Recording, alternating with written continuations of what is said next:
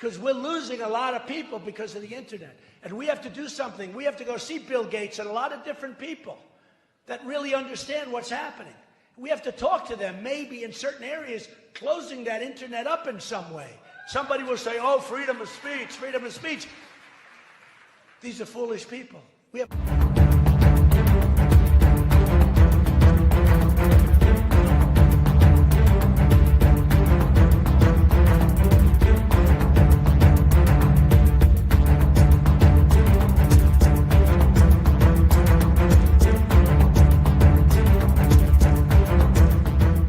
Welcome to the Daily Wrap-Up, a concise show dedicated to bringing you the most relevant, independent news as we see it from the last 24 hours.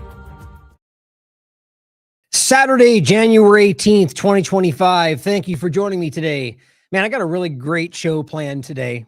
Just like so many different little things that I put in. Like the main points we're talking about today are going to be the Gaza ceasefire, latter half of the show, starting with the main focus on the I guess what I've been doing over, I don't know, the last so many years is when I see something that I feel like we all are acknowledging, talking about, but not really putting a fine point on, I try to use the title to kind of like make that point. Now, it's obviously people will disagree, but I think it's pretty obvious that like the Trump deep state fighting rebel concept is even starting to get pushed away, or at least not really highlighted by a lot of uncomfortable conservatives right now. People right near me in general, like, you know, people in my inner, like around me, family, other that, you know, usually much more vocal about things around this conversation, suddenly not talking about it.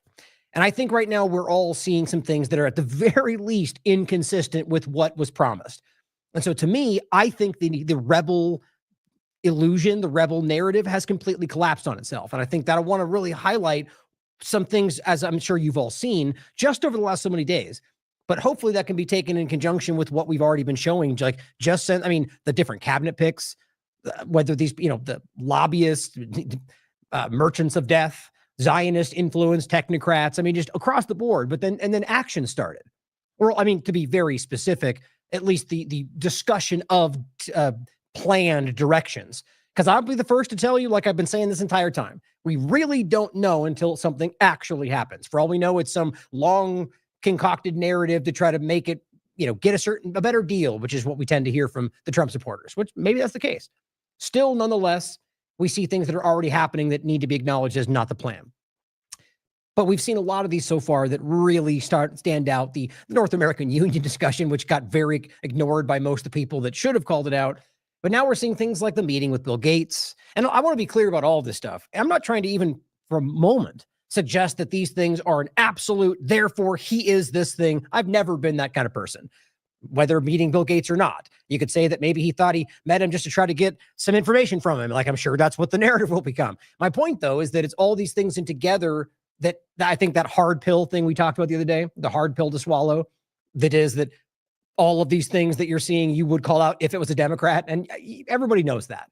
So when we see a lot of these things, or Donald Trump agreeing to speak at the Davos meeting, virtually, of course, but like that makes it any better for the World Economic Forum. Can you imagine if that was anybody else that they would like to call out?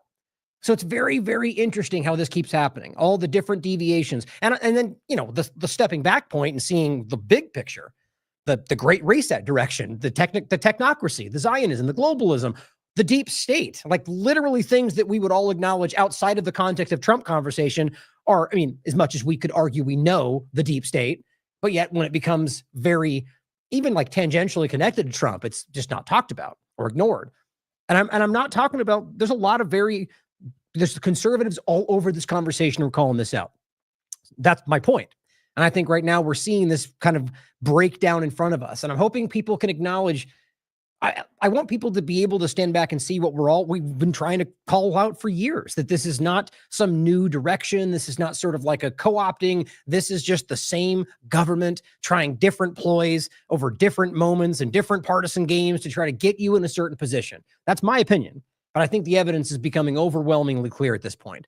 Now, these connect today, of course, with the conversation of the ceasefire, which I'm going to go ahead and pat myself on the back here, like in the sense of how we do in the past, that, I demonstrating our value, which I think is important.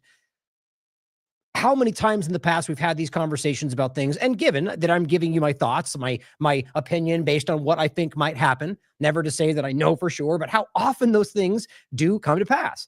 And I'm not the kind of person that would say that, other than the fact that I have this recorded track record of all the things we've done, which I can look at and say that is the objective reality. So talking about the ceasefire conversation, and I've been wrong plenty of times. We talked about this. Robert wrote an article about this, and pretty much everything that we were discussing has already come to pass. And it's really, honestly, not that difficult to see. Anybody honest, nonpartisan, objective about this, it was pretty obvious to see where this was likely going to go. Now, tomorrow is the day when, in fact, we're going to talk about the already breaking down part of that deal, the things that are already happening in between that, the ongoing murder in Gaza, literally trying to get as many kills in as possible before they have to be forced to stop, essentially. But the reality of the deal that is already broken down. I mean, we were talking about this the day of. Haaretz article, Ynet News article, coming from the Likud party, people in the Knesset themselves going like, we're going to break this deal in the second phase. That's the plan. Trump said we could. Now, yes, those are statements from individual people. Maybe that's not what actually was the agreement with Netanyahu. Or why are we even talking about Trump when technically Biden is still the one in power? It's interesting. To me, I think it's what we all hope isn't the case, but sadly expect, that this was organized in order to justify the ongoing agenda and blame it on the Palestinians, which has been going on for 76 plus years, over and over and over. And in the last year and a half, many of those have already been proven by people like us and others waking up to the reality. The Oslo Accord, the different examples where it's now been demonstrated with factual evidence that they planned to not follow through, or any number of the last, 7 different fake ceasefire deals.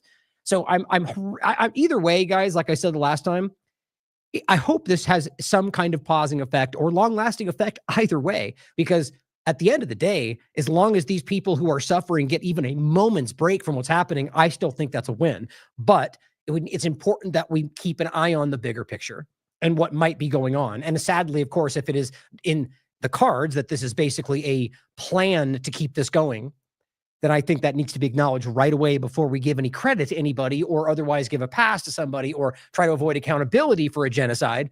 But I think also on top, or rather to say on top of that, there's another possibility. A little bit of hope in here that I'm going to talk about from Robert's comments, and he's working on another article right now discussing what might happen here post tomorrow, and also with the interesting development around Ben-Gvir. I'm going to talk about that as well. That it's officially, he apparently has resigned. Now, Ben-Gvir, if you're not familiar, we'll get there in a second, minister in the Israeli government. Now, as of now, it seems he is no longer a minister, but he's still part of the Knesset, which I'm not even sure how that makes sense, but I was talking with Robert about this. But the point is that ultimately, he's still in a position of power, but he's no longer in a position as a minister. But what's interesting, though, is that if he chooses to take this a step further, and actually pulls his party out of the coalition, that'll collapse the government. Now, that's interesting, and what that will mean. Now, Robert's going to be writing about all this, but we'll talk about it in a later part, today in the show. But I think it's interesting to see what this exposes, that Ben-Gvir and the rest of them are angry because of what everybody everywhere has been telling us in the conversation of Israel that they've always wanted. And the moment it starts to happen, everyone's screaming, it just exposes what most of you already know, that the world, the elitists of the world have been lying to all of us, which I think we all already see through. But it's important to break this down so we know what's really going on for the next few steps. And today we'll make some predictions like we tend to do about what I think might be coming, and we'll see whether those come to pass or not. And hopefully you pay attention, in the sense of like recognizing how often we tend to be, at least in the right direction on these things. And I do think that's worthy of praise, even from myself, if you laugh about that, because I think it's important with how suppressed these platforms are that we demonstrate that. And look, in the people in our inner circle, or the Independent Media Alliance, which, since I bring that up, there's a lot of people in that group, all of us. I mean, that's the reason that we ultimately put that net out the way we did for the people that we gave the credit, the 3 different categories we were aiming for, because it's about nonpartisan, objective content. And I think those people have demonstrated they have an amazing track record of being objective and insightful and like way ahead of the curve. Now, on the note, since I bring it up, we just talked to Odyssey on the building of the website. As you guys well know, if you've been in this field at all, these things take a while. They're planned for January. There's new things they're trying to work on, different issues they've had, and so we're aiming, I guess, for early February now for the rollout of the website.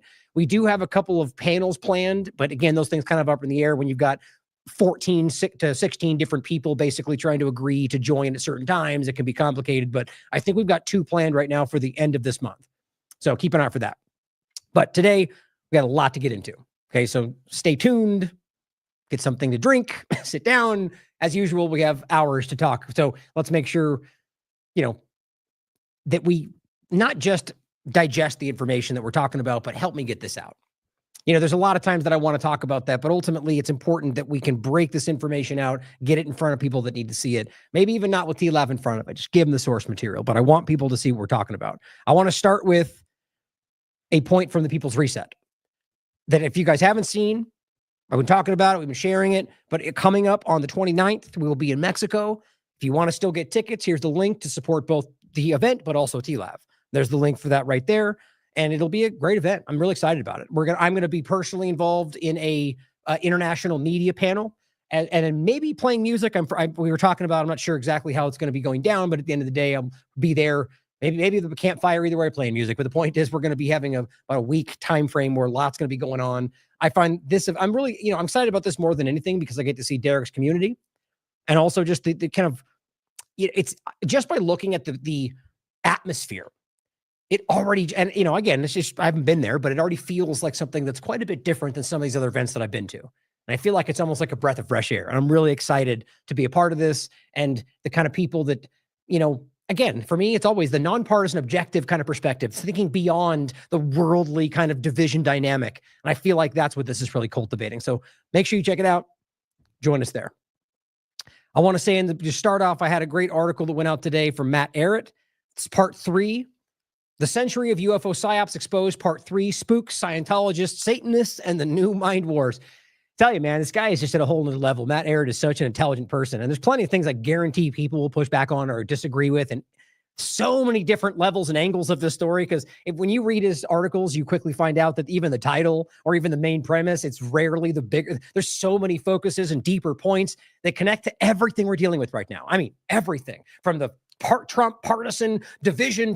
Everything, guys. The way that this is going forward is he paints a picture that makes it very much feel like almost all of this is interconnected in some way. But just take the time to read this. Start with part 1. It's an excellent breakdown of what he argues is the coming. We've talked a lot about the Project Blue Beam, Project Blue Book, both angles, elements of the same kind of general conversation. And the eventual shoe to drop for that, whether that's a CGI thing or whatever we're talking about. For those who don't know, just take a second to look into it. The point is that he argues, and is very well documented, that this has been a long-term plan to roll out this agenda. In a way, he argues to circumvent the idea of like religion, Christianity, but that may be a personal perspective from a Christian. But the point is, overall, very, very clear. Your government has been aggressively lying to you, manipulating you, in ways that will make you have nightmares, but it's worth reading. So I'll leave this here for you guys to check out. And I at some point, it's weird how we keep seeing these little brief moments of stories around the UFO conversation, right? Like all of a sudden, like the Tom DeLonge thing and To the Stars, and then it kind of vanishes. And it's there, but it's not and then all of a sudden, Obama talks about aliens on a show. It's weird, isn't it? Like it never gets this full moment of like main full court press kind of like mainstream media conversation. And I'm waiting for that shoe to drop, essentially. My point is that at some point, when I feel the time is right, I'm going to dive through those articles, probably on the show, maybe with Matt, and talk about all of it, because it's fascinating. If you read it, you'll see what I'm saying. But let's get to start some censorship media, independent media conversation. I want to talk about 2 things reasonably quickly. That's TikTok and Sam Husseini. Not necessarily connected, but the point about, censorship. And I think it's really important to understand both of these conversations as we roll into this new, hopefully better administration. I just don't see any indication of that. Sure as hell hope so. Hope it will be better, though. Forbes reports as of the 17th, TikTok ban upheld by Supreme Court should start Sunday. So that's tomorrow. You guys have probably heard up until this point. If you haven't, the basic back and forth is that this is some side of it saying it's China influencing what's going on and we have to get rid of that. But the reality was very quickly shown, as it almost always tends to be, and that's not my opinion, Israel's interest with the U.S. government carrying out. It's pretty objectively obvious that this is about negative. I'll show you Blinken making that point, saying that Israel's being criticized and we can't allow that. And it's a really fascinating conversation that shows you, I think, the true string pullers here.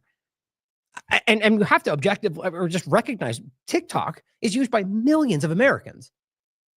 Are we pretending that Twitter and Google and YouTube don't have weaponized algorithms or whatever you want to call it?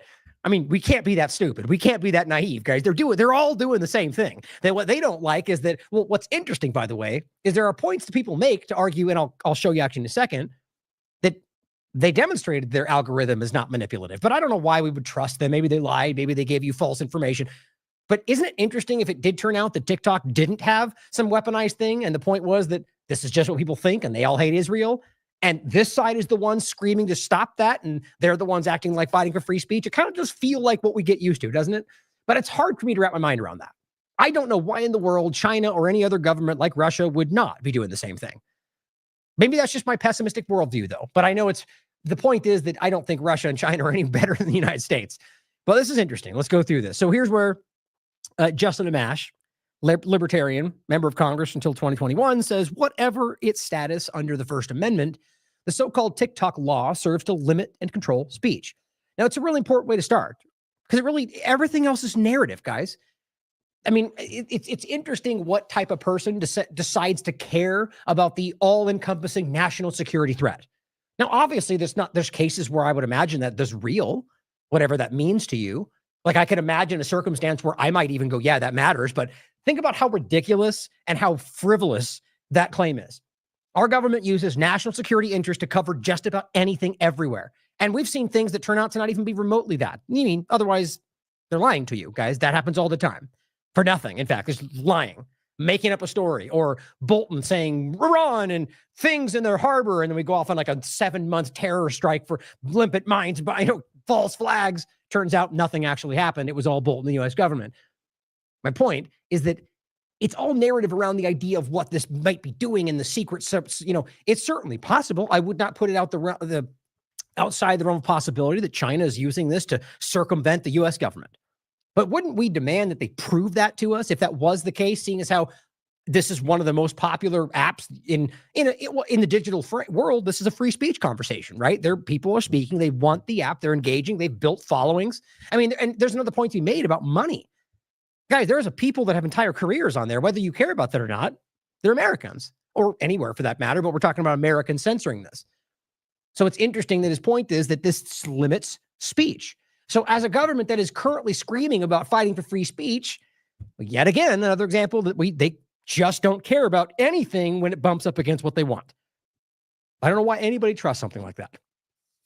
It says, remember, it doesn't just apply to TikTok. That's a key fact that is consistently overlooked. And that is a point we've already discussed in the show. Once this goes forward, it's a precedent. And not only that, the verbiage they're using does clearly broadly apply, but we're just pretending that's not the case, because typical partisan blindness for the agenda. But it says in its effort to intimidate U.S. owners of social media companies, again, not just TikTok, with a threat of forced divestment if they don't comply with potentially unlawful government demands. That's happening right now on Twitter, regardless of what you want to believe. It says play ball or face accusations, you're subject to the direction or control of a foreign adversary. Who do you think he's talking about? The Trump administration must work with Congress to repeal it. Now, that's a hopeful thought. Right? Because I know that's what we want to believe. And if he does it in the context of not some other like reverse bad direction, right? But just actually just letting people use the app and not trying to manipulate or not trying to sell it, force the sale of it to somebody who can use it for our interest or for the government's interest, which is so ridiculous that that's somehow better. But let's wait and see. I don't think that's what's going to happen because I think he's part of the same government doing the same thing, but I have hope that it'll be better. Now, Trump says, interestingly on that note, that he may give TikTok a 90-day reprieve. Now, right there, guys, doesn't that just automatically prove that it's not what we're talking about? Because all he's saying is a reprieve, 90 days to get your SHIT together. So he's not saying you're good. He's saying comply with what we want in 90 days. That's not the same thing, even though this is getting praise for Trump's going to give him a pass. Well, maybe. Again, we're not there yet. Maybe that will happen. Maybe after 90 days, he's going to go, never mind. But why wouldn't he just do that now? Or maybe, 2 days from now, maybe he'll just do that. We'll have to wait and see. But it says the president said on Saturday he would most likely, so already not definitive, but despite it being framed that way, because that works for them, give TikTok a 90-day reprieve from a potential ban, a lot of ifs in there, after he takes office on Monday. As the app with 170 million American users buzzed with nervous anticipation. Says the 90-day extension is something that will be most likely done because it's appropriate. I'll decide to do that. I'll probably announce it on Monday. So it sounds definitive, but then interestingly, he says most likely, so it doesn't, it's interesting. But then again, they say the Chinese-owned app. Like, I just don't think that's as clear. I think this is at the narrative, like Assad gassing children, and it may very well be the case in the context of the Chinese government. I mean, look, I think it's as much the case as, which is the case as the U.S. government having influence over over Twitter or YouTube. But does that mean the U.S. government owns Twitter? And that's a fair question, because maybe they do. So I think it's the same dynamic, because we have information coming from the Singaporean, is that how you say Singaporean? The owner from Singapore saying that that's not the case, but it's interesting nonetheless. And it says under a law passed last year, upheld on Friday, by a unanimous Supreme Court, the platform has until Sunday to cut ties with the China-based parent ByteDance. So that's where that comes from. But I mean, look, guys, we literally have a person who's currently in the government, a leading military contractor, a person working on artificial intelligence when they have all sorts of overlapping programs with the government to use that to literally control how you think about things, running a social media platform. It's just weird the way we can look at things one way and not the other when it works for our partisan interest, or when we're the U.S. versus China. It's very fascinating to me. Anyway, the point overall is that this seems like a kick down the road, right? Give him a momentary benefit to say, see, Trump's going to save TikTok, and maybe not. And then interestingly, in the same way, which starts to, I really hope people start to see the continuity of all of this from either side. It says Biden blocking implementation of the TikTok ban at the last minute. On the 16th, following months in which he could be rightly blamed by young voters for banning TikTok, would be yet another pitch-perfect example of Democrats' political ineptitude. And this is on the 15th to the 16th. The point is, it still clearly seems to be going, but I just think it's interesting that both of them are flirting with different ideas about maybe not what we're going to do. I think it's all BS. I think all of them have the interest to stop this because Israel said, or because that's in their interest too. All this is not noise, in my opinion. But you can decide for yourself. But as I always say, it's what happens at the outcome, right? So if this goes forward and none of them would care to stop it, well, then I'm pretty clear that none of this meant anything. That will be my opinion. Arnaud points out, first, Walter Bloomberg says, U.S. Supreme Court rules against TikTok's challenge to law that would force sale or ban app in the United States. And he says, meaning the TikTok ban is going forward unless the Trump administration decides against it, which doesn't, in my opinion, doesn't seem to be the case. Wait and see. Insane to think that one of the biggest single acts of censorship ever, 170 million Americans, really think about that. Shutting down an app used by that many people would be done by a country that's always been lecturing the world on freedom and free speech. It's pretty damn ridiculous.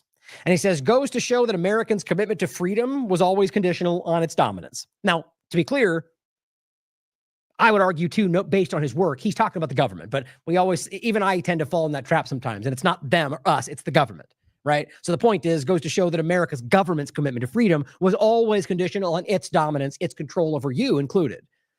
I added that, but it says, which is no freedom at all. It's the age-old story of power pretending to be principle. He's right. Nothing new about this. It goes back as long as you want to look, guys. We're just living under another authoritarian dictatorship type government, pretending to be loving freedom. I mean, how long have we been talking about this? And it's not what we have to be. Maybe we weren't even always that. The point is, we need to wake up to that reality. First, have to acknowledge a problem before we can even begin to solve it. As usual, the partisan screamers keep us from looking at anything other than their focal point. We can change that. Now, Tiberius makes a little quick breakdown as he does, which is funny. He says, this is my point from this, at least is what they're claiming. So consider it for what you will. TikTok's, he says, has normal algorithm. Israel says TikTok is anti-Semitic, right? The point is they're making it about anti-Semitic Israel, right? The reality just being, look at Israel's government and how they're murdering children. Oh, you're racist. No, you're just a killer, but pretend all you want. And it says the U.S., does your algorithm promote anti-Semitic content? And TikTok says, no, here you go. Take a look. Now, that's the point. The point is, how do we know that what was demonstrated is the full picture, blah, blah, blah.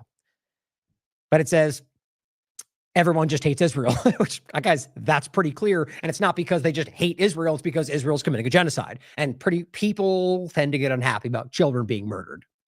And he says the U.S. goes frowny face. Israel says ban it. U.S. says TikTok will be banned. U.S. citizens, it says downloads Red Note. Now, you haven't heard that conversation. It's this interesting insight into, it's basically right now, well, I'll just finish reading this and I'll say it. It's a Chinese app dynamic, so they can see into like Chinese dynamics. And it says, U.S. bootlickers say, ha, I bet you can't talk about Tiananmen Square or the Uyghurs or on Red Note. Red Note. Check out these delicious Uyghur recipes. U.S. citizens say, realize how comprehensive U.S. propaganda on China actually is. The point being that through this dynamic, and arguably could also be some long play, the point is people ended up downloading this app to kind of get around that, and then got this full frontal realization that it's not suppressed, that they had access to all these things that the U.S. is telling you China's aggressively censoring. So it's a fair point. How does that line up? Now, in no way am I trying to argue China good guy or their government doesn't do all sorts of horrible things. We can see the social credit system that terrifies me and everything else, but it doesn't mean everything the U.S. says about China is true, or anything else for that matter. Worth considering. Matt Gaetz, of course, chimes in and says, what are all these Zoomers going to do with their time when TikTok is gone Sunday? I said, I guess wait to be censored from the next place that fake free speech warriors working for Israel, such as yourself, need to censor due to justifiable criticism of Israel and its ongoing multi-nation genocide. Hashtag free speech. Moron. These people are just so ridiculous. I don't even know why people think they're all grift. They're all one-liners and nonsense. It just makes me laugh that people can't see through them. Ben Shapiro, speaking of one, says the CCP is our enemy. TikTok is a Chinese op. It's designed to manipulate Westerners into parroting CCP propaganda while gathering all their data. Certainly could be. It says if TikTok divests itself from Chinese ownership, it should continue to operate. If not, it should not. Now, that's the dumb part. Okay, fine. And let's just say you think it's a Chinese op doing all these things. Why? It's certainly in the cards. Just like the U.S. does it all over the world. Doesn't make it any better. But the point is, you forcing them to do what you want because of your interest is authoritarian, guys. It's stupid. It's obviously what they pretend they're not. It's obviously what they pretend China is. So if you're literally telling us you have to sell your company because we don't like what it's doing in our country, it's just ridiculous that we think that kind of hubris or that kind of there's a better word for it, but it is imperialism, right? Or rather authoritarianism. Like you're just deciding that you can dictate what they have to do because of your interests. And as Nicholas Fuentes said, and very much, even though what's funny is, even though ratioed the hell out of Ben Shapiro, despite having 7 million views, followers, which is embarrassing. By the way, if you don't know what the ratio is, it's just between the engagement on each tweet. Nick responds to him, which usually gets far less engagement and gets almost double the engagement, which I think is interesting. But what's funny, at least in regard to likes, is that ultimately, I think that right now people are very much seeing through this larger conversation. Whatever you think about Nicholas Fuentes, and he says, you are an Israeli op designed to manipulate white people into parroting Zionist propaganda. Yeah, well played. That's pretty much exactly what he's obviously doing. And nobody seems to, Ben Shapiro even barely denies that. Attacking other Jewish people for not supporting Zionism. Pretty damn obvious. But think about how interesting it is that he has an interest to scream, China, China, China. They're the ones. Clearly, with everything we can see, that seems to indicate to me, my opinion, that he's just doing his role as a Zionist propagandist to go look over there when it's clearly Israel's interest, as even Greenblatt has been screaming about. We'll get there in a second. Drop Site News points at Blinken saying exactly what we're talking about. Why has the PR been so awful? I know that's not your area of expertise, but you have to have some thoughts on that, which is, as you've said, why has Hamas disappeared in terms of public perception? An offer is on the table to have a ceasefire, and yet the world is screaming about Israel. It's like, why aren't they screaming about Hamas? Except the ceasefire. Morons, right? You already know the story. They have repeatedly, this is just so you know, if you guys aren't aware of this, we'll get to this larger conversation later. Without question, this has been openly discussed by even Israel's media. And now even people in the United States, even people in the mainstream media. It has been, Ben Gvir just publicly admitted that he has sabotaged more than one. Netanyahu has done the same. at this exact moment, we were highlighting that they were lying, that ultimately Hamas accepts, and then Netanyahu goes and bombs Rafah. The next time does something different. Every time it's happened, which is, I think, probably what's going to happen coming up soon. But these two either know that or don't. It doesn't really matter to me, but they're incorrect. Bring home the hostages. It said it's all the other way around. I mean, typically the Israelis are good at PR. What's happened here? How have they? No, they're not. They're actually been exposed for probably one of the worst propagandists on the planet, at least this generation. My God, it's actually wildly embarrassing. I think it's either that they were better before, got lazy in the middle somewhere, or they've been never good, and they've just been using shouts of racism to keep people in their place. But clearly today, we can see how flimsy and clumsy their propaganda is. Reactive is the word I tend to use. Like getting caught for something and then fumbling out, cobbling together some really poor narrative that falls apart in 30 seconds. Because they had to, quickly. That's what we see. How have they and we been so ineffective at communicating the realities there? And we're on an intravenous feed of information with new impulses, inputs every millisecond. And of course, the way this is played out on social media has dominated the narrative. And you have a social media ecosystem environment in which context, history, facts get lost, and the emotion, the impact of images dominates. And we can't discount that. But I think it also has a very, very, very challenging effect on the narrative. Yeah, a small parenthetical point, which is some wonder why there was such overwhelming support for us to shut down potentially TikTok or other entities of that nature. If you look at the postings on TikTok and the number of mentions of Palestinians relative to other social media sites, it's overwhelmingly so among TikTok broadcasts. So I'd note that's of real interest, and the president will get the chance to make action in that regard. Sorry about the recording. It's just a weird sound there. But what's interesting, guys, I mean, so let's be clear about this. It's objectively clear to people in the world, right, what Israel's doing. Like it's not even the idea that it's some kind of ongoing debate is only some illusion between Western elitists and Zionists and the media that follows along. But so when they break it all down like this, like there's some kind of ongoing thing. Hold on, there was where was that? Oh, did I already remove that? Oh, well. Well, I just think it's interesting to me that what we're talking about, as he says, where is it? They're losing the PR battle. That ultimately, it's TikTok lying about, well, is that the case? I mean, guys, we can all objectively see that they're committing a genocide. And people go on the platform and say, look, this is terrible. Look what they're doing. And they go, oh, you're racist. Okay, so if that's the only location, which I don't think it is, but they're making it out to be, look at TikTok, they're the only one. Look, it's the major problem. It's all anti-Semitic. Well, what does that show you? Would the immediate thought be China's lying about? Well, no, we know they're not lying, guys. We know that what they're talking about is happening. So it's almost like it proves itself that at least in that case, it's not being controlled by some CCP dynamic. Clearly, it is what we can all see happening. So it's like that. It's like a self-proving lie. It's very interesting to me. But so here he's telling you, right, that this is the case. Here's Greenblatt, well before this, telling you that this is a problem, that TikTok has to go. I also want to point out that we have a major generational problem. All the polling I've seen, ADL's polling, ICC's polling, independent polling, suggests this is not a left-right gap, folks. The issue in the United States in support for Israel is not left and right.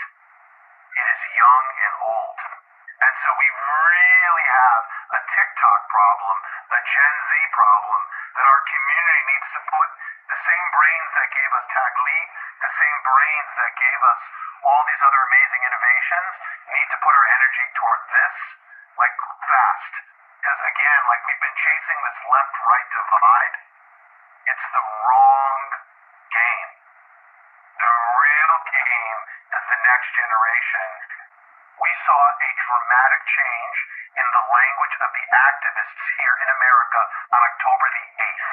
See, this is what I think what we're watching here, guys, is critical mass. we're watching for the first time in history, maybe not, but at least as I can see, where it was reached. The world shifted its opinion. The Overton window was shattered, and now we're for the first time, we're at a point technologically where they can essentially step on that. Now, I don't know if that even did or not. Like, I still think the majority of people see this, but there's a core element of this where certain people aren't able or allowed to recognize that. I don't think we've been in a place like that before. I think it's been a long time since we've seen this kind of a massive shift in opinion because of just an exposure to information. Like I think we're right now in a rapid rush for them to never let that happen again. They're literally Pied Pipering us into this technocratic bubble where nothing like this will ever happen again. I think that's the kind of thing that's happening. But it's interesting to think about, isn't it? When this happened, post-October 7th, when they went full genocide, instead of going to the UN, which would have changed the world, they would have never had to ask for any support ever again. Everything would have been on their side forever if they went to the UN and said, you tell us what we need to do. You attacked us. We're, even like I talked about recently with Dave Smith pointed out, like if he would have come in and said, here's a 2-state solution, they could have gone on for the rest of their lives as like the hero and got, but it didn't happen. They went immediately full genocide because that's what Zionism is. And they broke the model. They broke the model. People woke up. Here, this guy is telling you how long have we seen this left-right divide on every topic? That's how they've controlled this. This broke the model. Now they're rushing to change that. Getting rid of TikTok seems to be one of the first steps. The real game is the next generation. We saw a dramatic change in the language of the activists here in America on October the 8th. The language of groups that we've long tracked who've long been problematic, like Students for Justice in Palestine and Jewish Voices for Peace. The language I could show you from their toolkits, because our analysts are in their groups. Yeah, that means they have spies, Israeli spies in American Jewish organizations that are against Israel. No big deal. I'll get to it in a minute where I'll show you James Lee's documentary again and play that clip where Greenblatt is literally, guys, this is an Israeli spy organization. It's not that hard to recognize. We saw this again on October the 8th. It was that fast. Like the language in their toolkits was all about the Zionist entity. Exactly. Right? And they want to make that to be some secret sidestep of no, guys. If your whole point is they've always been this racist group, then why would they suddenly start saying? Because first of all, they weren't a racist group, but they started to recognize the bigger picture, whether because of work like ours or Dan Cohen or other people out there that very, very carefully laid out the stones from step to step to step. Here is the reality. And it's so basic. That's the thing that Dan has been saying. This is not complicated. They love to go, oh, it's just such a complicated. No, it's not. It's actually very simple. It's horrifying and very simple. And that's the thing is people started to see that. That's why this is happening. And that's left and right of the one government that we currently have, guys. But now Tiberius says, we'll leave it there. The fact that he says the fact the United States is banning TikTok for Israel, while Israel hasn't even banned TikTok itself, is hilarious and insulting. He says, do U.S. citizens still not realize what's going on? You're being brainwashed to support crimes the rest of the world opposes. And we all see it. We really got to come to terms with this, guys. The amount of people that don't recognize how vivid this is to the world. It's not the majority, clearly, but it's enough people in the power structure and the people that are being the team sport politics of it all and the ones that are still following them. The world sees right through this. Now, this is really important, by the way, in the context of censorship in general. Everyone, TikTok and all the rest, blaming something else, but Twitter, it's important to recognize that this is constant right now. Tiberius asked, Grok, Elon Musk has complied with government censorship more than Jack Dorsey did, Grok said. Musk is everything he claims to hate. He says, is censorship worse since Musk took over on Twitter? Grok answered, since Elon Musk took over, the platform's approach to censorship has been both praised and criticized, leading to a complex picture. Increased compliance with government requests. By the way, was public information in his lawsuit. We talked about it, but the team sport politics ignored it. While screaming free speech savior, like the ones you might expect me to name. And the point here, is that in that lawsuit, what is 91% or 90 something percent of the government they've already complied with. They posted that in their own lawsuit. And then it also recognized that GARM, it said complied or exceeded the requirements of GARM. So then what was this whole conversation about? As Mike Benz even pointed out, they pretended to disband it, it seems, but the actual entity state, the network ultimately continued. In July, Yaccarino from the World Economic Forum, who runs Twitter with Elon, partnered with GARM again. And then this whole thing spins out where, was it Ben Shapiro and the rest were making this big case about GARM and what's going on, the censorship and in the Congress. And none of them were willing to point out the fact that she publicly said in July that she had repartnered with that group. It's just so grossly dishonest. Several reports suggest that Twitter has complied with government requests for content removal at a higher rate under Musk ownership than before.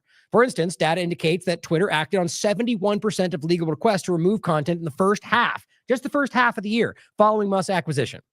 Significant increase from compliance rates under previous management. I'm sure people will disregard it, and it's just a screenshot, so do it for yourself.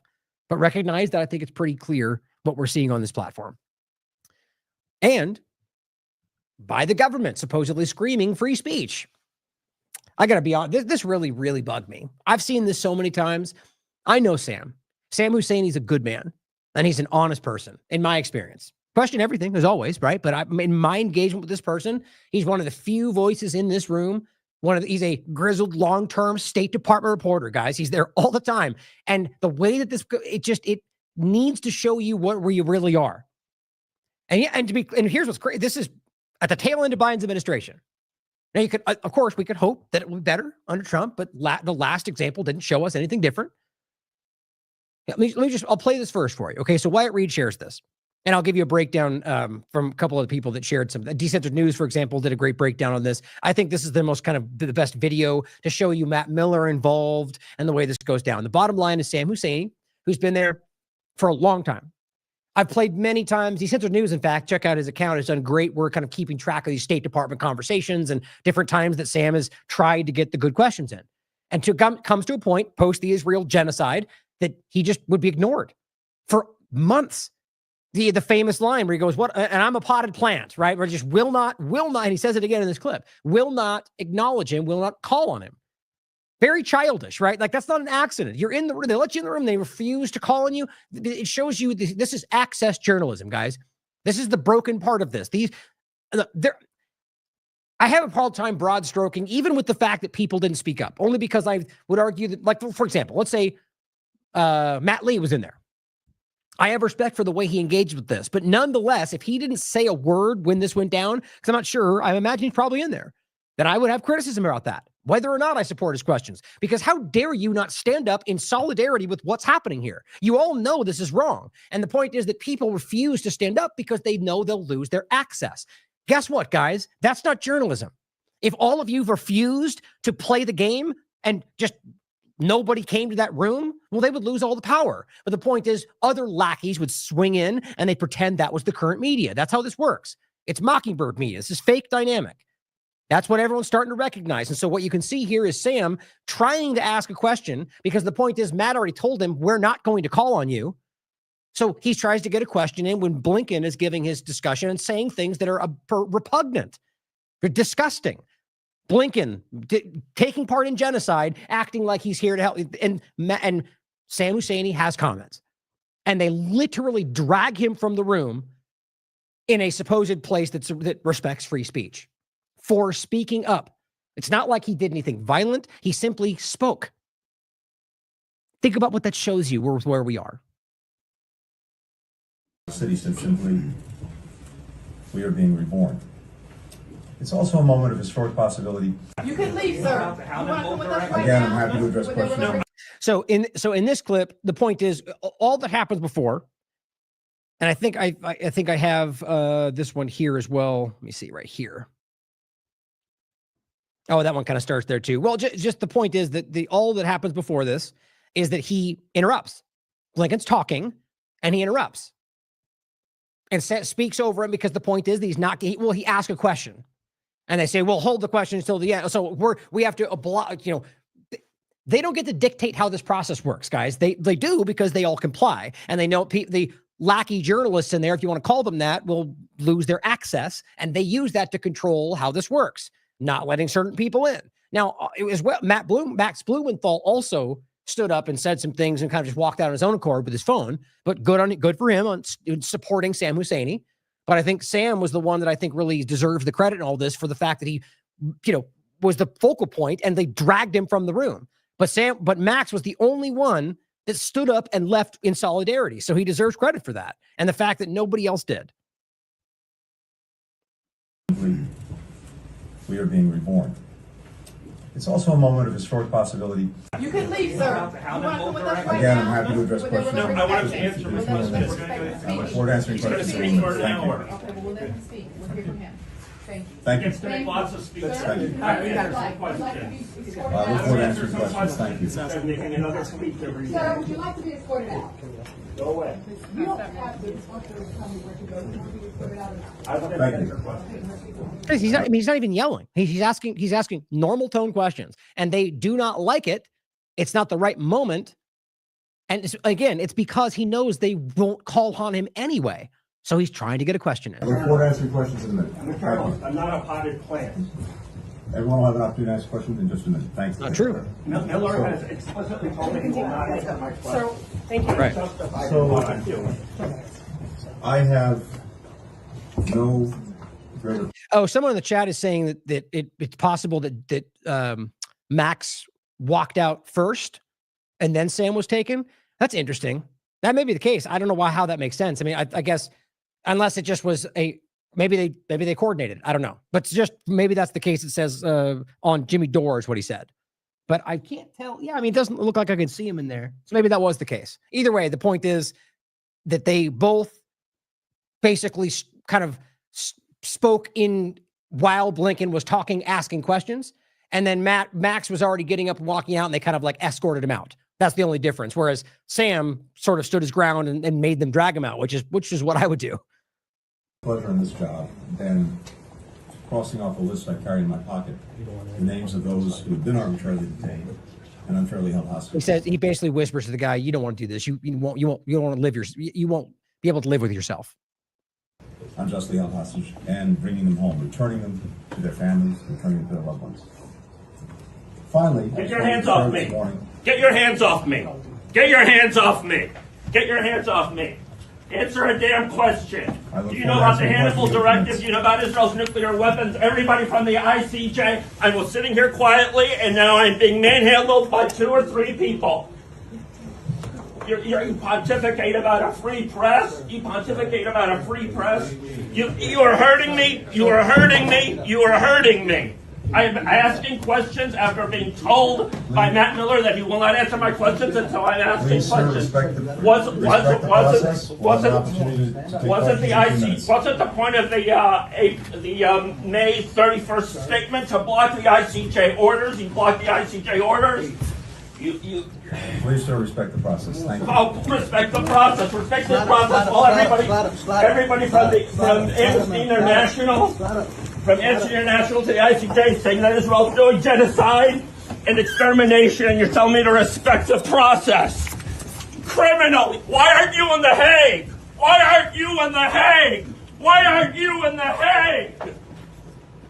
God, honestly, I can't even express how angry this makes me. I more than usual, as somebody says in the chat, in the land of the free, guys, what the hell are we pretending here?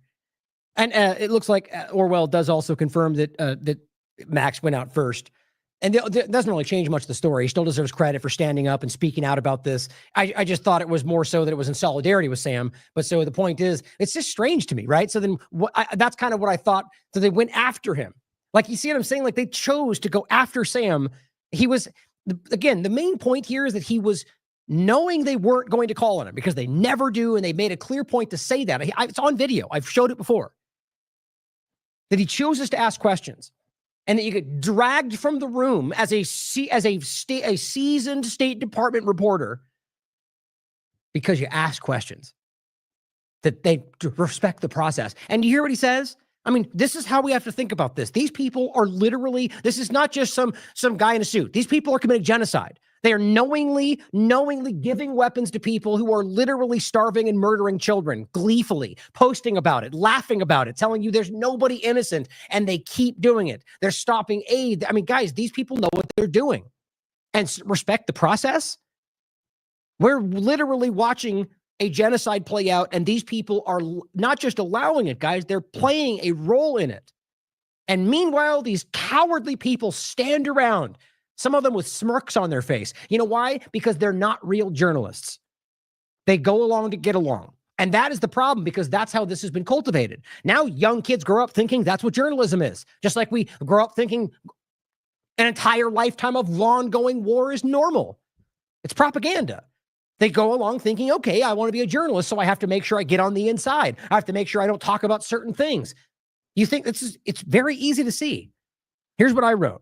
I said, these so-called journalists in the room meekly standing by as the real journalist is dragged from the room for asking real questions are absolute cowards. Can't risk your access journalism. You're just plastic resistance and illusion, and you know it. Makes me mad. I really hope this... Well, I guess we'll have to wait and see who is the next person. And I doubt it will be any better. Just a different flavor of the same kind of control. Ryan Grimm has a breakdown on this, just giving you some more information on it. So just before this, Sam Husseini and Blinken had asked Blinken about the Hannibal Directive, Israeli doctrine that says it is better to kill Israelis rather than to allow them to be taken hostage, which, by the way, is a provable reality. More than one, including a colonel and another aspect of the military, have admitted not just that it was the dynamic, but it was ordered. It was recovered by Haaretz. And Blinken said he would answer questions later. There was a back and forth with a State Department official. She said, wait to answer questions. And she said Matt Miller told them he wouldn't ask Sam's questions. This is the point. And Sam told her, go away, and added, I'm not a potted plant. Then the security came in and let him out. For what exactly? For interrupting? And he wasn't just nonstop. He was quiet. He stopped interrupting. And they took him out anyway because they're making a point. You want to ask real questions? You're not allowed in this room. And everybody else quietly sat down. I wouldn't be able to live with myself if that was the case. And even more outrageous, here's what CNN said about it. You heard he was repeatedly interrupted by some cringeworthy heckling by activists. I mean, we were both sitting here pretty stunned, frankly. This is supposed to be a press conference with a room of journalists. Those were activists. Oh, my God. So, look, there's two things to think about. Either she's just knowingly misrepresenting who Sam is, or she didn't even care to do the most simple due diligence to find out he is a long-term, seasoned State Department reporter who's not an activist. He's asking real questions, and they call it activism. Now, yes, CNN is an effing cartoon, but you think Fox News is any different, guys?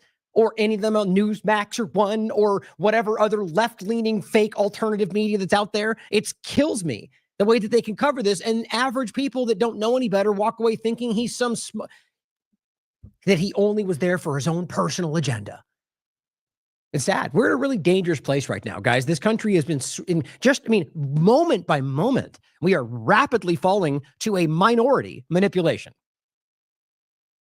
Who were interrupting the Secretary of State when he initially was thanking the press and talking about the Israeli-Hamas deal. Yeah, I think it's really surprising. A lot of our viewers will have seen protests on Capitol Hill, for example, during confirmation hearings, but it's very rare for something like that to happen at the State Department. I'm over there all the time in that briefing room, and you need to have a reason to be at the State Department. You need to have an appointment. You need to have press accreditation to come and go. So it's unclear who those people were. So I think there's a... Are you serious? I mean, you could maybe argue that Max Blumenthal they wouldn't be familiar with. And even that, I would say, is a very big stretch. But Sam Husseini is easily identifiable. And he's there very, very, very frequently. So my point is, they're either choosing to pretend he doesn't know who he is, or this is how bad they are. Or it doesn't. Research exists on CNN about as much as it does on InfoWars. I think that's the reality of this. There's a real security question there. Allow me to be cheesy for a moment. This is a testament to American democracy and the way that American administrations approach their press rooms. They give accreditation to a wide number of journalists. And my God. No, they do not, actually. It's very, very tightly controlled, and accreditation is not required to be a journalist. That's required for access journalism. If they wanted this to be a real journalist dynamic, they would simply just go somewhere and speak publicly to people that wanted to join. But of course, they know what would happen there. They can't control the flow of information, so they shut it down. Increasingly, what I would call less mainstream journalists, more opinion journalists, who have the opportunity to go to the State Department, to go to the White House, and to ask questions. So what they're trying to do is use this moment to argue this is because they let random people in. Almost in a way to go, this is why we shouldn't let that happen, right? But they're not random people. They're seasoned long-term journalists, and this is pathetic. Questions of the representatives of that administration. So I'm always amazed by whenever I go to these different press rooms about who's actually sitting there. It's not just Americans. It's people from all over the world, from Turkey, from China, from South Korea, who get to ask questions of people like Matt Miller at the State Department. Yeah, and all of which work for the CIA. I'm kind of being facetious, kind of. The point is that we basically know that these are vetted entities that they know will only ask very specific types of questions. Access journalism. Simple, guys. It's just unreal. So Sam, of course, also points out that this is as of the 16th, so maybe it's happened between then. I still doubt it. No major U.S. news organizations reached out to him. Can you imagine that? Because, I mean, it's... Trying to think of another example that might be more known. Like Matt Lee, I think, is pretty well known, right? But like anybody else in this that would be perceived by them as maybe not somebody who is criticizing Israel, this would be it is a huge story. A seasoned State Department journalist was dragged from the room for asking real questions. Nobody reached out to him. None of them, not left, not right. Tells you something. It says, I suspect they are desperate that the public not look at how murderous U.S. government policy is or think about what journalism should be. Now, I had 3 interviews with Sam so far. I recently reached out to him about this and said, hey, if you'd like to come on and kind of talk about this. And I think the general point was, I think there's a reason he's holding off on it. Just not a lot of them. And I just say, I'm here if you want it. Let me know. He said something a couple of weeks, we can connect. So we'll do that. I just think I just want to be there for him. I care about the guy. And I said, look, man, if you want to come on and get this more reach and talk about it, I'm here for you. So this is December 16th, 2022. Sam Husseini interview, Elon Musk, savior of free speech or the great digital divider. You, I'm sure, can guess what his opinion was. And I think it's important to recognize that he's right. Also on September 30th, 2023, seeking truth during an exercise in spin and obfuscation, State Department briefings. This one, guys, is wildly relevant to what just happened. Because my main point in this is I think I even say it in the opening, like how it is that he's even still allowed in there because he's constantly asking real questions. Not in a disruptive way other than the times so far when he has been basically ignored, like deliberately so, in taunted to the point of telling him he'll be ignored. But my point was at the time, he was just simply going, what about this? Or pushing back on what Matt Miller said. And then Matt Lee jumps in. And Matt Miller, this guy here, Mr. Smirk Vampire, very clearly didn't like it. And so it was interesting that, first of all, the exercise in futility to try to get answers from people that are designed to give you BS, but also how it's interesting that it keeps going, right? So, and here we are. It's a prescient in a way. And then, of course, we also discussed the vote pact, but this is more relevant to kind of before an election. But it's an interesting conversation. He had an idea about trying to circumvent sort of the 2-party illusion dynamic. It's one way to look at this. And it's called Understanding a Vote Pact and How the 2-Party System Protects the Status Quo. So keep an eye on that, guys, because it's an important conversation, and Sam definitely deserves your support. Now, on the point of cryptocurrency. Now, this is one thing that I wanted to include just because this was actually pretty wild to me. And I think this is a major element of the whole Trump rebel illusion falling apart. So I just had a great interview with Mark Goodwin, former editor of Bitcoin Magazine. He's working on a book, as I understand it, but he also writes articles for Unlimited Hangout.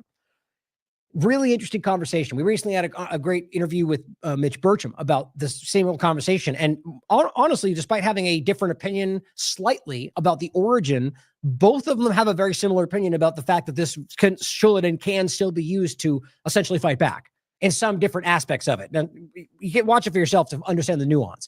This is called, was Bitcoin a government operation and can it still be used to fight back? It was a very important, this guy is very knowledgeable about the history.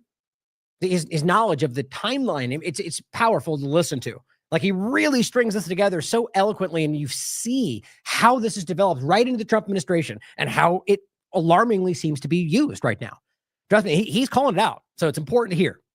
But I want to include that because it's on the idea of cryptocurrency, more so Bitcoin, in the context of the use, the anti-freedom surveillance, artificial intelligence control structure dynamic that it's being used for. But on that note, I wanted to highlight the Trump element of this that I think is really important to recognize. So this happened a while ago. This was on 2024, October. He put this video out about World Liberty Financial, which we've already talked about. It's his own cryptocurrency push. I think, no, I didn't grab the clip. No, I did. It's right here. News, the World Liberty Financial token sale is now live. Crypto is the future. Let's embrace this incredible technology and lead the world in digital economy. Go to world and digital economy.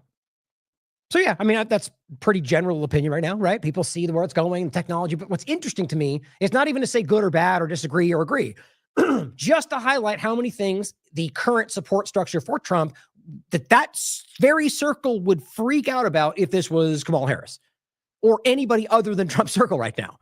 And so the digital direction seems very important to me. Now, first thing is the rollout of World Liberty Financial. At the time of the idea of digital currency, when a lot of Republicans in general are just very, and rightly so, concerned about cryptocurrency in general. So it's weird how many things can be overlooked. Like, keep a tally right now. We're going to go through them this entire show. And this is what's crazy to me. I went through this process to find out for myself. First of all, here's what it says. Twitter fact checked this. It says in whatever, the community notes, the muddied process that really is. And not even to say that means it's true, but this is what the Trump supporting Twitter, Israel supporting entity, the community notes part on that says. In the fine print, it notes, which it does, you can look for yourself, that the token is not transferable and is locked in the wallet. So you cannot withdraw it until they write this scheme sees fit to allow it. That's true. That's a wild thing to think about, right? So what's crazy to me is like they're driving people to get involved in this, and then it turns out you get this thing trapped in your wallet until they allow you to use it again. You're spending money on this, and that's not very clearly, as far as I can tell, anywhere other than the fine print. So is this a trick to get you sucked into the digital currency dynamic? Isn't that exactly what they were saying about everything else before Trump came into power? It's amazing what can be ignored, but that seems pretty deceptive to me, if you want my honest opinion. So here is the actual thing. Shape the new era of finance be defined. Okay. Well, I went through this to kind of see, okay, what would it look like to try to get some of these? Well, guess what, guys? It's everything you might expect from all the other problems. First, they want your verification. Now, to be clear, this is consistent with a lot of other crypto platform type stuff, but just to try to buy one token, other than to set up like on Coinbase, for example, you have to go through all this dumb stuff too. But what's interesting is, well, there's two things to point out. In a general sense, the idea of like verification biometrics is something that we're all very uncomfortable with, largely more so than others, conservatives and Republicans, because of the Great Reset, because of where this is going, the technocracy that we're highlighting. But when, of course, when it's something like the Trump's doing, it's okay, right? But the problem is the company he's using is an Israeli company. It's the same problem, guys. And it goes right to the idea of what they call a liveness check. Is just a fancy way of saying we need to take your picture and take your biometrics to pretend we're doing it to make sure you're alive, which is really not what it's about. There's plenty of other ways to do that. And your ID and everything else. You need all of this just to be able to buy some of this coin, which, by the way, then gets stuck in your wallet until some later date they allow you to do something with it. Pretty wild to me. But let's look at this stuff, guys. So here is just a basic search. It's called SumSub. SumSub, founded in 2015 by 3 Israeli brothers. It's leading identity verification and compliance risk management platform. Let's not forget the discussion we had about Israel's global cybersecurity infiltration. That's exactly what this is. It is everywhere. And it is not something that is benign. Okay, it is Israeli intelligence overlap, just like with Authentics and Twitter. It's the same thing. So here's what somebody said back in 2023. And this is a different platform. So right now, the point is Trump's platform is using SumSub to take your biometrics to verify so you can get something that you apparently can't spend. Now, who else is getting something from that? Apparently Israel. This person says, should we stop using EFAS? It says a key to digital Maldives, different part of the world. And it says the facial recognition of it is done by an Israeli company called SumSub. SumSub is also registered in Cyprus with ties to Russia. So maybe that matters to you more. Interestingly enough, right? It says the founders are Israeli and Russians. It says SumSub, well, originally it's 3 Israeli brothers, but it says SumSub looks extremely shady. Are we all happy with sending our faces to them? Why can't a Maldivian company do it? I'd love to hope that there's conservatives out there asking the same question about why this is happening on Trump's World Financial. Now, I'm not a fan at all of Brian Krasenstein, but interesting point, and it's more about what this person responds to, but I didn't know about this one. This is from August 2024. Apparently, Trump did this really weird rollout of collecttrumpcards.com. And guess what? They're digital NFT cards. How many? I mean, it's just one after another, guys. And the point is, it says this is not AI. This is an ad from Trump just released trying to profit off his presidency by selling gimmicky trading cards to people, but they're digital. Once again, this is not AI. It's a real commercial in the midst of him running for president. This is not to raise money for his campaign, but to raise money for himself. That's all his opinion. But this guy says the KYC is the verification process. And to buy these Trump cards, guess what? You also have to use SumSub to get verification through an Israeli group to be able to buy them. You can't, that's not an accident.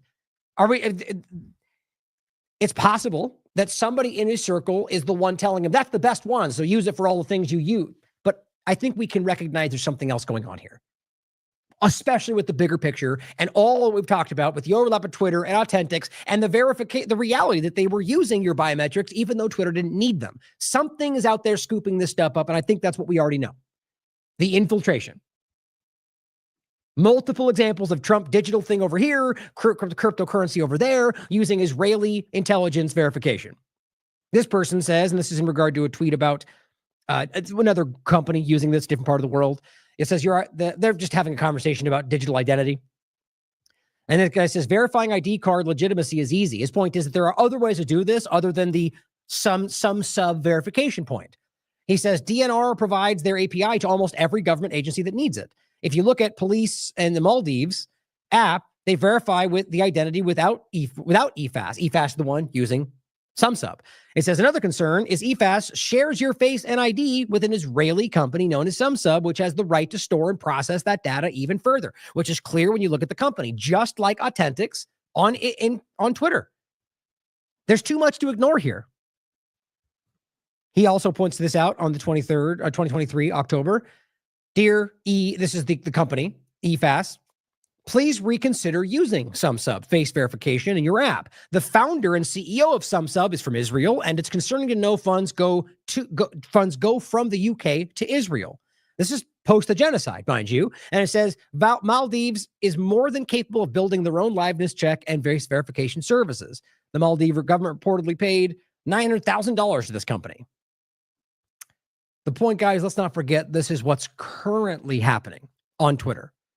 Even though he lied about that, like many other things that nobody calls out. Nobody, not the corporate media, not the mainstream alternative media, not even other, I don't even know anybody else in the alternative real media calling this out. The fact that he came out and said, we're going to stop using that, we're going to go to Stripe. And then he didn't, at least in all cases, because I've already proven to you every time, at least I go through this process, it tries to make me use Authentics. And others have shown me the same thing. Meanwhile, simultaneously, others are showing me that Stripe is presented to them. How do you make sense of that? And I'm talking in the same country. I checked all this. So if you don't remember, Authentics is a Israeli intelligence company. It's not even just a tangential side. This is a group that currently works with a huge portion of Israeli intelligence. And Elon Musk randomly decides to use that to take your biometric data that they currently do not need, even though it lists that they can keep that data. Israel.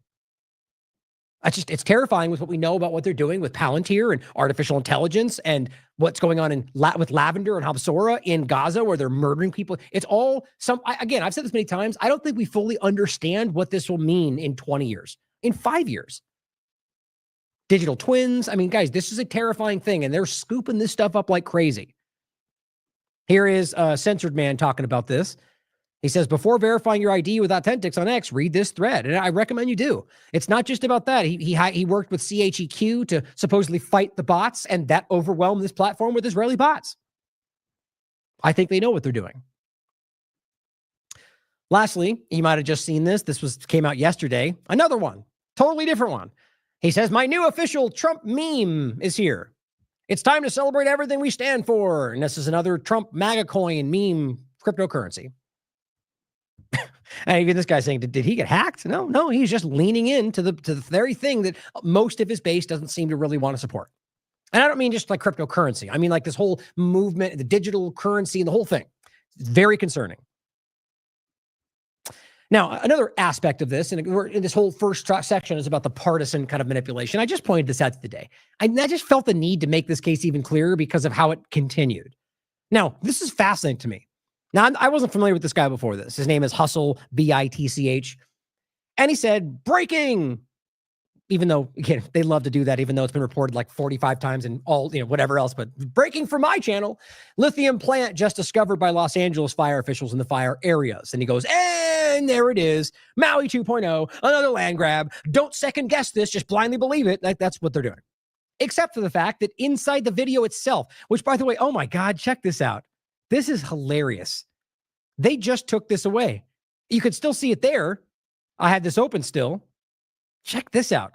It says the video, this is community notes.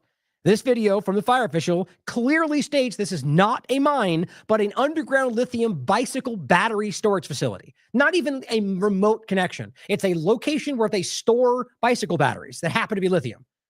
It's not even, so he's trying to push the land grab dynamic for a lithium mine. What I'm noticing now for the podcast is they've already removed that from this on Twitter. It's not there anymore. Let's refresh it and see if it comes back. This just shows you, oh, there. Okay, now it came back. But isn't that interesting? See, you guys caught that. See, this is the kind of stuff that Twitter does. That's why this has 1.7 million views, despite the video being, if you listen to the first 10 seconds, he says a storage facility for batteries. So this guy either didn't even watch the video and got it and shared it from somebody else or knowingly lied to you. I think it's the latter because he did it again. But so this is what we get to see. And you get to see, I just did the quotes. Endless, major accounts. And this is my point. The reason it got 2 million views, despite I think he's got 80,000 followers, is because it got propped up by the inner circle. Exactly who you might think. And look, everyone in here doing the same thing. This is not about, basically this one's doing the same thing the other guy did by saying that it's not the lithium that he's pretending is there, even though it's not, is the cover story. None of it is. It's not real. He lied about it. But land grab, hashtag land grab. Everyone's doing the same thing. And if you scroll down, you get major accounts, borderline million followers saying, look at that. We knew it. That's what the fires were for. None of them can do either watch the video or even look at the comments or the community notes. Now, there's the only point being made here is that this is being cultivated on this platform. In no way does that mean that the platform should stop or that they should censor people, but it's important to recognize this is not organic. It's not a free speech platform when you are literally like algorithmically, socially engineering people to become what they claimed you would become. And I don't even think it's the majority, guys. I think they're just playing into very certain grifters like the Ian Miles Chongs of the world that will lie and then go the exact opposite direction because Elon said the next thing the other day. One day she's the best person for the job, and then all of a sudden he doesn't like her, and all of a sudden now she's the worst. On a dime. So it means you don't even have opinions of your own. You just parrot what he says because you're making hundreds of thousands of dollars. And that's not a hyperbolic statement, guys. These people have hundreds of thousands of followers, like with Laura Loomer, for example, that got released on that Spaces, and they're making, I mean, if it's at least $1 each, that's over $200,000. That's crazy every month. That's why they bowed back to the table and went back in the group. My point, though, guys, is this didn't stop. So here he is saying this then. And here's the next one. January 17th. He says, breaking. Evacuations under order in California as toxic smoke spreads from what? Massive lithium battery plant fire. Oh, so you added battery to the lie as if that would make it maybe go a little bit further. No, he's lying, guys. As I said, it's a lithium battery storage facility, not a plant, as you already know, since even Community Notes called this out on your last attempt to mislead people. All this does is hide the very real crimes taking place, probably by design. The point is the government that you think you're fighting for, guys, on the team sport side of this, you think they want to fight all these things? No, what they're doing is getting you to jump over the point so you miss anything. It doesn't change. You get all caught in the drones and fog and everything else, and you miss what's actually happening, even if those are real stories, and ultimately miss Accountability, whether for Lahaina, whether for East Palestine, whether for this location itself. Even if it's just malfeasance or just lack of not caring about the people suffering.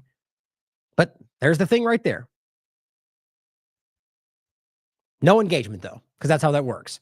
So this, what's interesting, though, this one only has 155,000, which should probably keep going up. My point, though, is that somebody decided to tap this one. Somebody, all the ones we were showing you, jumped this in the air, and that's why it got almost 2 million views. But he keeps grifting. No community notes there. These are just blatant lies, guys. And this is the kind of circle that's being propped up by Elon Musk. Now, I wanted to read this. It's a pretty short article. I wrote this back in 2016. Now, this was I've referenced this more than once, actually. I entitled this "The Divide of the Uninformed: A Manipulation of a Nation." Now, I'm sure people might, this is not directed at anybody specific, but I'm sure somebody out there might feel like I'm aiming at. There's nobody in my mind when I'm reading this. But my point is, we know what this was, how before this year, there was a huge portion of this country that just barely even engage with this process. And it's always, and I don't know where we're at now based on the numbers. I don't even know how we can trust the numbers at any point. But as generally, there was always 40-something% of the people that just didn't even engage. And I think that's what got tapped into when Trump started saying 9/11, JFK, lock her up, and the Fed, all these things that people went, what? This is conspiracy theory. Like it changed the conversation. And now he's doing it again with a little bit different slant. Guess we can't learn our lesson. That's my opinion. But I wanted to read this because it's amazing how relevant this is now, even though I wrote it in 2016. It says, as the American people began to closely examine the shroud that has been pulled over their eyes, seeing the veneer of misinformation that has been cast over the country's exponential and perpetual profiteering and warmongering, they slowly awakened to the prospect that, in its simplest terms, they've been lied to. The country is in the midst of a massive awakening. And I believe that. I think that's why a lot of this is happening. And the average, and I don't mean, by the way, the right-wing side of it. I mean, the nonpartisan, objective awakening to things that are uncomfortable for the government, not one side or the other. And that's why this division tactics exploded and why we're being rushed into technocracy, which has been a long-term plan, I argue, but nonetheless, it seems rushed. But I said, and the average person is being confronted with a choice. Address the looming dark realization that their reality is not what it seems, or double down on the comforting lie and brace for the consequences. With the level of information being thrown at the public in today's battle for the American mind, it is no wonder many have chosen the latter. It is a far easier path to stick with what's familiar, however sinister it may be. As Aldous Huxley predicted, people are being overwhelmed with so many conflicting narratives that many are choosing to stick with what they believe they know. That, despite the pressing feeling that they are being misinformed, at least they can feel good about themselves, or so they are told to believe. It has almost become another form of religion. Memorize the talking points, spread the talking points, have faith that you are on the right side. It really feels that way, doesn't it?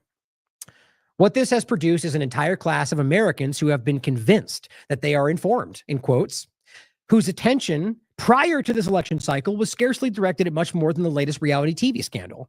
In essence, that is what this past election was turned into, a crazy reality show. This was ingenious, as those caught by the similarities of the two are slowly turned on to the new reality show, American politics. This has awakened a dumb sleeping giant waiting to be pointed in the right direction. These are the very same individuals screaming at rallies that Trump will end the world, or conversely, yelling that we need to make America great again, with no conception of how that is to be done or what it even means. As if those that have been politically active prior to the new shiny political show have been just sitting on their hands waiting for this amazing slogan to come along and give Americans the insight that they've been waiting for. In reality, they're simply parroting what they were told at their chosen pulpit and aggressively defending these falsehoods with no real understanding of the surrounding dynamics and why they have the position that they are claiming to hold. When confronted with contrasting information, even while attempting to have a civil discussion, these are the individuals who quickly get agitated and lash out, throwing out terms like un-American or conspiracy theorist. These are the preconditioned responses to any idea that even slightly contradicts their treasured gospel of truth. Hope you're clearly seeing that this is both sides of the paradigm. Now, it says the past election cycle, with its supposed anti-establishment candidates, has completely changed what was previously a political insider's game. Now, that doesn't necessarily have to be on this one election, but I think over a process. But it says, with rising support for outside-the-box candidates such as Donald Trump, the country has witnessed a rise in the previously voiceless and currently uninformed. The sudden arrival of this previously silent 40% who chose not to grace the nation with their opinions in previous years, some by opting out of the voting process in protest, caused a staunch divide within the American populace due almost entirely to the incendiary rhetoric being spouted by those they have risen in defense of. Whether these supposed anti-establishment presidential potentials are genuine in their intentions or just more Manchurian candidates with designs to continue business as usual, a clear divide has arisen. Now, that's always been there, but you know what I'm talking about. This moment that shifted from, well, we're just different in opinion, to you're the enemy because you hold a different opinion. This invigorated a previously non-existent, quote, middle class, if there is still such a thing, to come out in droves to cast their votes for whomever their favorite program told them they were smart for already thinking about picking. It was nothing more than intentional validation of pre-existing preconceived ideas. No real critical thinking involved. This was by design.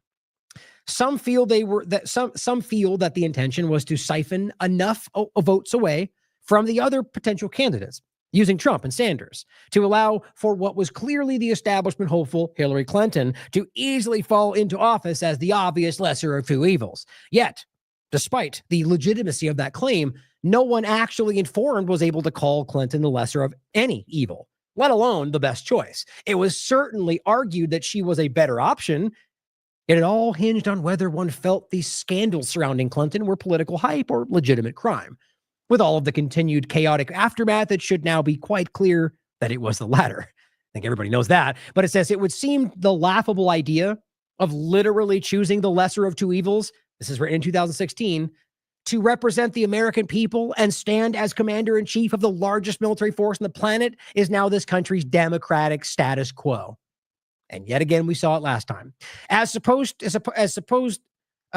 free individuals, it is hard to address this fact and not come away feeling cheated. So most ignore the whole thing, taking solace in the fact that at least they got to choose between the two. But did they? Time and again, it has been shown in this country that the Electoral College, the system that is used to dole out votes after they've been cast, is anything but democratic and clearly compromised. Now, this is at the time, this might have changed, and I wrote this in 2016. Currently, in 24 different states, the Electoral College does not even have to vote for the candidate who wins the popular vote. They can literally vote for whoever they want, despite what the people have chosen. Now, we've seen many examples of this, whether we're talking about the DNC-RNC dynamic or the Electoral College after the votes. Both have had examples where they either, when it gets exposed, eventually argue why that's supposed. It shows you where the real power lies. It says, take that into account with gerrymandering and super delegates, manipulated voting machines, and it becomes very clear that this system is cleverly disguised as a democracy, but quite far from being one, if that's even what we should want. Some feel that this invigoration and divide of the previously uninformed was created in order to garner the type of violence and unrest being witnessed in all political arenas at the current stage. Now, that one really stood out to me with where we are. Because I wrote that at the time, just kind of thinking, well, because it's causing chaos, it's causing division. But look at what I'm talking about recently, right? The idea that this is like what Weinstein said about that both sides were basically fanning the flames of the most radical elements, and both sides pretending like neither one existed, or rather, of their own side. Think about that. And what you ended up with was the elements that were the most ridiculous, the lowest common denominator, getting radicalized and fanned the most. And we saw this play out. Now, who does that benefit? Think about it. It says the end goal being a push to an obvious need for more control, more government, more. That's where we are right now. And ultimately, the big aversion for most of the uninformed, the New World Order, or a one world government, which has been openly discussed and is a genuine agenda. Funny how that's being ignored right now from most of the Republicans that have previously called it out. Conclusion. Whether one chooses to listen to the obvious biased mainstream media or an independent source, not following up that observation with research of one's own is not truly being informed, but just taking another's word for it. Should one really bank their future and the future of this country on the thoughts and potential ulterior motives of another? The only way to truly be informed is for one to take it upon themselves to not only research a topic they wish to understand, but to actually understand the topic and not just repeat what was last heard as one's personal opinion. Do not be another manufactured tool of those pulling the strings. Do not allow yourself to be distracted and beguiled by the proverbial bells and whistles of the current political theater.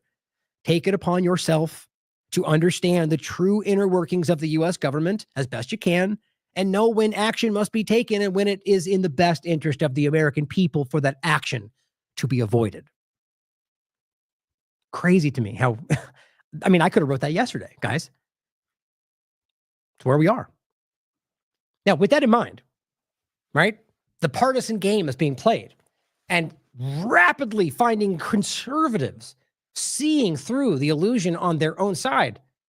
Which, by the way, I think a lot happened during COVID-19 on the left as well. People that are disillusioned about the entire thing they thought they were fighting for. This is why I think we're here. We need to start standing back and recognizing you have more in common with the person you perceive as the villain on the Democrat side or the Nazi on the right, whatever it is. You guys are actually more in line than the elitist, technocrat, Zionist, deep state contractors that you pretend are the rebels on either side of this. You have more in common with your fellow American people than you will ever have with Biden or Trump or Musk or any of them. Now, Sal the Agorist says, and we're going to go through some examples here of things that should stand out to you as obvious problems. He says, congrats, MAGA.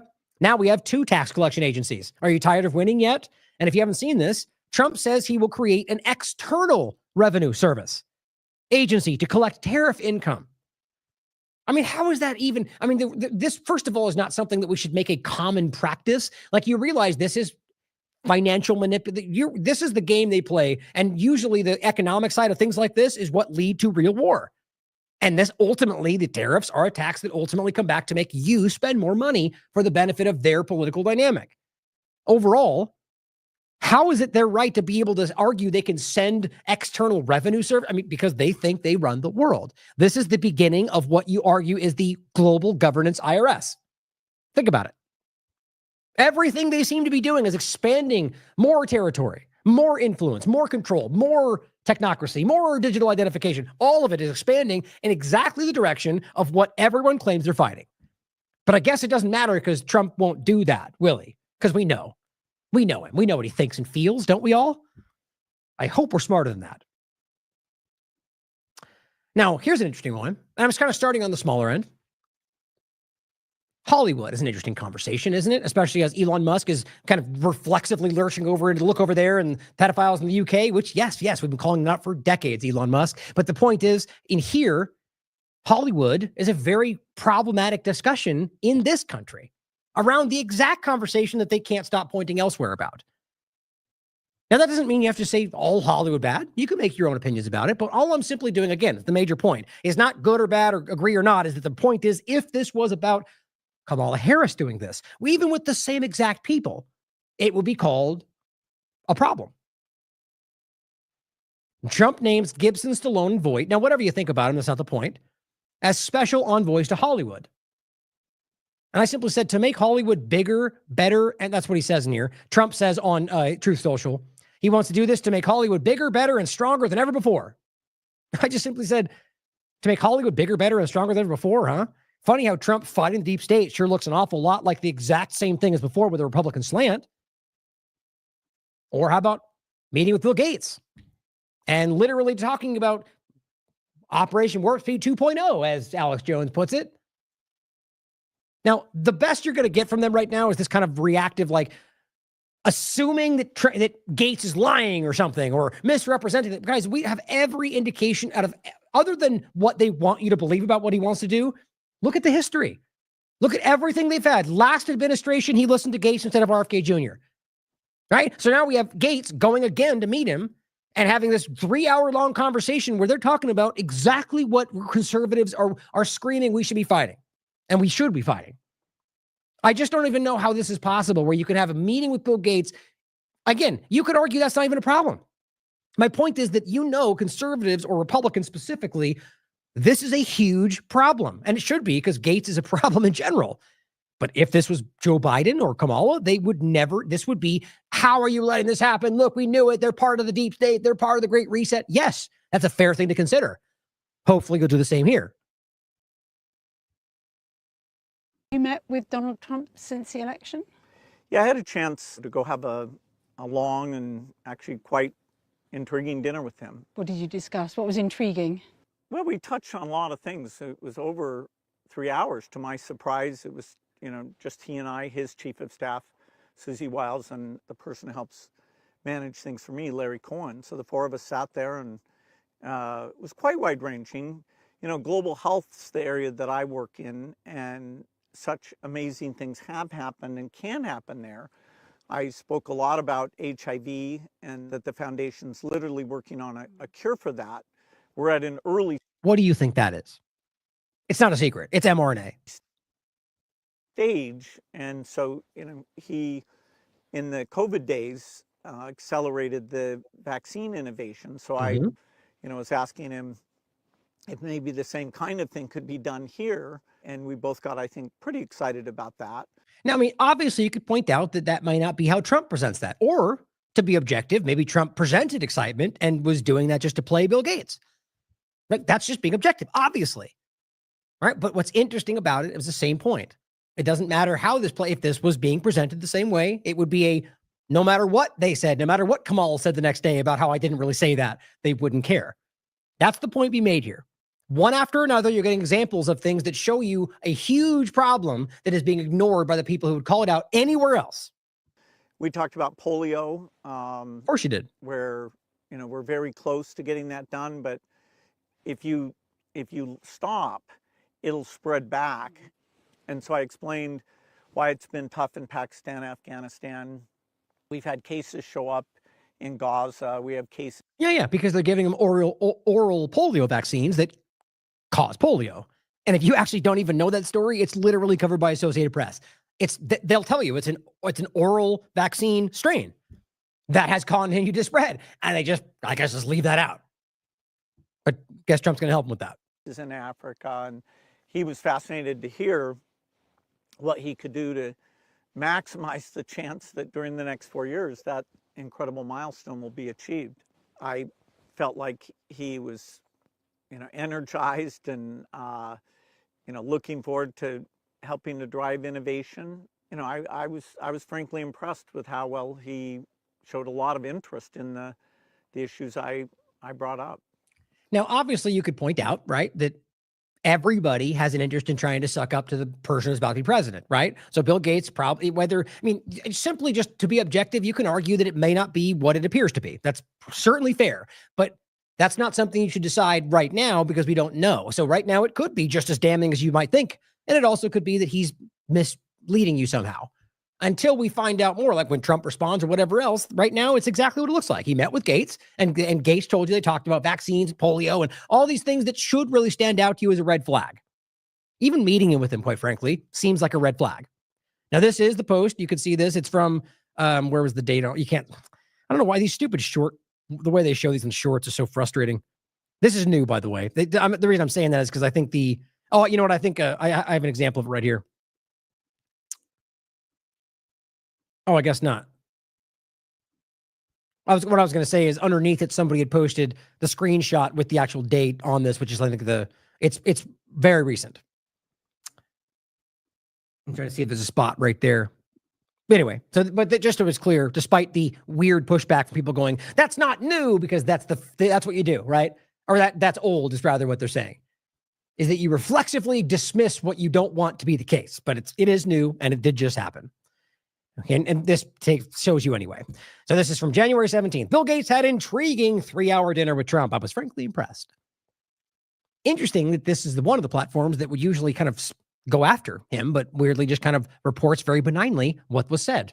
And it says, I spoke a lot about HIV and that Gates Foundation is literally working on a cure for that. Yeah, we know. And that's very concerning. Early stage, and he's in the early stages. And so he, in the COVID days, accelerated the vaccine innovation. Yes, he did. Despite the people trying to pretend that's not the case. He is Operation Warp Speed. And it says, so I was asking him if maybe the same kind of thing could happen here. You heard all that. And it says, we're excited about we talked about the polio vaccine and getting that done. Just crazy. Now this says Gates, who also met with Trump back in 2016, ahead of his first presidential term, is the latest billionaire to dine with Trump in the wake of the election. And yeah, just like last time, he influenced him and seems to have changed his mind. On other top business leaders, Jeff Bezos, Mark Zuckerberg, total good guys on the side of the not deep state, right? Or the literal example of what we would argue is exactly that. But you guys can decide yourselves.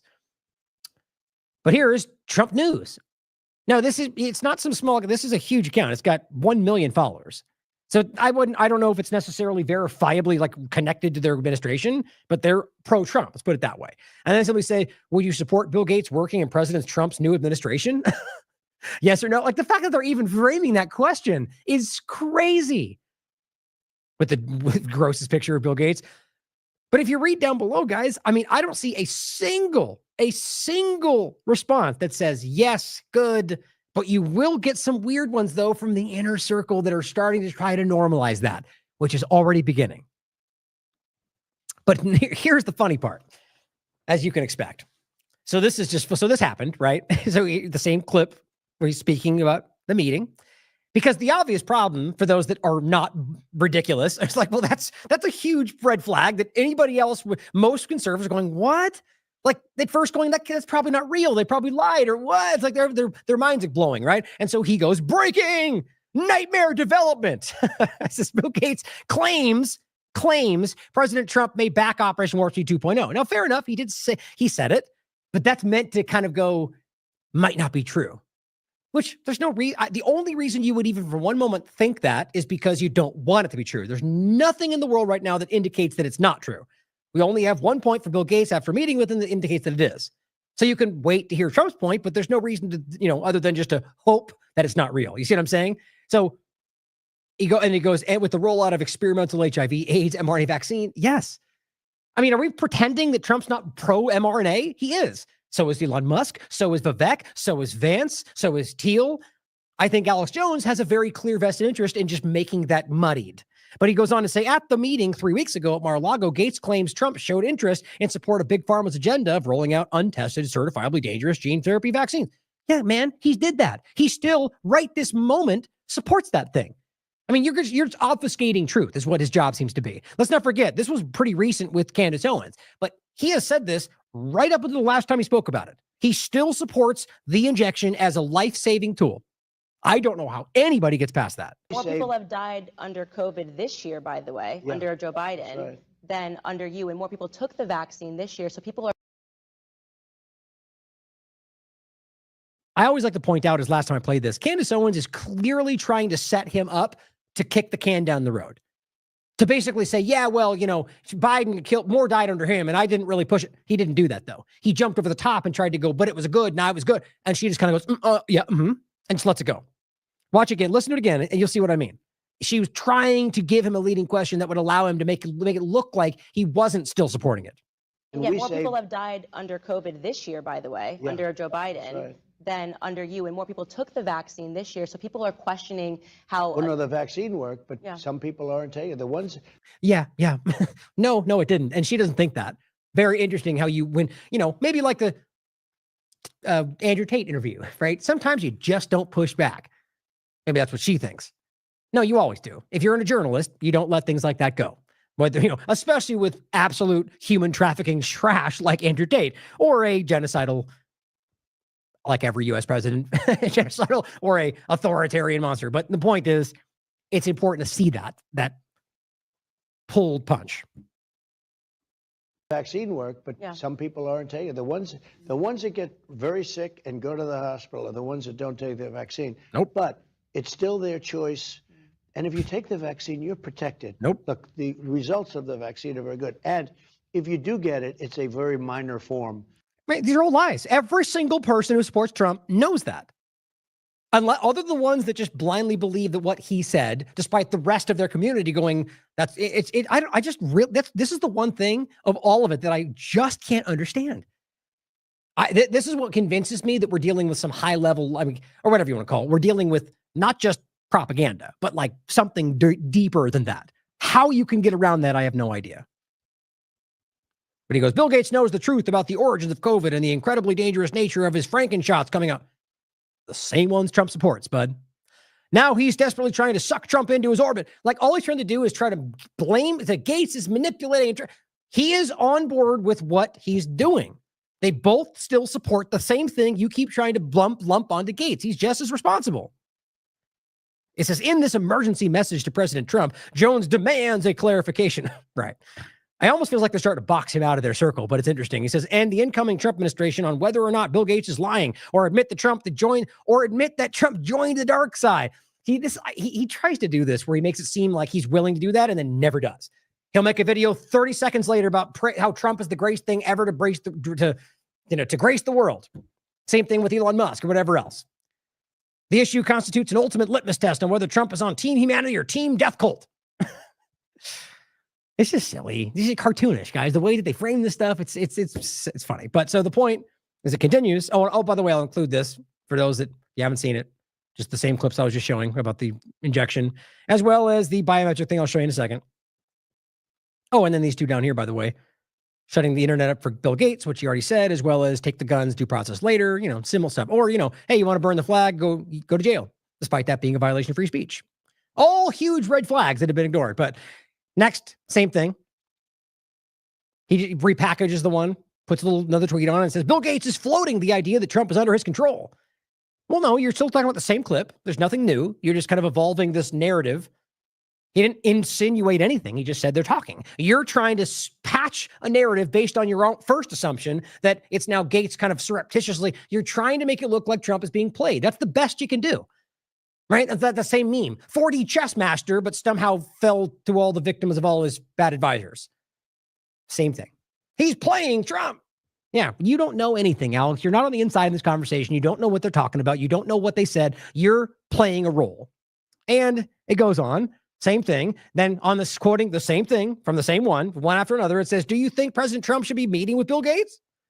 Whoa, okay, hold on. That's a big change in tone. First it was, what? Now we have to, you're either team, this is your litmus test of whether you're on our side. But now we're going, well, let's take a step back.Maybe he should be meeting. Well, you think he should? Okay, let's keep going. Next, it goes on to say, Bill Gates is impressed by Trump. They quoted him and says, I sure hope Trump makes a statement about this because Gates is one of the most evil people who ever live. Okay, just remember all this stuff. Because when it inevitably comes to pass where Trump is working with him or whatever the overlap is, this will be put aside and they'll continue to make a reason for why it's okay.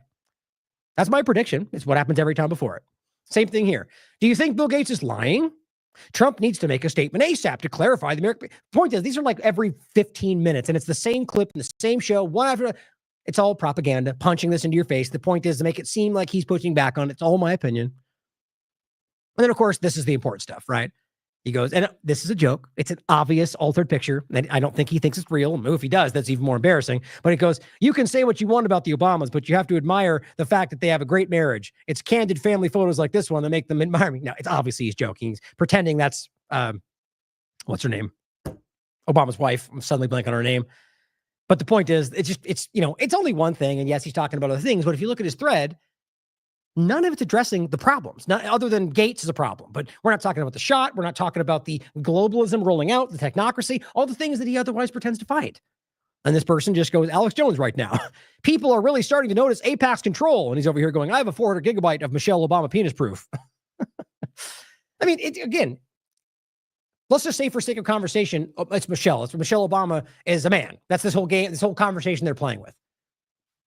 Is that relevant to the larger conversation we're dealing with right now? It's actually, it's tabloid stuff. Sure, if they had proof, it's interesting. But is that a focal point? It becomes when they want you to look elsewhere. And I'm seeing this constantly. This kind of stuff is about distraction from stuff like this. Can you imagine being in this position and not talking about this? Trump getting a running start at fighting the deep state by speaking at the Davos event for the World Economic Forum. All lines up, nothing to see here.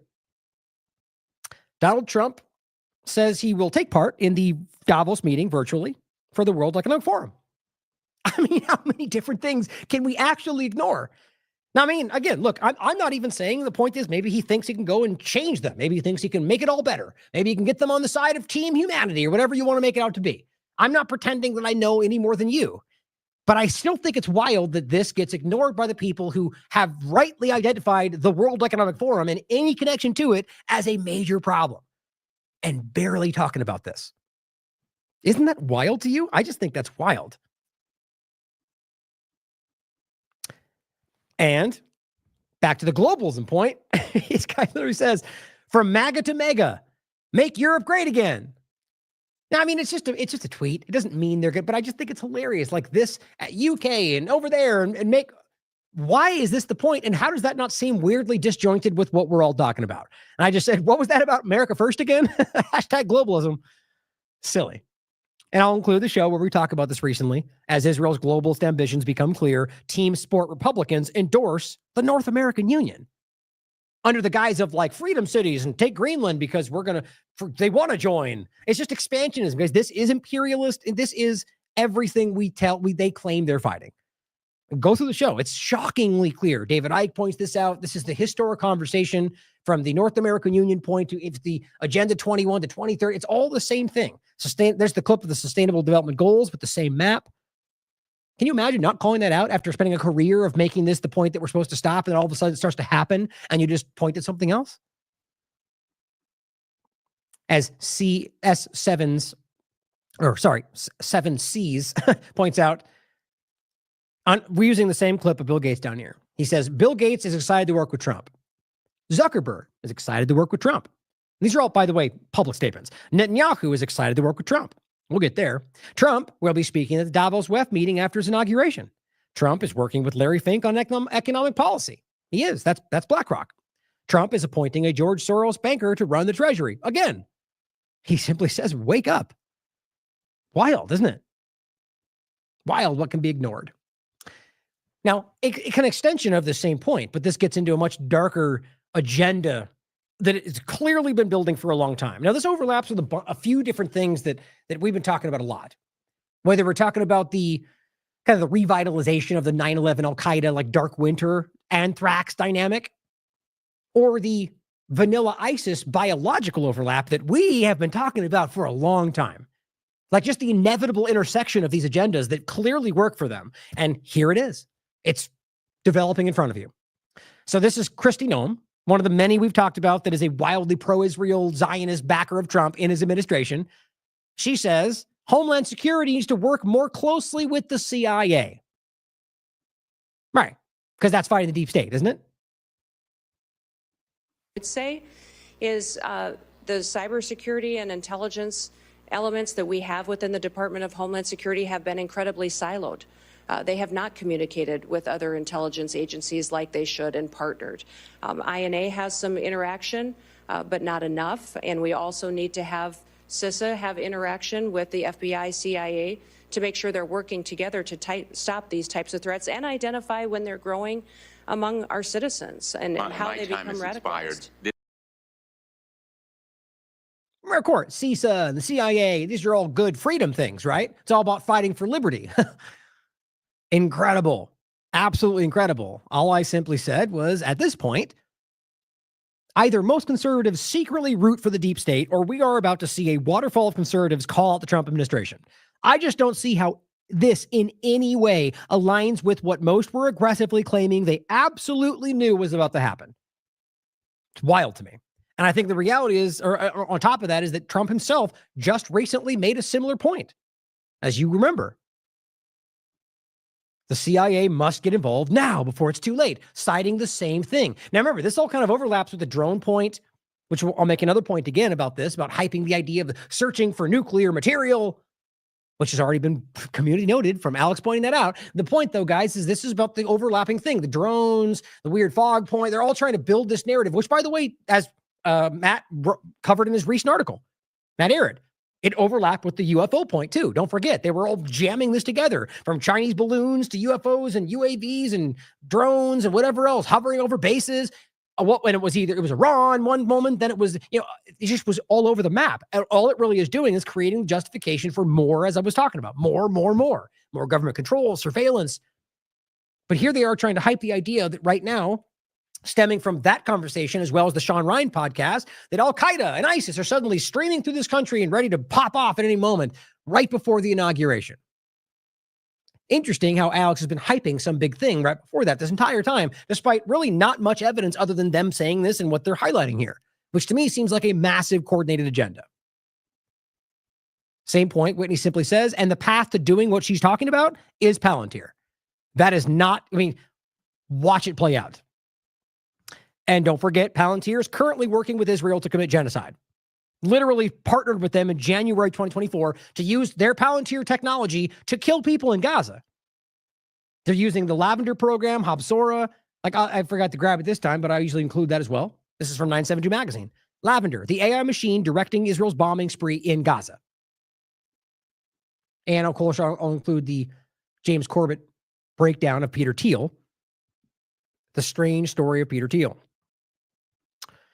Now, interestingly enough, it was relevant, obviously, for Trump saying the CIA point now that Kristi Noem is saying the same thing, despite that being a huge, I mean, if anybody was going to demonstrate one thing that we all kind of generally think of as the deep state overlap, it would be the CIA.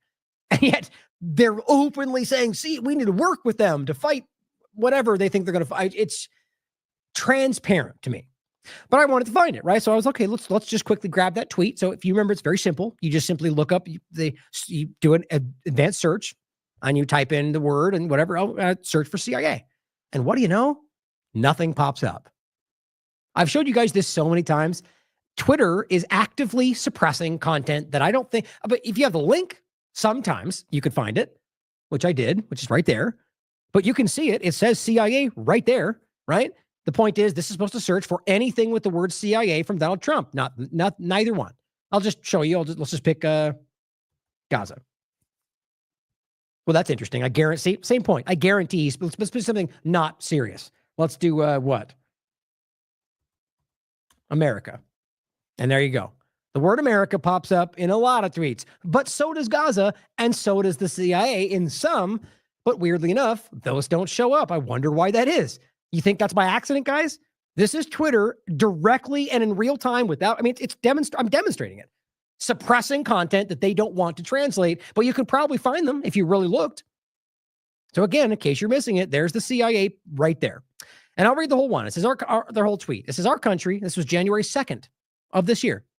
Our country is a disaster, a laughingstock all over the world. This is what happens when you have open borders with weak, ineffective, and virtually non-existent leadership.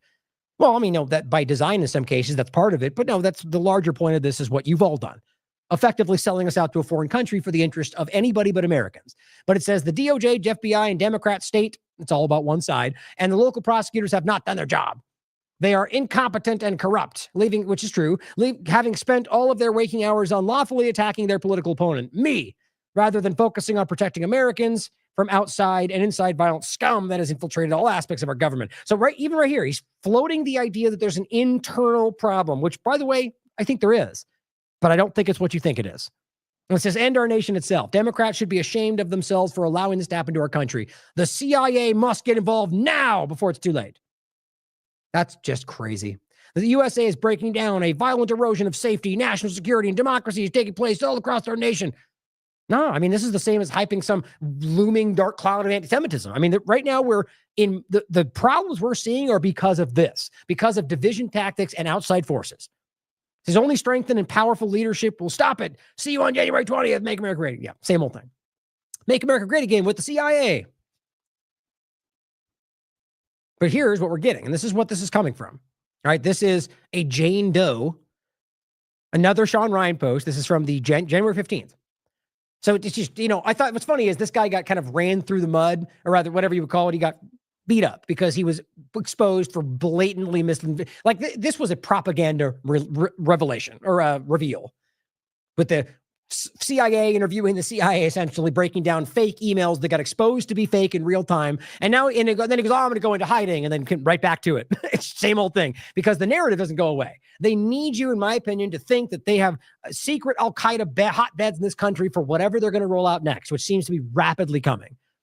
So now we got another anonymous Jane Doe, seems real trustworthy, saying reveals the enemy's new innovations and plans for attacks in the U.S. and Europe. Guess what, guys? Involve biological weapons. Here is your overlap. We've been telling you this was coming, which they have already tested. Jane further explains how Al-Qaeda is leveraging microbiologists to develop weapons of mass destruction. Do I really need to go back into what Al-Qaeda is to understand that Al-Qaeda and ISIS are literally proxy elements of Israel and the United States? This is a verifiable fact. And here we are, where they're just going, so they're telling you Israel, with the United States' help, is going to be doing things with chemical weapons or biological weapons inside the United States. Get ready. That's what this says. The reality, though, is they're just hyping the idea of the upcoming threat. The vanilla ISIS, COVID-19, biological threat overlap, whatever. Remember, we've talked about this so many times. The idea of a potential aspect of a foreign entity using a biological attack, right? That's what this is. But then the point is where it becomes the intersection with a group they can use inside this country. So when you have planted elements, not coming in from the outside, like, in the process of, but being implanted, would argue that they were working with somebody. Watch as the narrative builds out, guys. It's probably going to be Democrats this time. I'm just kind of guessing at that. But the historical narrative is using the Republicans.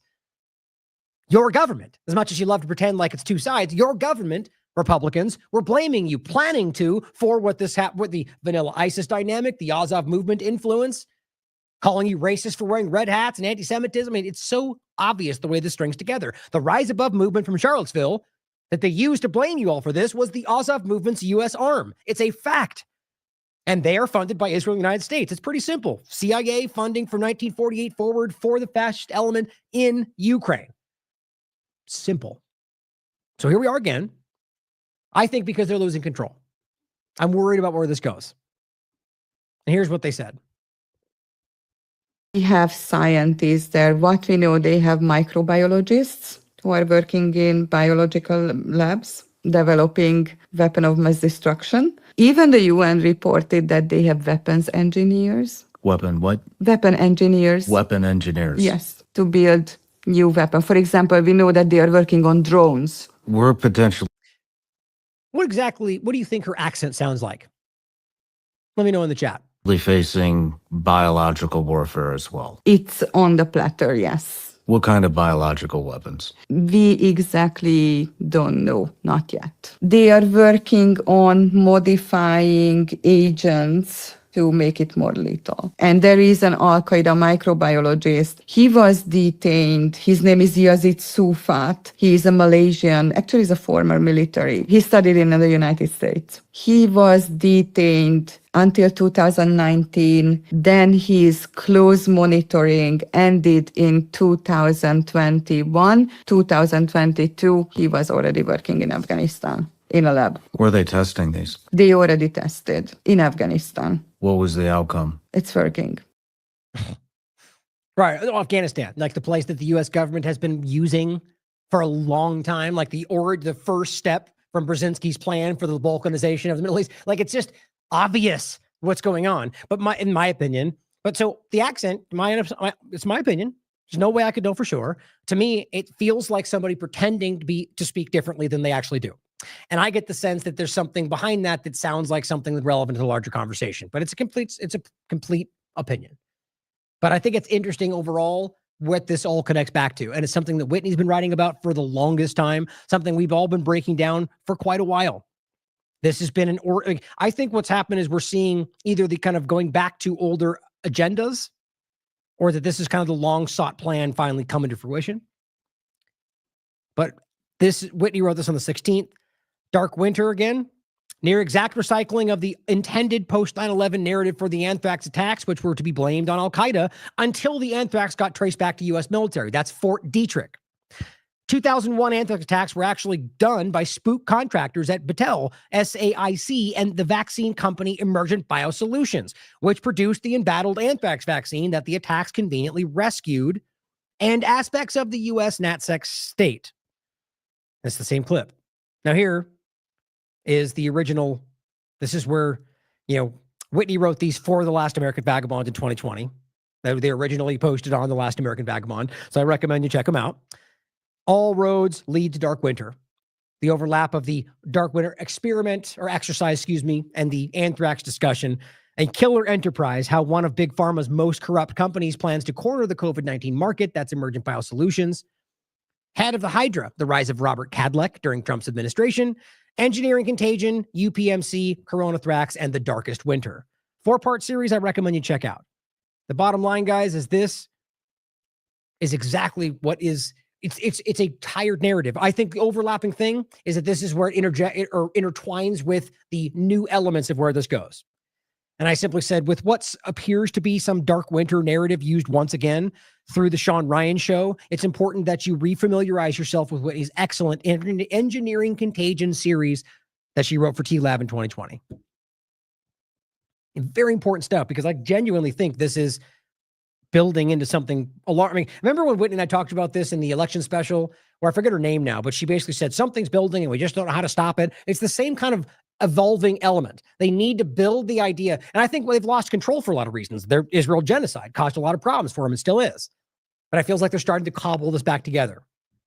For obvious reasons, I think they're losing control. Now, while that's happening, guess what? You can expect this kind of fake alternative media. The point is that this is being hyped from Sean Ryan, from anonymous sources, even though we just saw two kind of spectacular failures where he was lying. January 17th, Alex Jones, nuclear terrorism alert. Federal helicopters are searching D.C. for signs of radioactive material 3 days before the inauguration of President Trump. The FBI has issued a warning that terrorists may be planning an attack. So it's interesting how you just take at face value government narratives at this point. Guy, I was thinking about this today. He's literally mainstream media. Like, it's crazy. He's become the mainstream media, which I think is interesting. But I said, here we go again. This despite the last hype narrative, just like this one, which was during the drone conversation. And what happened with that? Remember all this big what happened? It just fell away. And I made that point, remember? I said, look, every day there was a new narrative from him, proving this. Northcom said this. Nope, now it's nuclear test material. And guess what? None of those, it just went forward and we never even looked back. That's what this deception looks like, in my opinion. But here's a new one. This one's from the 17th, 3:46. Breaking, federal helicopters searching for radioactive material ahead of Trump. Same point, same clip, but different new share. The Nuclear Emergency Support Team, Twitter writes, conducts searches like this at all major events, such as Super Bowl and Republican and Democratic national conventions. So what this looks like is using things that are common, but without full context to manipulate people that don't know any better. Or maybe he doesn't, and that should speak just as many volumes. But that's embarrassing. 35 million views of people running around acting like there's nuclear bombs planned at the inauguration. And maybe there is. But the point is, based on this routine conducted search, that's not an indication that there's anything different going on. But this has been realized. This same narrative was hyped before that was even happening, based on some random guy saying that's likely what happened, or before that about the drones, which didn't turn out to be the case. One after another. Now, we talked about all this. Fifth generation warfare is what it's called. Drones, fog, false flags, and political destabilization. It's rampant right now. Now, more of this continues as he talks the same day. Terror prediction. This just gets ridiculous. A prophecy. You're reporting on prophecies now? Isn't that very Zionist, Israel-esque media? Don't miss the connection there, gentlemen.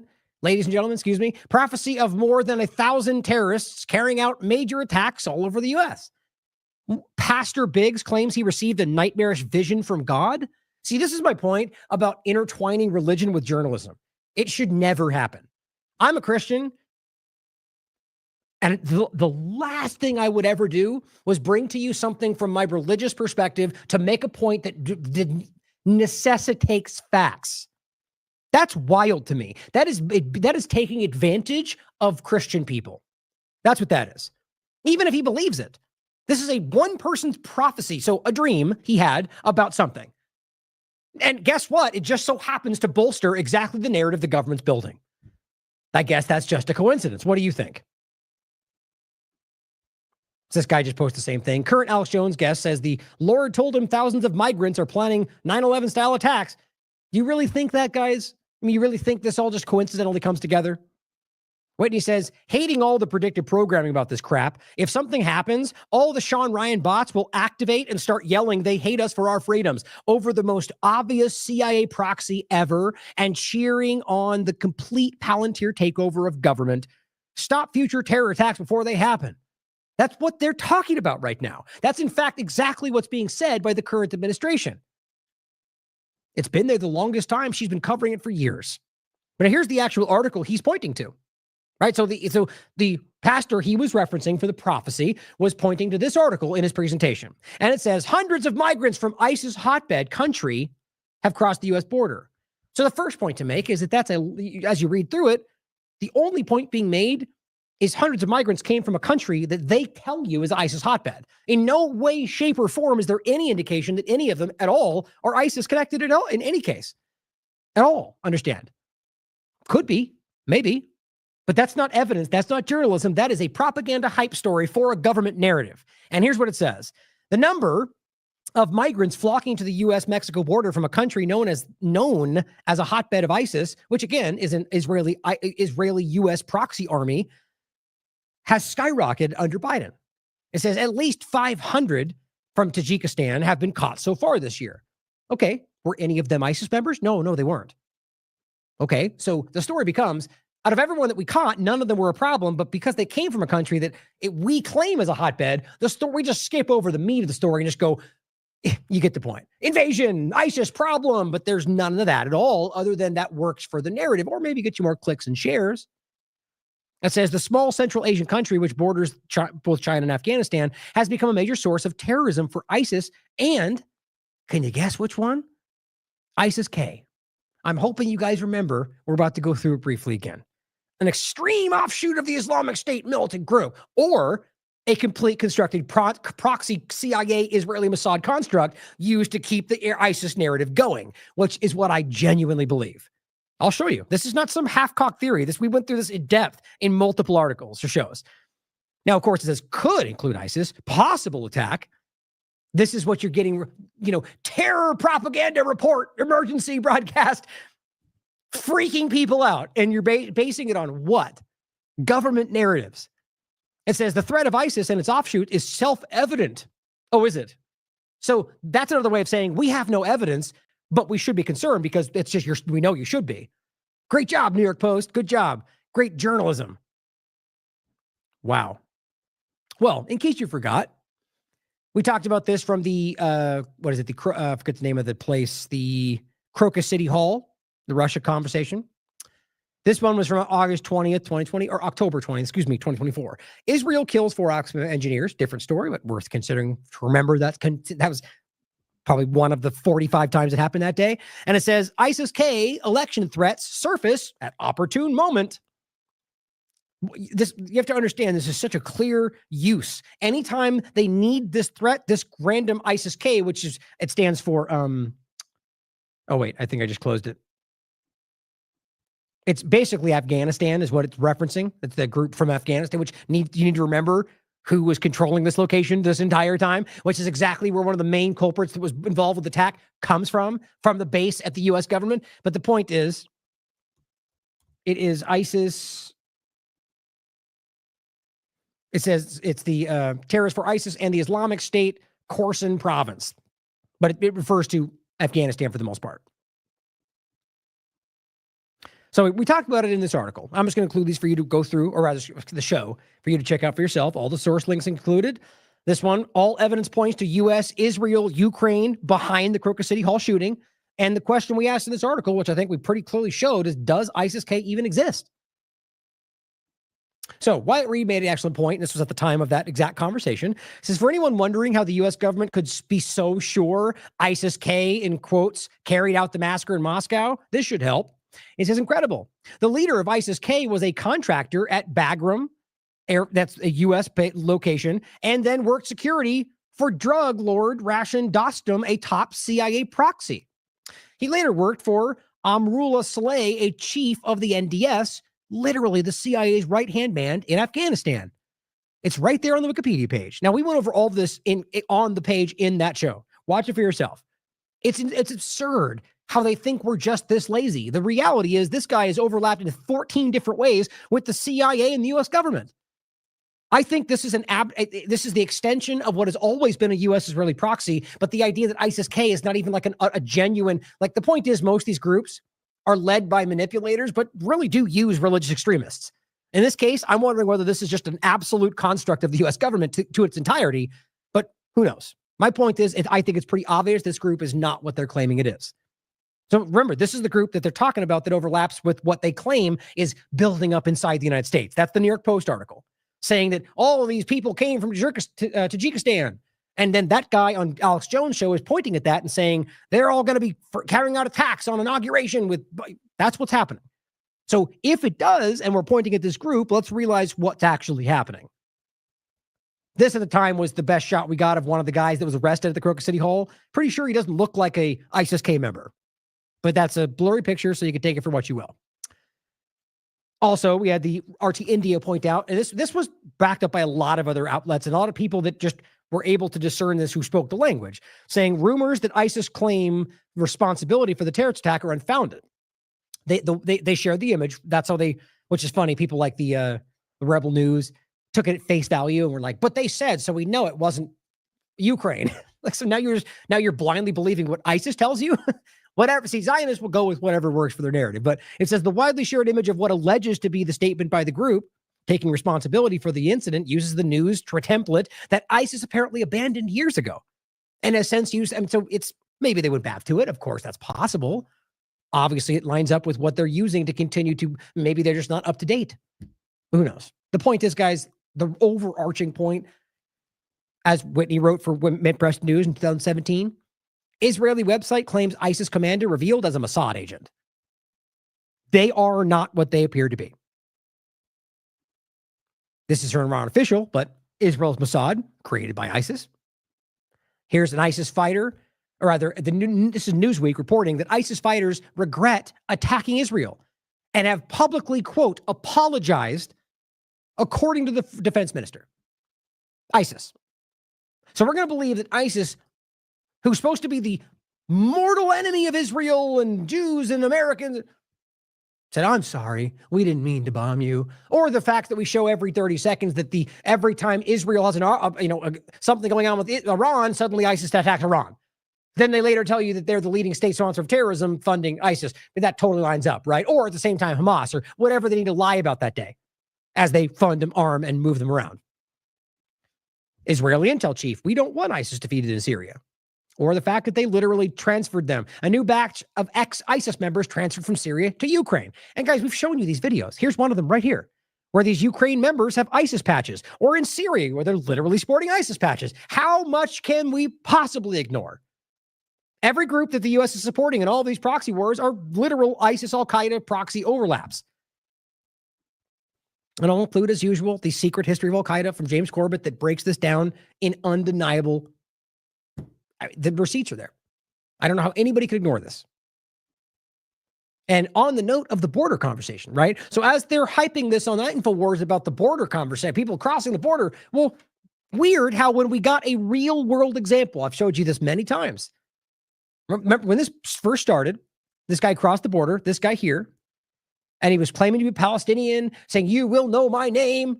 I guarantee that was a building point to where this narrative is going. And then people like myself and others did a little due diligence.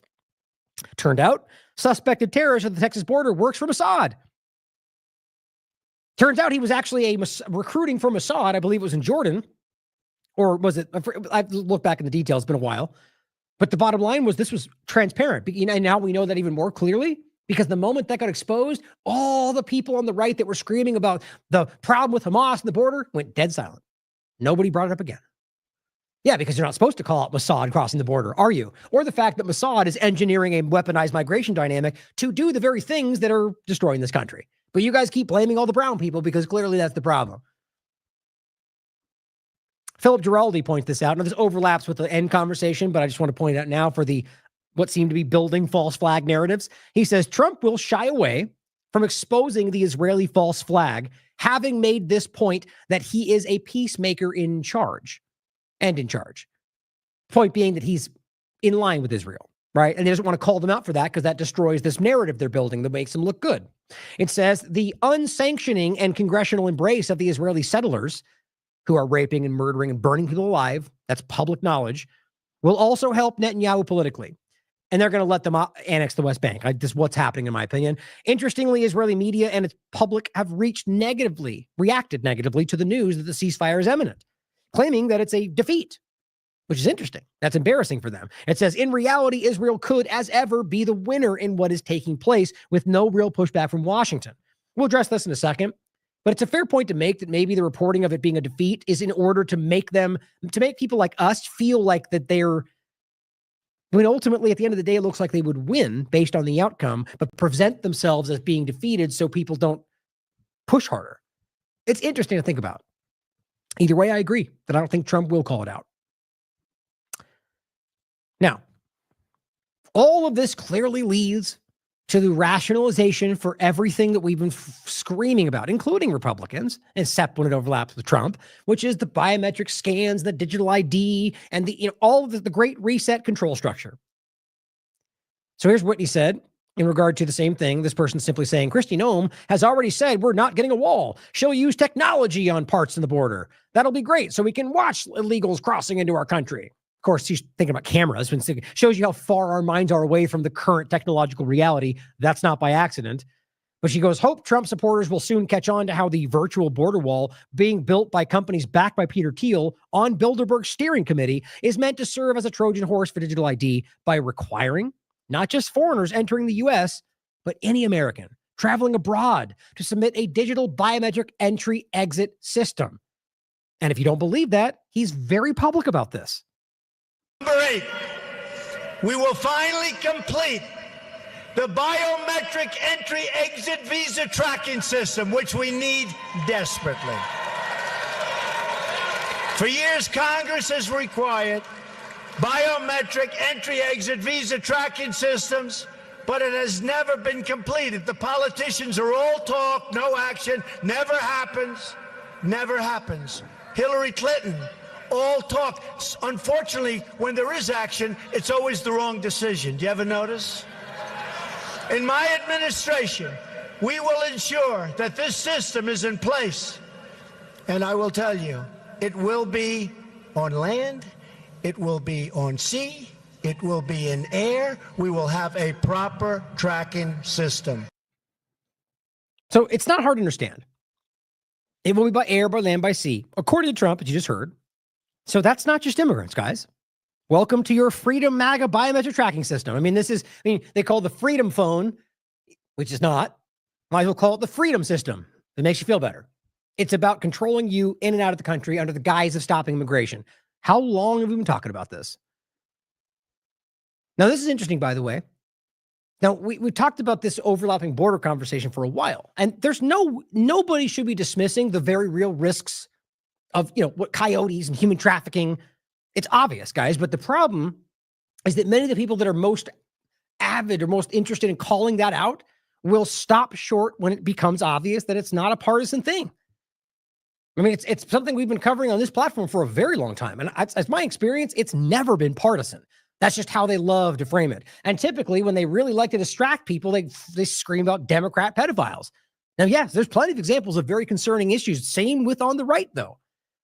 You realize the Epstein list did not go one way, guys, except they just love to ignore it on certain sides, both sides in that matter. But so what I'm pointing this out for is the overlap with the justification for everything. Whitney was the first one a long time ago to talk about this with DNA. Same with Derek Bros, that they're going to talk about DNA, iris scans, biometrics from the border. And they've already been doing it. As he says right here, the incoming border czar, Tom Homan, says, under the Trump administration, we did DNA testing. Now, of course, he uses that to bolster the point that we then did that. We went from there to find that they weren't the families and that they claim 340,000 children, which if that's the case, that's great. My point is, obviously, I don't know why we would just take that at face value. I'm not saying I'm dismissing it either. The point is not even about that. It's about the fact that even if that's good, or even if it happened, which is good, it's still justifying a thing that I think is problematic. Right? Just because it has a good outcome. Like, for example, the Neuralink and, hey, I can walk again. Okay, that's great. But is it also going to be used to enslave humanity? Right? Let's make sure we're being objective about it. So I think this is a problem with where this goes. And we don't still understand what that fully means with where this direction goes. My point, though, in large is I don't even know if we could take that at face value. It's all about using things you care about. It's why they talk about human trafficking and, or children, protecting children when they talk about the online safety bill, right? Well, everyone honest and can tell that's not about keeping children safe. It's about using what you care about to justify censorship of you in other contexts. I'll include the articles Derek wrote on some of these things where this is rapidly rolling out under his administration. Now, this is under Biden's, but it's only going to get worse. He says federal government watchdog warns the DHS surveils Americans right now without a warrant using more than 20 different technologies. This is December 20th. That drones included, by the way. Now, remember, the drone conversation that Alex Jones was screaming about the entire time was used to try to roll out legislation, which I believe went through, that's about just Rand Paul called this out. Remember, saying, look, they can use this with a drone to scan your phone and scan all your facial, your biometrics. Why is that even on there if it's about stopping drones from what we're arguing are aliens or Iran? Because it was never about either of those things. I'm hoping we're beginning to see that. And he talks about the spyware, 46% of the entire market. It's 44. Oh, no, it's not. Oh, well, it's in there somewhere. It's somewhere between 40 and 50. My point was, I think it's like 44 or 45%. So almost 50% of the entire market of spyware in the world is Israeli companies, are Israeli companies. It's wild that's even the case. These are things that are spyware, so it's not something that's public. They are malware, or rather a surreptitious things that are implanted on your computer that you don't know about, or your phone. And they make a point in this discussion with Pegasus and the NSO group that Whitney's covered, that these are, what do they call them? Whatever, no action, I forget, something like that, where the point is you don't even have to do anything. You don't have to click a link. It's just there. If they want to, they can access it on your phone and just have access to everything on your phone. That's where they are. It's been there for a long time, and your government's actively working with this. Meet the spyware companies preparing to unleash their tech during Trump's second term. Or the Elon Musk SpaceX overlap with the National Reconnaissance Office of the you can't hide largest satellite spy network. Actually, what they said, we are building this around the world. Now you can't hide because you're constantly being looked at. But freedom, though, right? Freedom and liberty. Keep yelling it. Maybe it'll get better. And meanwhile, guys, if you didn't see this, I don't even know. This is something that was out there. I'm going to play this just because it's actually worth watching to see. Here's my opinion about this. If you haven't seen this video from Tom McDonald, who, don't forget, I think it points out right down here, he just did a video with Ben Shapiro called Facts. So let's not pretend like this guy. Anyway, the point is, this is a video with Roseanne, who also did braids, that just seems to me to be almost like they're making fun. All of the way I see all of this, it's like, you know how when you used to watch corporate media or something like that, and what's the better example? Or it's like the Babylon Bee makes a joke about something that later becomes like the reality. I feel like it's where we are right now. I feel like if you went back long enough, this would have been like a parody you would have seen on Saturday Night Live, right? This is a video of them. The song is called Daddy's Home, literally referring to Donald Trump. Now, some people are like, we're just trolling the left. I'm like, I think you're just a bit desperate, because really, how are you trolling anybody with this video? By looking stupid? You think you're trolling somebody? Really, guys, it's just really wild to me. This is like idiocracy. I'll read what I wrote. Why does this not embarrass those it's aimed at? Daddy's home? Really? I still argue this is conservatives being trolled, borderline being made fun of by Team Sport Republicans, and then read that as just another part of the U.S. government. Watch this video, guys, and you tell me what you think. I feel, it makes me feel bad. Because there are people out there that love this. They're like, this is the best thing I've ever seen. It's all in the comments, and they're not trolling. They're not pretending. This is being posted on it's pinned to the top of their feet. People are loving this, and it feels like the dumbed down America. This feels like the manipulation of the uninformed article I just read. And it's not just one side of the paradigm, mind you, but this is where it gets, and feels like we are being rapidly dumbed down, at the very least. This is what people are driving towards. For example, before I play it, when we talked about Brian High Impact Flicks, who went to the rally, remember what I was talking about? And in my opinion, most of the people he spoke to were good people, genuine people who wanted the best for this country, but just had no idea. And they're being fed what this is. That we're all having fun and we're together and we're winning. And it's just like this. It feels like hopium, or rather like some kind of opium of the masses. I'll even say this too. Just the start of it right there. With his arms crossed, nod his head. Isn't that just the stupidest cliche, fake rap thing you've ever seen? I just think it's ridiculous. Again, I'll let it go. We won, you mad, it's done, too bad, boo-hoo, so sad. Now your daddy's home. We won, you mad, you cry, we laugh, we wave the flag. Now your daddy's home. Thank God that we're back. Couldn't take another 4 years. That's a wrap. I can take a bath in your tears. That's a fact. You got lipstick all on your beard. You're a man. That is cap. That is cap. Cap. Cap. Cap. Cap. Cap. Cap. You pretending you're accepting. That's an act. That's an act. You hear pat. Pat. Pat. Pat. Pat. Pat. Pat. If you want our freedom, come and take it back. Bet you can. We won. You mad? It's done. Too bad. Ooh, so sad. Now your daddy's home. You know what? I really don't feel like watching this whole thing, but I should be honest.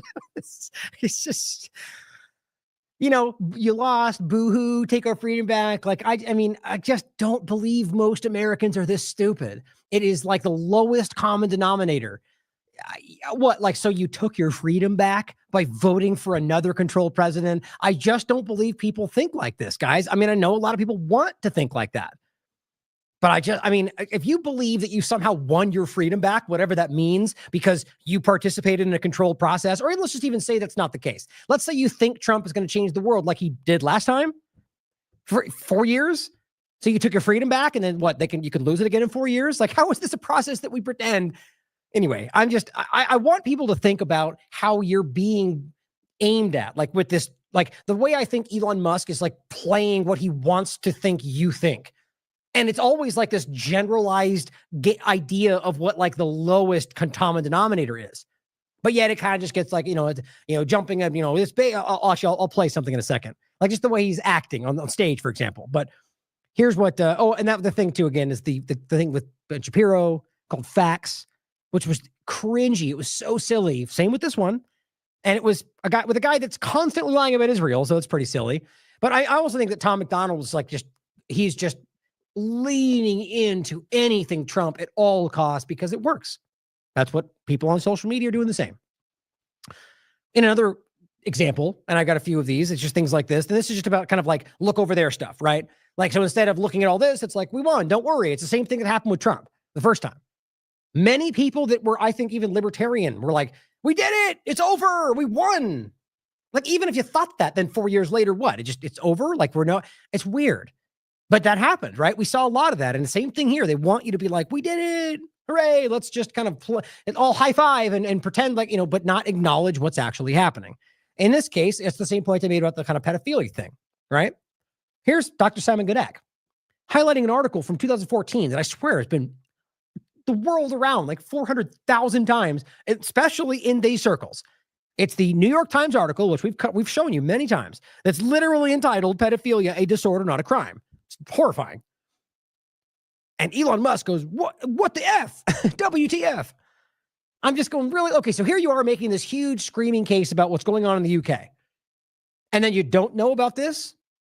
I mean, it's certainly possible, I guess, but I just simply said, as if you didn't already know about this. It's just all about like, oh my God, look at that. Pedophile, New York Times, look at just anything to get you looking away from the cage being built around you right now, by some of which are in the same class, by the way. But I simply quoted this and I said, many have been calling this out for well over a decade and some even longer. Sure feels like a lot of this look over there posting of old news is being used to distract from what the Elons of the world are rolling out. Elon even commented below with shock. And this is the article I wrote about this a while back called The Blatant New York Times Attempt to Normalize Pedophilia. And one of the articles was entitled Why I Admire Anthony Weiner, after he got caught for all of his weird stuff. And then I talked about that article right there. But many things like that. Or here's a good example, all in the same time frame. Now this, by the way, in no way am I defending these horrifying people, right? What this is about is the bill about sexual predators. It's no excuse. I mean, they're disgusting, but the same thing happens all the time from both sides of the paradigm. We've talked about this 1,000 different ways over, whether in past examples of exactly things like this that the Republicans sided against, or things like Stop Arming Terrorists Act that they all voted down. It's constant this happens. No way am I saying that Raskin or the rest are somehow misrepresented. It's not the point. My point, though, is that this is one of the many different examples of how this political dynamic always works and why them passing this bill is ultimately, these people are all in the same crowd. And most of them are all overlapped with the same things and all compromised by the same Zionist, disgusting organization. We all see this if we're being objective, or the Epstein overlaps. But libs of TikTok just says, why do Democrats love pedophiles? You know, I mean, first of all, what they're talking about is sexual abuse, not just only children, but that's what gets the attention. See my point? Here's another example. This is the one I was going to say a second ago. I thought was funny. So, Canoa the Great highlights Bernie Sanders. And this is how the two-party paradigm works in its purest form, or whatever, the worst form. Bernie Sanders asks this guy, which Bernie Sanders does not deserve your trust. This guy is a waffling, wavering guy that, you know, when it loves to come out and say, this is bad and these are bankers and Israel bad. But then the moment when it matters, like the Clinton dynamic or Israel genocide, he's not. It's typical. But it says, are Elon Musk, Jeff Bezos, and Mark Zuckerberg too wealthy and powerful? He says, do you agree with President Biden about an oligarchy? Because, of course, Biden comes out and floats the idea, which is just the same old thing, because one, he wants to point that out. So it ends up being, you're doing it to say, like, basically simple reverse psychology. So Biden says that, therefore Republicans believe, team sport Republicans, that it's not true because Biden said it. Therefore Biden's the one. Or they're all an oligarchy, guys, because that's not just a half government thing. It's a government thing, but let's keep being childish about it. But the point is that he asked that because Biden brings it up. It's been an oligarchy for a very long time. Scott Bessent says those 3 billionaires all made their money themselves. No, they did not. I mean, do I have to play the clips about Elon Musk again? Greg Reese nailed it. He didn't. That's a lie. But the point is that's the narrative. So we'll go with the narrative because Musk is a central role in whatever's coming. He says Musk came to the country as an immigrant, but Sanders goes, forget about how they made their money. Do you believe it's an oligarchy? It's a fair question, right? But of course, Sanders playing the same role, making it about one side versus the other. Bessent then does the thing they always do. Well, I would note that President Biden gave the Presidential Medal of Freedom to people that I think are qualified. So the point is, Biden did those things too. I mean, don't you get the point? That means they're all an oligarchy. Well, they're all just kind of deflecting to the other side. That's how the two-party paradigm works. It allows you to only look at one side. The problem never changes. Meanwhile, we live in an oligarchy. Interesting how that works. I have this is the one that we. Oh wait. Let's see if that comes up. Oh no, I know what it is. Or not. I was going to grab that video. That's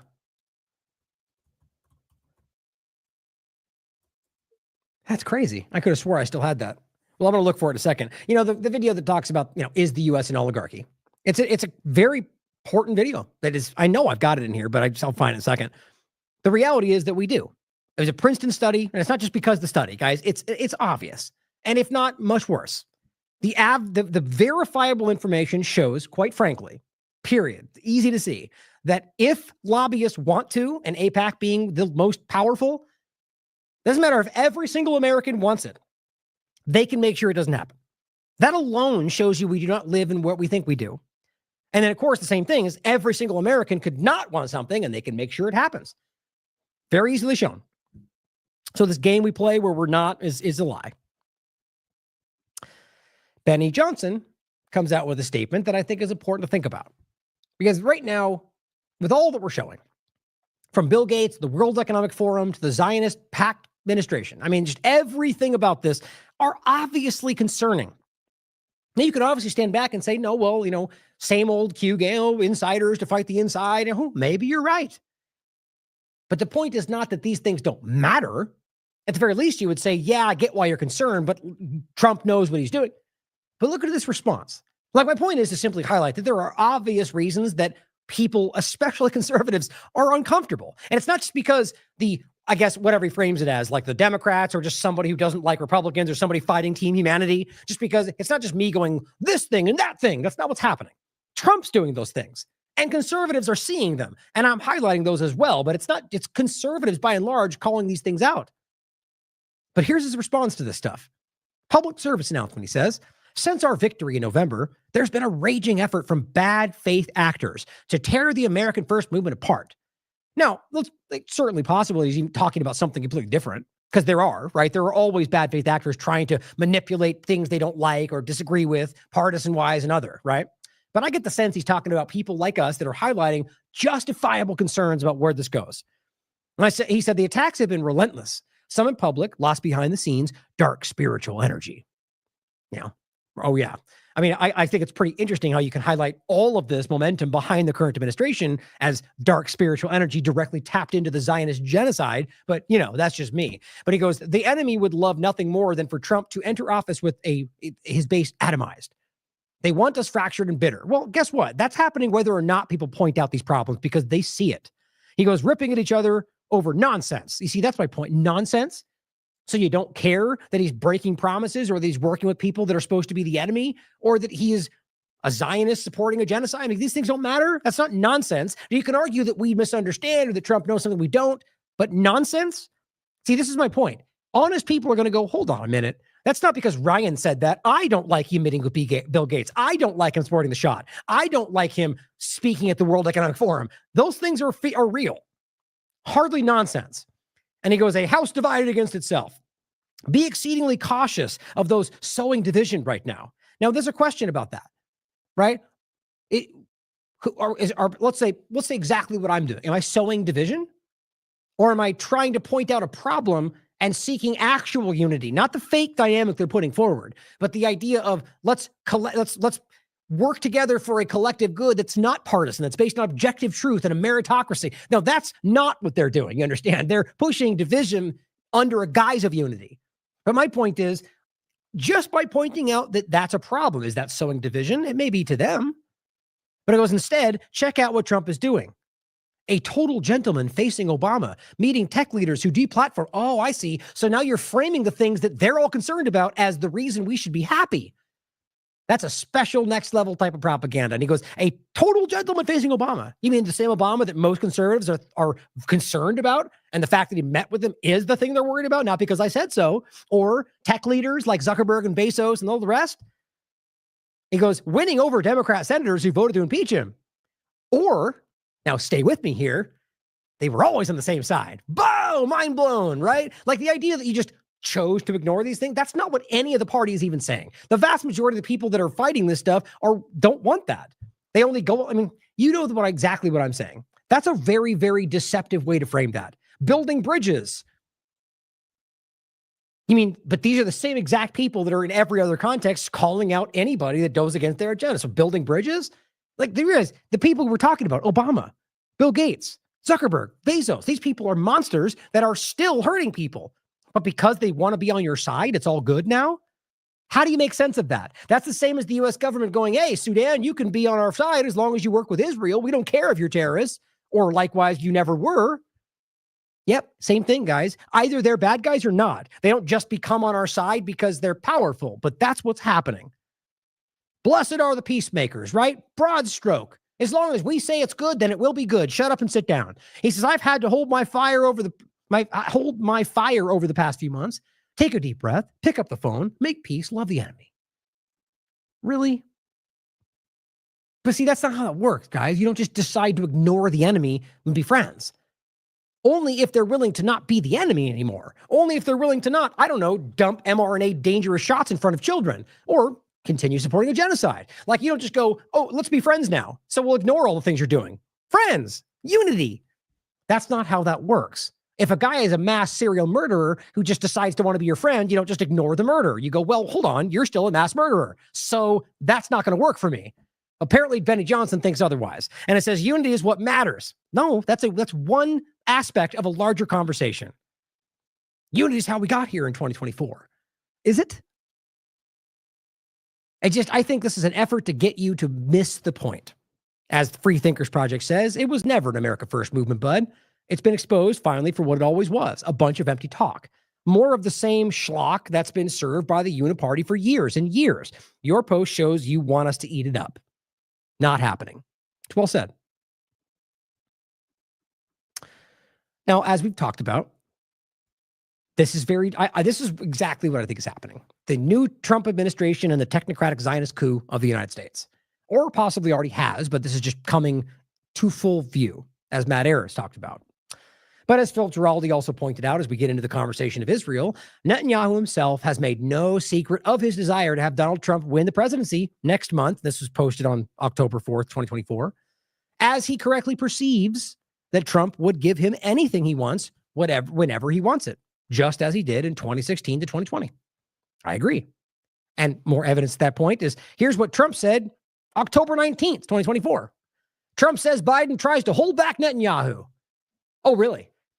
A guy's committed one of the most obvious genocides in history. In fact, one of the most documented in history. And you think he's holding him back?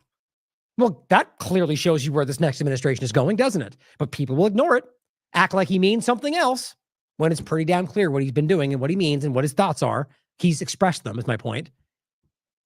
But same overlapping point to the partisan side, but then into the Israel conversation. My point on this is that here's Senator Cruz showing you these people are going to do exactly what I just showed you from Trump. They're going to give a blank check to Israel because that's what they do. Not one side or the other, but your government. Senator Ted Cruz says the Trump administration with Marco Rubio as Secretary of State are going to reverse the Biden administration's policies undermining Israel. I mean, this is crazy to me that we're literally calling this. I think I might have said that here. Yeah, I'll just read this in a second. So he goes on to say, they're going to end sanctions on Israel Jews living in Judea and Samaria. Oh, you mean the West Bank and Gaza. Right. So here's a guy. I mean, this is like them speaking about the ISIS caliphate in a glowing term. Right. You're literally even using the terms of a Zionist occupying colonial territory that's committing a genocide. And he goes, impose the mandatory sanctions passed by Congress against Palestinians for terrorism. Palestinians, not Hamas. And he goes, and end the secret boycotts Biden officials have been imposing against Israel. So he's making the case that Biden has been hindering Israel this whole time while committing a genocide, and that Trump is going to make it less hindered. I mean, how would you read that other than it's going to be worse than it is now? And he goes, I look forward to Marco's confirmation. Unreal. I simply said the Trump team once again, quote, fighting the deep state and globalism by supporting one of the most obvious examples of both, the Zionist Israeli government. And even claiming Biden, Genocide Joe, by the way, who is actually blindly supporting Israel, was undermining Israel. Anyone confused? You shouldn't be. The point is they work together. And this is what's funny, by the way. This is what you get from people that want to believe Trump's going to hold Israel for last because QAnon said. Well, they go, everything communicated is inverted. Need to see what actually happens. Now, I could agree with the second part.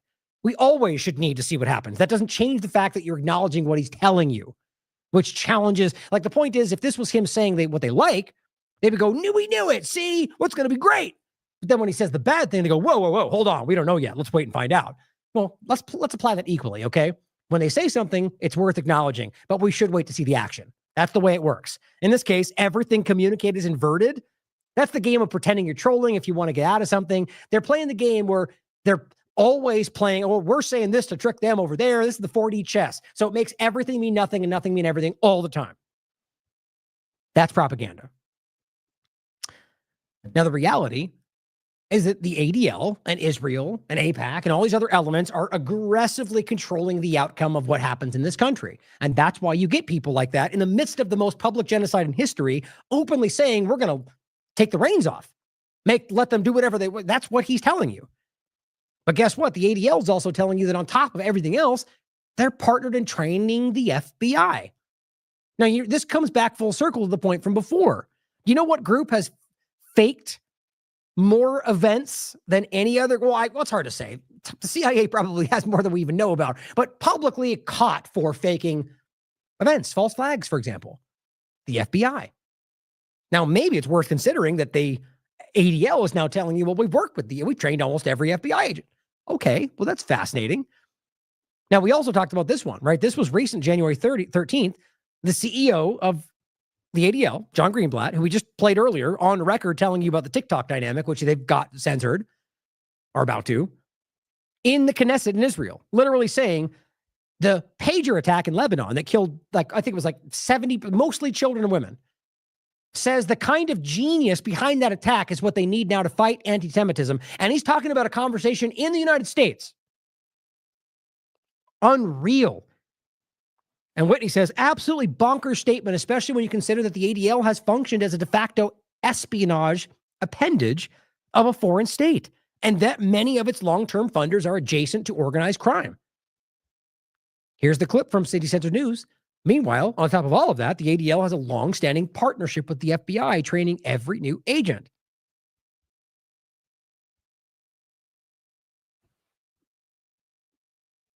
On an almost weekly basis, our team at the ADL Center on Extremism is in touch with the Federal Bureau of Investigation, sharing information and helping the brave, patriotic men and women of the FBI disrupt violence before it happens. Ladies and gentlemen, it is my honor to introduce to you today our friend, our ally, and our partner, the director of the FBI, Christopher Wray. I want to thank the ADL today for your support. Now, here's where they go, Democrat, one side, we're going to, but that's not what's going on. And if you can't recognize that clearly the ADL works both sides of the paradigm because it's all the same thing, then you haven't been paying attention.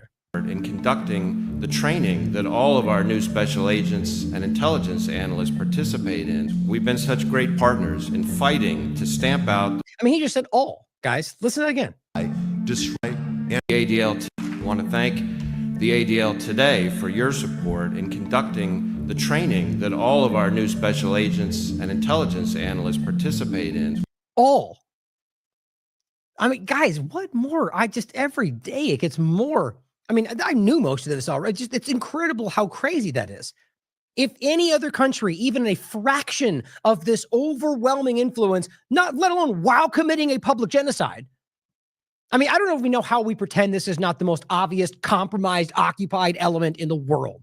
It is transparent. And U.S. is now carrying out world, global government agendas and regime changes to its detriment for a foreign government. Which is explicitly for their agenda. We've been such great partners in fighting to stamp out the recent uptick in hate crimes in the U.S. Your work reminds our young people what's at stake, why we all, particularly those of us in law enforcement, must aggressively counter anti-Semitic violence everywhere it appears. ADL works more closely with law enforcement than any other private organization. And the law enforcement agency with which we have worked the longest and the most extensively is the FBI. Since 2000, the FBI has required every new agent to participate in Law Enforcement and Society, LEAS. That's a training program on core values created by ADL and the U.S. Holocaust Memorial Museum. Mr. Comey reaffirmed the Bureau's commitment to this unique program, which will train more than 1,000 new agents this year. We are enormously proud of our partnership with the Bureau. The FBI works with the ADL to host civil rights and hate crime training for our state and local counterparts through a number of programs. We have made law enforcement and society mandatory, as you've heard, for all new agents, and we will continue that. We have also made it mandatory for all National Academy participants, and these are law enforcement officials from around the country and around the world who come and train for 10 weeks at Quantico. 47,000 law enforcement officers have gone through that training. Together with the ADL, we have created the Hate Crimes Training Manual, a fantastic resource for all law enforcement partners in this country. And you and the ADL, of course, have even greater reach. You have trained more than 12,000 law enforcement personnel last year alone, and I want to thank you for that. This past January, your North Texas, Oklahoma office worked with my Dallas division to sponsor a one-day seminar for 150 state, local, and federal law enforcement officers from 40 different agencies. At the FBI since 2010, we have participated in more than 100 training sessions sponsored by the ADL on extremism, terrorism, and hate crimes all around the country. Over the years, the partnership between the FBI and the ADL has only grown stronger. Now, if this sounds a little bit like a love letter to the ADL,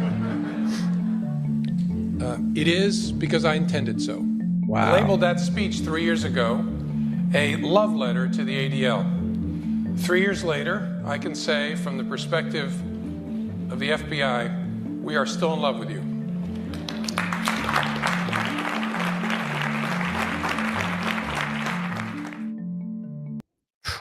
That's wild. I mean, it's so crazy that we can literally see that, the influence, right? I'm going to play some stuff for you right now to make sure, in case you missed it, about the ADL and the reality of its history. But how do you miss that, right? How aggressive that is. And let's not forget, the ADL and the anti-Semitism dark cloud, the reality of that lie. It was anything Palestinian. Now, you can't argue, you can't make that claim. There's plenty of Palestinian entities out there, the vast majority, in my opinion, that aren't even remotely connected to what they want that to be. Doesn't matter, though. Any Palestinian flag, any protest, anti-Semitism, that's the lie that was aggressively pushed. And that's what they're doing. And that's been seeding through this country. And it's not just this in the ADL, guys. The reason that was allowed to seed through and basically train every FBI agent and local police, for that matter, from the IDF, is because of the control. It wasn't the other way around. That has been going on for a long time. Now, here are some points to make around the FBI, and then we'll show you some clips around the ADL to make it all come together. But if you don't remember this, and this is just a sampling of horrifying stories. This one's been the most popular. Great article from Matt Agarist from the Free Thought Project. Parents catch FBI in plot to force mentally ill son to be a right-wing terrorist. I mean, if of all of them, if you want to read one that's going to make you so angry, this is exactly what it sounds like. There's not any air in the room. The parents literally caught them. This guy was a struggling, I think it was slightly autistic, mental issues, had no friends, was desperate to make friends, and they literally spent the longest time trying to convince this guy to go out and commit terrorist acts, and that he just wanted to make a friend, and ultimately pulled back at the last second because he wasn't really a terrorist. He just was saying what they wanted to hear to have friends. And they kept pushing it until he got caught. And every other time, if the parents hadn't caught them, they probably would have framed him anyway, because that's what they do. And guys, the New York Times has written about this. How many times the FBI basically set up their own plots and then catch them. Now, they argue that it's because they're trying to trap people. The reality is, in most of these cases, that just like this, it ends up where they were never. You can decide for yourself. Read them for yourself. It doesn't matter whether you think it's 1 out of 100 or every case. The reality is, in this case, they tried to force this child into this position for their benefit. That's not unique if you actually do your due diligence. Here's another one.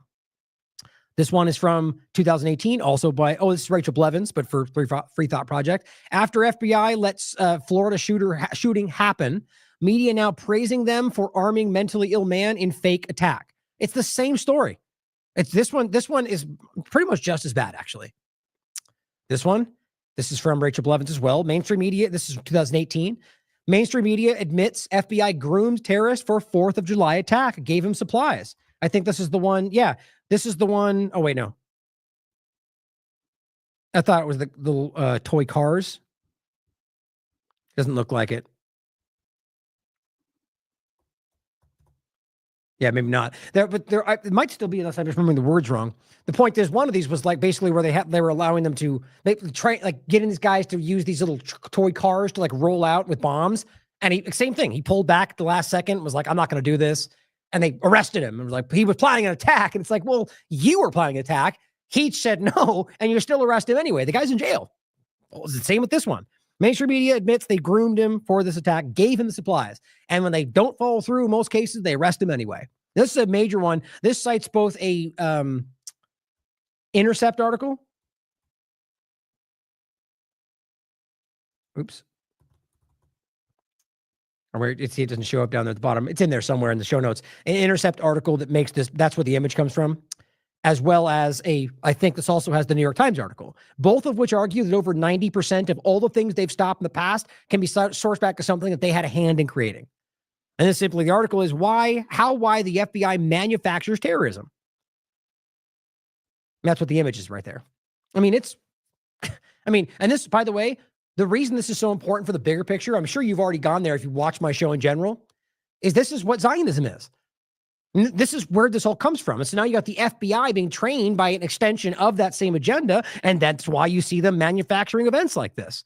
I'll just play this quick because I think it's relevant in this conversation. You've seen it before. Certainly the Zionists have used it and brought it, in fact, to the area. Terrorism, as we know it today, the planting of bombs in marketplaces and so on and so forth, was, in fact, introduced into the Middle East by the Zionists in the 1920s.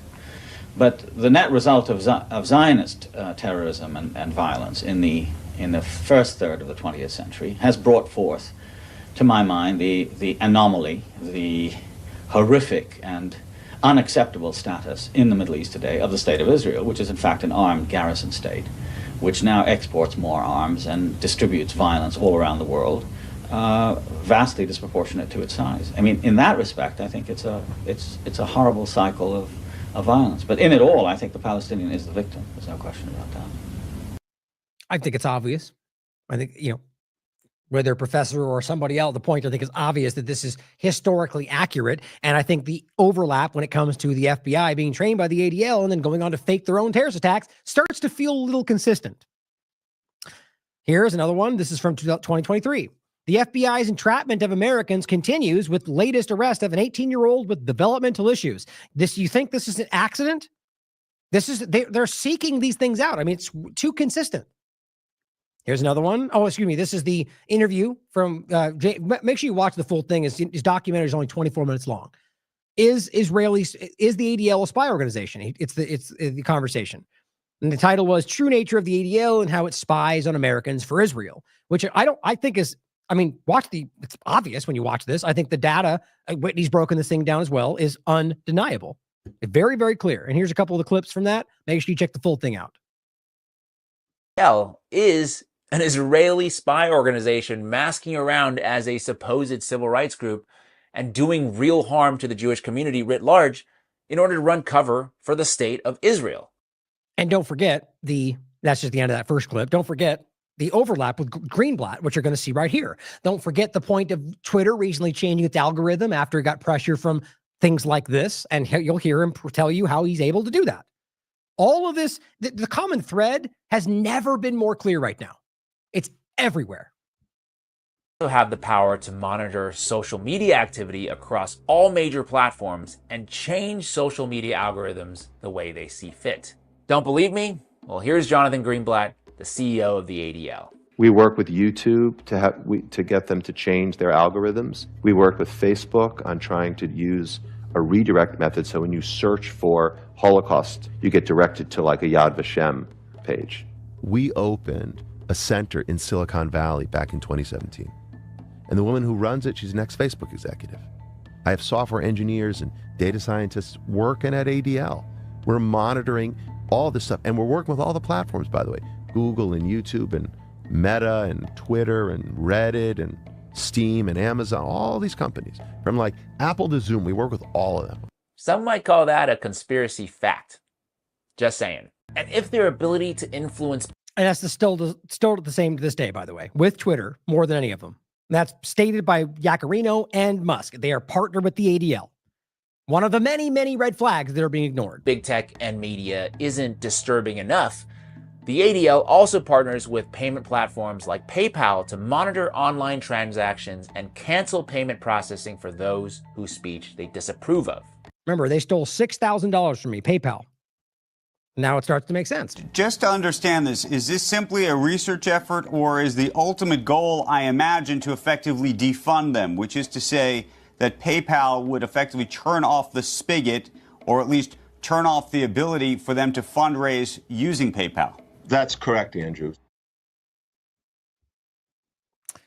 Watch the full interview with him, with me and him, as well as his 24-minute documentary. Well worth your time. Now, there's one more thing I'll play as well. This was about 1 minute, and this just goes into the spy overlapping with the spy agency of the ADL, also overlapping with the CIA, which, by the way, seems to be an overlap in regard to JFK. The investigation that was done by the San Francisco District Attorney's Office, among the data that came out was that they would spy on organizations that were critical of Israel, spy on organizations that were critical of South Africa, and they would pass that information on to Israel, and they passed the information on to South Africa.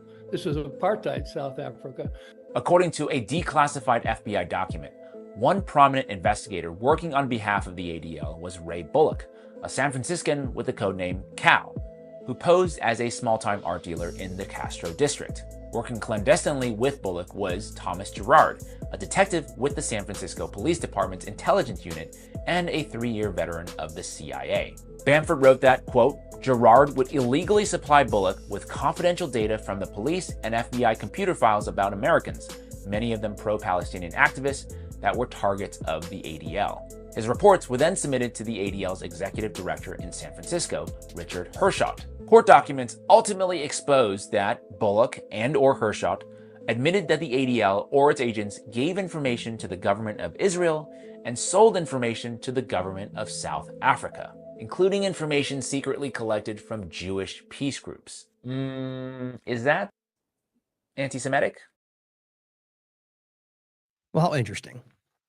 I mean, think about this. What he's talking about goes back a long way, right? So how long have they been spying on Palestinians? Simply because they're Palestinian and Jewish groups in this country that don't support Zionism. You can't, this isn't some post-October 7th dynamic, guys. This goes back a long way. And I'll include this for you. My interview with Corey Hughes, was Israel behind the assassination of JFK? His work seems to show very clearly that was the case, but you can decide for yourself. And then I'll include as well that my tweet, our thread here, basically showing you all the examples of Trump many, many, many times saying that he will side with Israel over American interests, that Americans should control Congress, and rightly so. Literally says that in these clips. Or that he'll remove the Jew haters from the country, which again, the point is simply that whether somebody hates somebody based on their religion alone makes them disgusting. But that's a free speech right to say what you want and think what you want. Yeah, and I'll say the same. They're disgusting, whether it's a Christian or a Jewish person or whatever else. But it is free speech. And it is the ideological freedom that we pretend that we have in this country. But of course, he's saying remove them from the country because they simply hate Jews. But on top of that, most of them don't. We're talking about Palestinian supporters that are framed in that way. Either way, it does not, the idea that you can remove them from the country for a foreign country should be problematic for anybody that understands their rights, as well as the burning the flag or using words, same stuff we talked about before. Now, also on the note, the aspect, this is not just the United States. What's interesting is you can see the trickle-down effect of places like Australia and New Zealand and like this. Peter Dutton, leader of the Liberal Party of the Australia, Freedom member of Dickinson, blah, blah, blah. So it says, anti-Semitism has surged over 700% in Australia. It should have never come to this. He says, when vile acts unfold at the Sydney Opera House, which remember what that really was, another propagandized event. It says strong leadership should have stopped the spread of hate. Instead, Australians are met with weakness. This another political opportunist siding with Israel, thinking that's going to get him, because it usually does. The point is, as Dr. Amrira Dalton says, when anti-Semitism is defined as criticism of Israel, of course it's going to surge. But just like the 400% in the United States was a lie, so too is this. Doesn't mean there's not racism, guys. It always is there, unfortunately, but it is part of the world. People can think what they want. Here, it is a lie to push you into a position or literally make you counter your own interests. Now, on the ceasefire conversation to end the show today, which we still have a lot to get to, I want to make sure, because right now, the reason I say this for the end is because really it's a lot about look at what we already said, with already seeing what we're seeing, but tomorrow is when this comes to pass. So we'll be talking about this more in depth. And Robert, I believe, is going to have an article for tomorrow as well. And I have an article from Derek going out tomorrow as well. But this is what my show on the 15th. The Trump admin's missing ethics pledges, which I think directly relates to what's going on right now, like the problematic potential foreign nation influence on Trump and other aspects of this, as well as people in his team, like Pam Bondi, for example. I mean, I don't know if I'm not going to go into it again because I'll go off on it, but the fact that you're not hearing this called out by Democrats, despite as of like a couple days ago, there being no indication it's happened, has to show you that they are on the same side.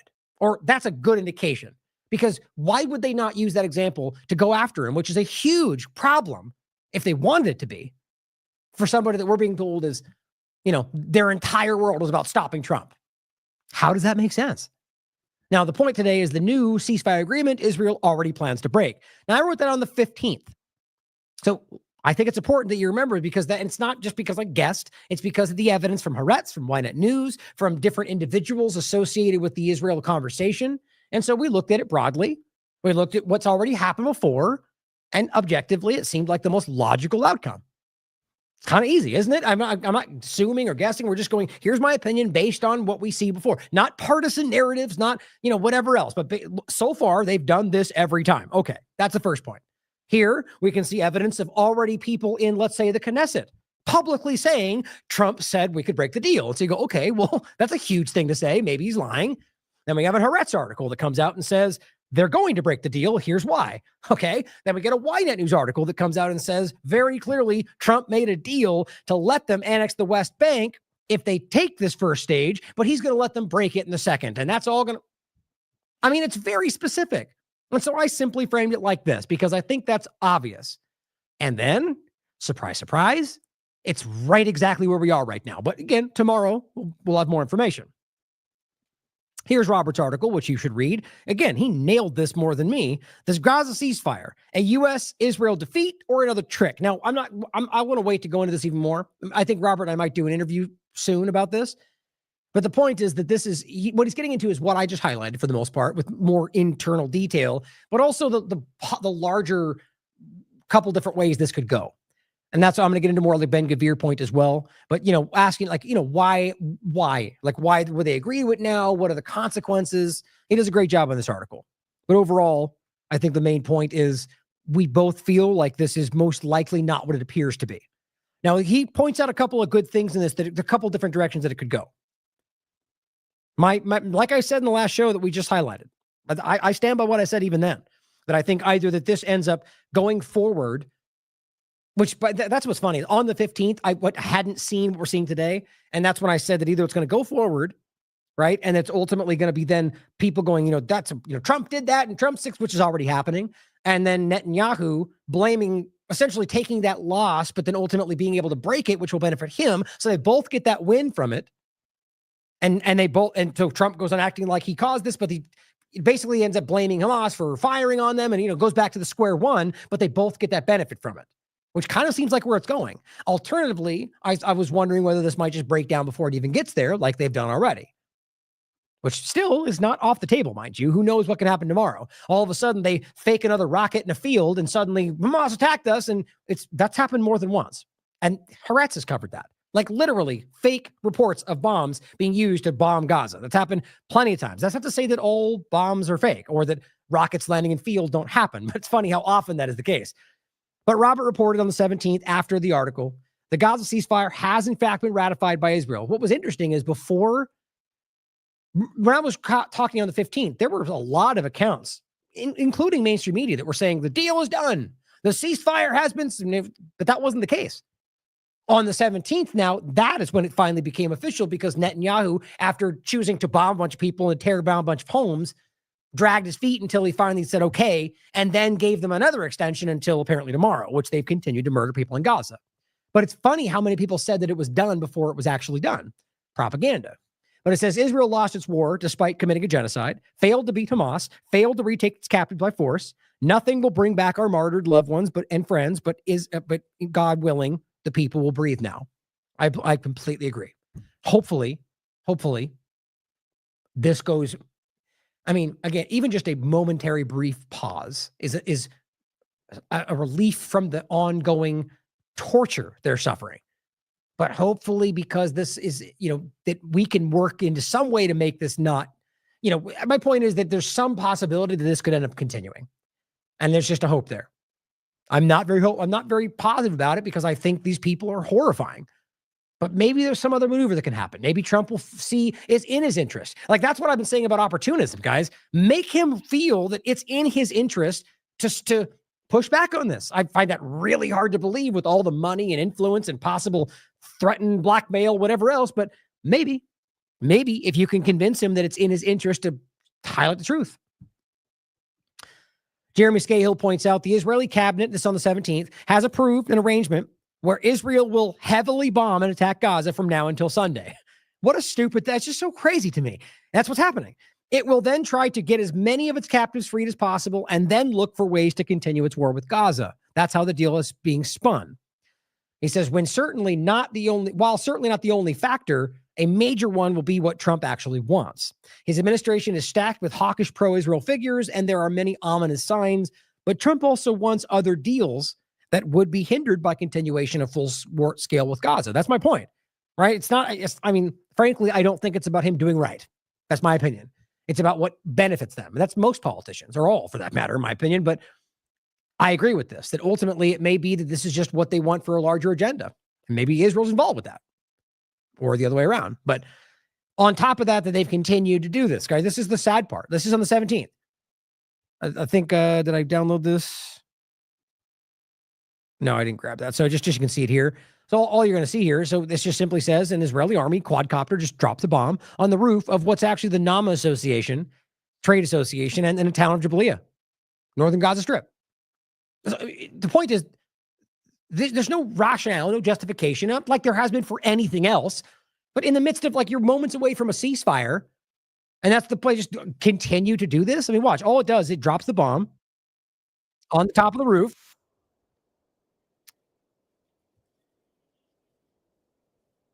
Coming up. Come on.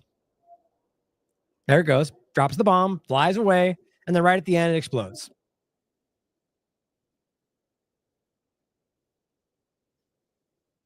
You know, I mean, where's the investigation? I mean, are we still pretending they care about civilian deaths? Like the idea that we're supposed to pretend that they went through and made sure there was no bad guys. But then if they did that, or rather no civilians, but if they did that, that would mean they wouldn't be legally allowed to do that. See, so either way you look at it, they're breaking the law in everything that they do. And the world knows this. This is just them destroying more homes, because there's also plenty of videos of bulldozers going around tearing down as many homes as they possibly can before they are allowed to go back to their homes. Why? Because they're murderous, torturous monsters, because they don't want them to have a place to go back to, if they even have any left anyway. It's unbelievable. Exactly. It's diabolical. It is horrifying. But of course, Blinken says exactly what we were just telling you. I don't know why this and what Biden just said. I'll play that next. It's weird. It's almost like, you know what I read this as? After like with Obama, for example, or any of the rest of them, like as they leave the presidency, they go through this weird immediate transformation where it's like they're super cool now and we're just telling you the truth. And we're all that shows me is they're all on the same page. They all work together and it's the same thing they all do. In this case, acting like we're suddenly going to admit that, you know, what we're being told about Israel, but I'll show you what he says. In this case, Blinken's admitting that the deal they just accepted was the same deal they proposed in May. Well, how are we supposed to take that? You mean the one that Hamas agreed to, that we can prove? Well, all that proves to you is exactly like we already know, that Israel and you have been deliberately upholding this deal, or holding up the deal. Because it was the same deal in May. Exactly. That's what, I forget his name. Issa, I think, from Electronic Intifada. He's right. It was the same deal. And they didn't want it, and so they pretended it didn't happen, and now they're just doing it now because now they want this to happen. Or, you know, see, actually, that's my read on it. Otherwise, why would it make sense? And that needs to influence, if that's the case, the way we read all this. Why would they want this to happen now? Why would they allow it to happen now? If it actually happens tomorrow, that needs to change the way you see this, because what that tells me is there is an agenda happening here. It's not Israel being forced by Trump to do what it doesn't want, that there's an ultimate agreement for where they go with this. Whether that, again, becomes well, I'll get to that in a second because it's one of these statements, but the allowance of the West Bank annexation. That's what one of the things Robert thinks, is that ultimately this becomes, as long as they can give them a win somewhere else, that it might distract them. And I'll come back to it overlaps to the Ben Gvir point. Here is what Blinken said back in October 2023. Max Blumenthal shared this, where he's basically doing the same thing the rest did. Actually, today acting like this is finally happening because Hamas did the right thing or whatever. Even though here he is pushing fake atrocity propaganda to stop the deal that should have happened. And let's, again, if you don't know this, Hamas was agreeing to this on October 9th, October 10th, both deals that were full exchanges for a ceasefire. That was reported by Times of Israel. They didn't want it because they thought they could get what they wanted out of this. And maybe they did. Gaza's gone, guys. They flattened the entire thing. The point, nonetheless, is that they were making sure it didn't come to pass as they went on to murder children and then armed them to do so every single day. Including, and if you'll forgive me, because, again, these stories recede so quickly, a family at its breakfast table at one of the kibbutzes. And by the way, the profound irony of attacks on kibbutzes, the very people who most ardently believe and want a future of peace between.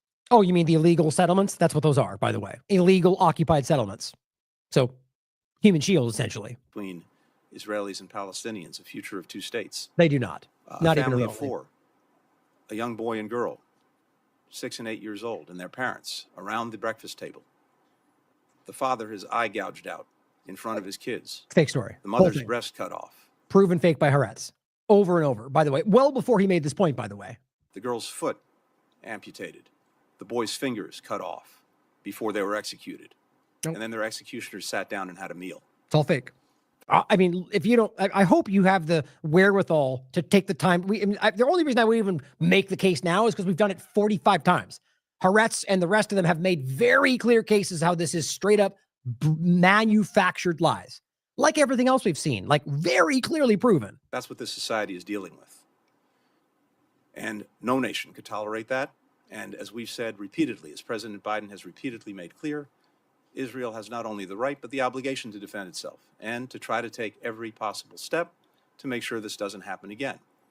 Including genocide, apparently. Clear that it is vitally important how Israel does this.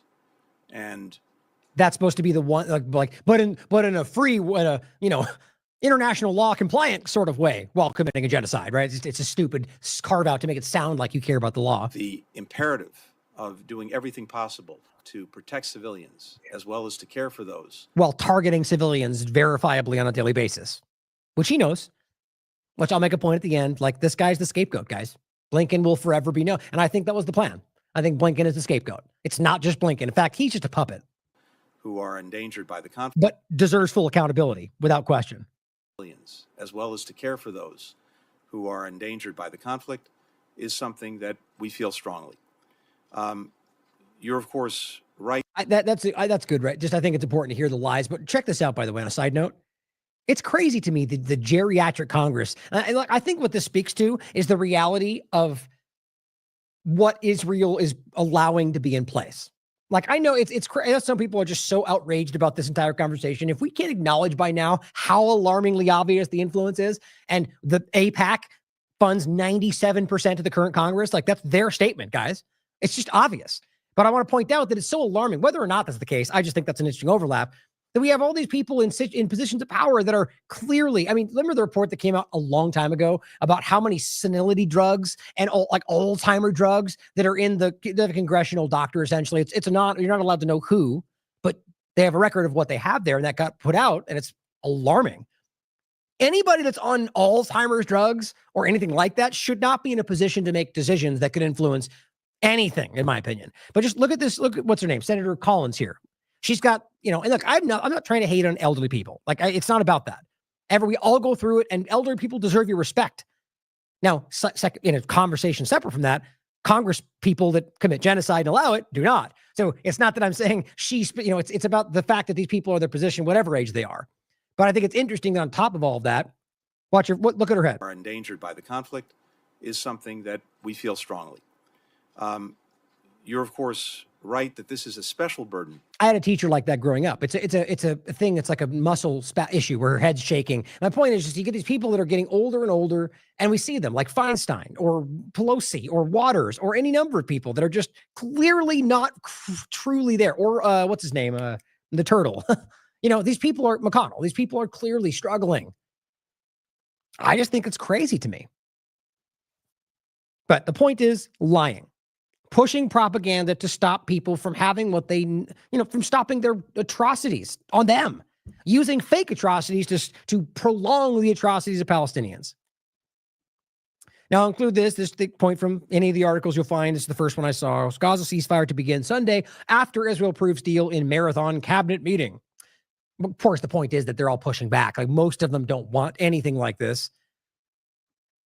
But here's what Vanessa said on top of it all. To all those pumping up Trump for the ceasefire deal just before his inauguration, please remember that it's tag team foreign policy in the United States. Where she sees it. Two-party illusion, guys. It's just it's like with COVID or anything else. She says Trump was elected to continue the Zionist alliance roadmap. Biden's role, I think globalism and lots of other elements. Biden's role was to achieve total devastation to pave the way for normalization with Zionist entity, especially Saudi Arabia, that has been waiting in the wings since October 7th. Trump will move U.S. Zionist operations to new arenas that may include China, Iran, Jordan, Egypt, Pakistan. The Hayat al-Sham, that's the Syrian terrorist organization that they put in charge, their atrocities, also orchestrated and deadly, will lead to foreign intervention by U.S., Israel, France, UK, Germany, under cover of protecting minorities. And John Kerry's Plan B, 2016, will come to fruition. The partitioning of Syria and the regime change alliance successful resource and land grab. Funny how the Republicans can't stop talking about land grabs, but can't pay attention to the most obvious one taking place right now. But what's crazy to me is that this is, it's like with any of these groups. You think Hayat al-Sham knows they're going to be thrown to the bus? They're going to be used as it's like the rest of them, Saddam Hussein or Osama bin Laden. They were assets of the United States government until they weren't all of a sudden. That's how this works. Either way, it's her prediction. It could very well be that they use them forever, but the end of the day point is they could easily go, look at what they've done, which we've been pointing out from day one. They won't make it out to be day one. They'll simply say a new sect has suddenly done this and we have to step in, push back into Syria, which, by the way, they never left, obviously, despite what Trump lied about. She says Turkey is more powerful than ever and has outmaneuvered regional players. The Neo-Ottoman Empire is no longer a maniacal fantasy. All countries neighboring Israel will be defanged like Syria to prevent any threat to Israel's national security emerging now or in the future. Trump did nothing that can be considered to be for the benefit of Palestine. He closed the Gaza file to open new ones globally. I agree completely. Times of Israel. Israel lost a war. That's how they're framing this. As of the 15th, the Israeli newspaper describes the ceasefire agreement with Hamas as a clear win for Hamas, a total failure for Israel. Now, you could argue it's a failure for, well, I mean, let's put it this way. I think it's clearly a failure for Israel for what they claimed was their objective, which maybe that wasn't their objective. I don't think it really was at the end of the day. It was just Palestinian suffering and annihilation, ethnic cleansing, displacement, like always. But at the same time, it was a win for Hamas in the sense that they ultimately didn't let them take them out. But overall, the Palestinian people clearly suffered, which, you know, it's the fault of the people doing the bombing and killing, right? And arguably the Palestinians do support any group that is pushing back against Israel. But clearly the actions of October 7th led to this. The point, though, is that you can't blame the person fighting for their resistance. You could blame the person that's committing a genocide in response to illegal action, though, which is exactly what it was. For Geneva Convention, occupied territory has the right to arm resistance, whether or not they were attacked. Any crimes committed on top of that are still crimes. But this, guys, is interesting because at the end of the day, Israel's coming out, and clearly I don't think they're going to be accountable for this if the U.S. has its way. So they're not getting charged for anything. Netanyahu remains power. This could hurt Netanyahu in one way. We'll talk about Ben-Gvir next. But I think overall, this is kind of a framing that is meant to ultimately lead to what Vanessa Beeley is pointing to. That's the way I kind of feel about it. But we'll have to wait and see ultimately over the next, really tomorrow and then over the next month.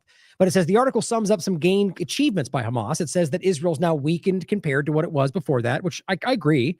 And also with Lebanon and everything else. But it says, and Hamas is already rebuilding its military capabilities with more than 12,000 fighters, which I don't think they ever really got diminished, to be honest. It also says they were successfully gained world public opinion. That wasn't really even Hamas. That's part of it. It was Palestinians. And I think that was the biggest failure for them. Now, Ben-Gvir on the 16th says his party will quit, when you've all probably seen this, if the government implements the hostage deal. Now, this would change a lot. Depends on whether Netanyahu goes to him and says, hey, look, we're going to break it on the second phase. That was the agreement, right? So it's interesting. But I think at the end of the day, Ben-Gvir, as like with Smotrich and the rest, they're rabid, like prophetic extremists, Zionists, crazy. And ultimately didn't want anything like this. No concession. They just wanted to continue the genocide. And so what we see is this is today, far-right Ben-Gvir, this is Haaretz, resigns from Netanyahu government over hostage deal. Now, there's just a couple of thoughts that Robert shared that I want to relay to you. And ultimately, the point, as I was kind of saying a second ago, is that he's saying if they essentially don't go back to war after the first phase, he argues that Ben-Gvir at least can completely pull his party. Right now, he's no longer a minister, apparently, but it's still in the Knesset through, I think, his party organization. But the point is being he could pull the whole thing out, which would collapse the government, which I guess the point would then be they have to then go back to elections. And that's pretty chaotic. Right? Netanyahu might not necessarily remain in power, and he'll go to prison, guys. That's what's happening right now. Like that would have happened a long time ago if he wasn't already in power continuously. They've been writing about it forever. He's one of the most unpopular people there. He's got like multiple indictments. He'll go to prison. So that might be an interesting thing to think about, how Ben-Gvir could play this role, and he is arguably more concerning than even Netanyahu. But then he says that could collapse. That pulling that out could collapse the government. And ultimately, it could take months before some kind of new election rollout. What could that mean for Hamas or Palestine? It's interesting. There's a huge gap there. And ultimately, that I agree with this, that the West Bank annexation is going to play a big part in this. That ultimately, if he allows that, which clearly, I mean, he already agreed with Miriam Allison. That was a public conversation. Haaretz's headline was what she demanded was West Bank annexation. That's a crime, guys. They're illegal, no matter what. And so if he gives them that, which he already agreed to, and then Netanyahu uses that to say we can take this instead, maybe that'll stave that off. But he says that the people, the fact that they're about to or already kind of starting to withdraw from Gaza, his point is that should they decide to want to go back to the war, that it would be a difficult thing to bring it all back, like the whole thing. Apparently, there's just a lot of resources involved.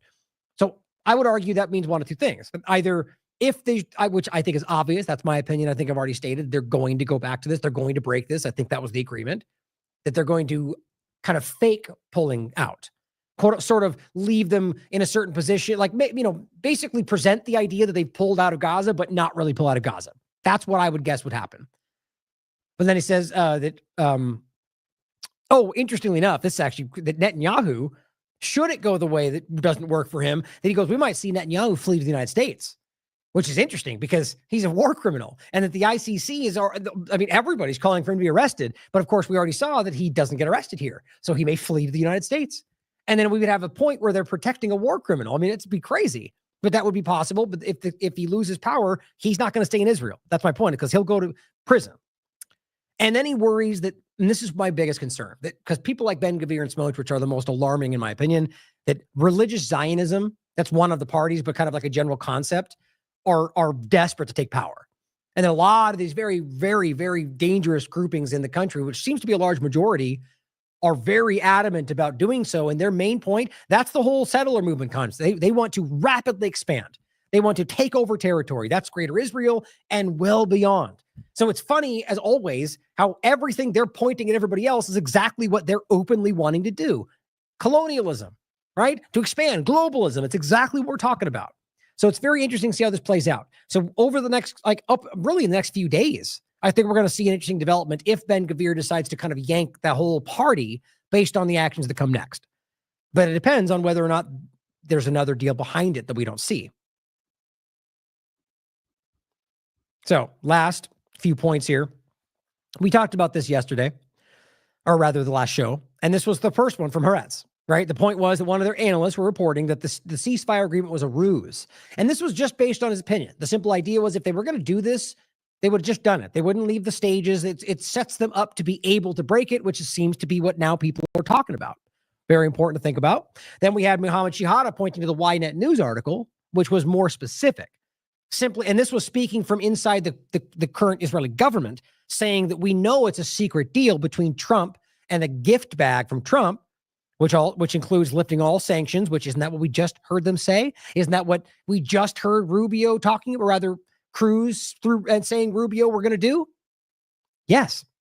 And Israel's spyware, Pegasus, Israeli settlers, extremists allowing West Bank annexation. Everything we're talking about. Spyware, infiltration, West Bank annexation, more settlements. It's pretty crazy.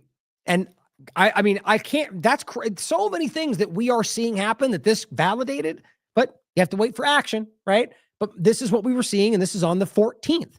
They're already going, look, this is a ruse. They're going to lie to you. They're going to allow them to do this. It'll pretend it'll happen. They'll break it the break it on the second phase is what comes out in the new information. But here's the Ynet News article. You can read it for yourself. Just got to translate it. I have that up there. I don't know what your browser does, but that's the article. Now, Craig Murray says on the 16th, I was in Beirut when Israel carpet bombed it a few hours before ceasefire here came into effect. I have also seen them break the ceasefire every day since in Lebanon. I mean, guys, this is a respected journalist in Lebanon who's telling you, I watched them break the ceasefire every day because that's what they do. That's what the U.S. government does, whether in Yemen, as we talked about over the years, or right now, everywhere, guys, or in Syria. That's what they've always done because they're not honest. He says, I have also seen them break the ceasefire every day, expect both in Gaza. The Israelis kill and the Israelis lie permanently.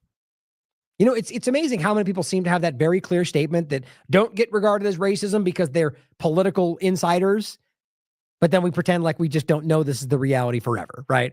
I mean, it's the example of Wilkerson saying the Israelis lie, right? They're patent liars. We know this stuff because we've been told over and over and over the reality of what, and the history shows us these things. Let me let me preface these remarks with I never, ever believe Israeli figures. I've been in the government too long to know that the Israelis are patent liars. So going forward, here is one of the first, on top of the others, specific example. This comes from the 16th, and this is a member of the Knesset. Channel 4, wait, I thought he was, hold on. It says, so he's in the news. Make sure I didn't mix these up. I remember. Oh, sorry, that's what it was. I'm just, it's being translated. So the point was ultimately, he is reporting on the Likud member saying this, but Channel 14 News for Israel. And it's translated here first. And it says, the interesting political detail in Likud's response to Ben Gvir. The first, so that basically this is the point. So like I said, Ben Gvir pulling out of his whole party could collapse the government. And so now they're going, whoa, don't hold on. Basically, we have a plan. We're going to break it on the second. That's what they're saying. Saying that confirms the fear that would torpedo the deal. Whoever dismantles the right-wing government will remember it as a scoundrel. Hold on, it's this part here. And he goes, basically saying, contrary to Ben Gvir's statements, the current deal allows Israel to resume fighting with an American guarantee to receive the necessary weapons and military equipment to maximize the number of live hostages we'll release, to maintain full control of the Philadelphia route, security buffers surrounding the entire Gaza shit. All of these are this is supposed to be the opposite of what's happening. So, of course, he could be wrong. He could be lying. But we have mainstream Israeli media citing a member of the Likud party from the Knesset and saying they have guarantees from America that they're going to be allowed to resume fighting. I mean, it's hard to ignore all of this stuff, but it's certainly possible that it could be wrong. Here is Vivid, a very obvious Zionist propaganda account, saying, quoting Benjamin Netanyahu, and this is how this tends to work, saying, we have received unequivocal guarantees, and this is being stated publicly, from the United States, and this is where you get the if the negotiations on phase 2 fail, which is that's what I argue is going to happen, that they claim they did, even though that's rarely whatever happens, and Hamas does not accept our security demands, which will be something they change or something this is what they've always done, guys. They'll return to intense fighting with complete backing of the United States. So if you're missing it, the point is there's all these other people, just as usual, in Israeli media or in the Knesset, in their government, saying in places over in Israel, not necessarily on Fox News, they the U.S. will let us go back to war when we want to. They have guarantees that if we on the second, we're going to break it and we get to right. So that's what they're saying publicly. But then when he says it out here, so the West can hear it, he frames it as, well, if they don't follow the rules, then they said we can. That's not what the agreement was based on everything else we're hearing. That's Netanyahu's framing of it to make it make sense for the Western audiences. And then Vivid plays his role as that medium, right? He's the conduit, like all the rest of them, like Elon Levy and the rest. They parrot it over to you so you can get the propaganda. As I simply said, this was always the plan. As even Israeli media covered days ago, it was reported that Trump agreed to let Netanyahu break the deal and blame Hamas. And Trump will back Israel. And Netanyahu's allowed to fully annex the West Bank, which is illegal. And then I reported on the 17th, and he's not even waiting until the second phase to murder more. Seems this was forensic architecture on the 16th. Even after the announcement of ceasefire, reports indicate that the Israeli media is continuing to flatten the remaining residential blocks in northern Gaza. All right, so just in case they had anywhere they might even be able to shelter from the rain, can't let that happen. Leaving displaced civilians with no homes to return to. That's the point. Satellite images from January 2025 reveal widespread destruction in Jabalia, Bet Lahaya, Bet Hunun, alongside expanding tent camps in Gaza City. They're just destroying everything. That's the whole point. And I said it seems like Netanyahu can't even wait until the second phase to start breaking the ceasefire, which technically hadn't started yet. But the point is, you're in the midst of a ceasefire agreement and you're just rapidly bombing as much as you can before it even happens. Sad. It's disgusting. It shows you what they really are.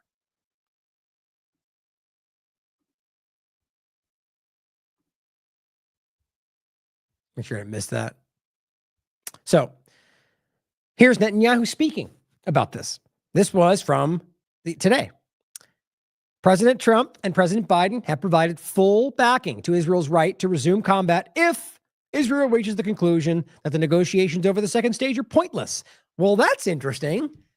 You know, easy it would be for them to consider that the deal, whether or not being upheld in the right way, was just simply pointless for them. So, I mean, this is just they're watering this down even after their own narrative. If we need to resume combat, we will, with tremendous force, he says.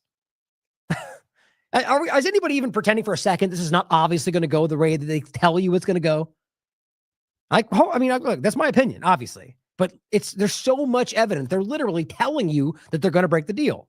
Elected, Trump was completely committed to the release of the hostages. We spoke on Wednesday. He congratulated me on the agreement, and he emphasized, and rightly so, that the first stage is a temporary ceasefire. This is what he said, a temporary ceasefire. Towards the next stages of the agreement, we are holding on to some significant assets so that we can bring back all of the hostages, and in order to accomplish all the goals of the war.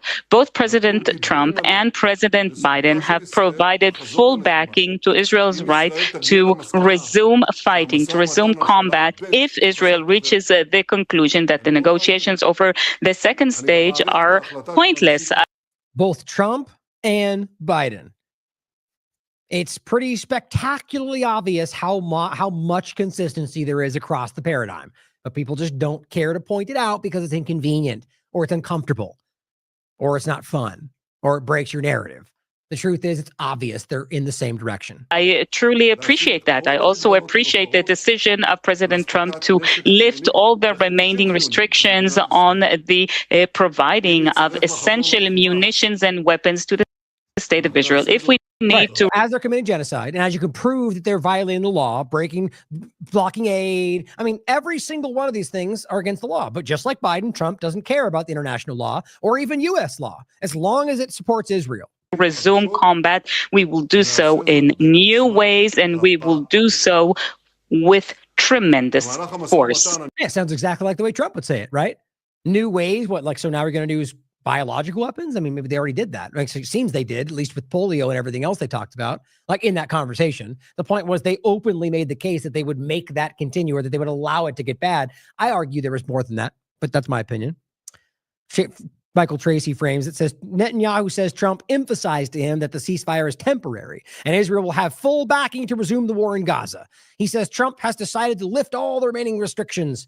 Can you imagine even saying that right now? Like, knowing that he would say that, Trump would say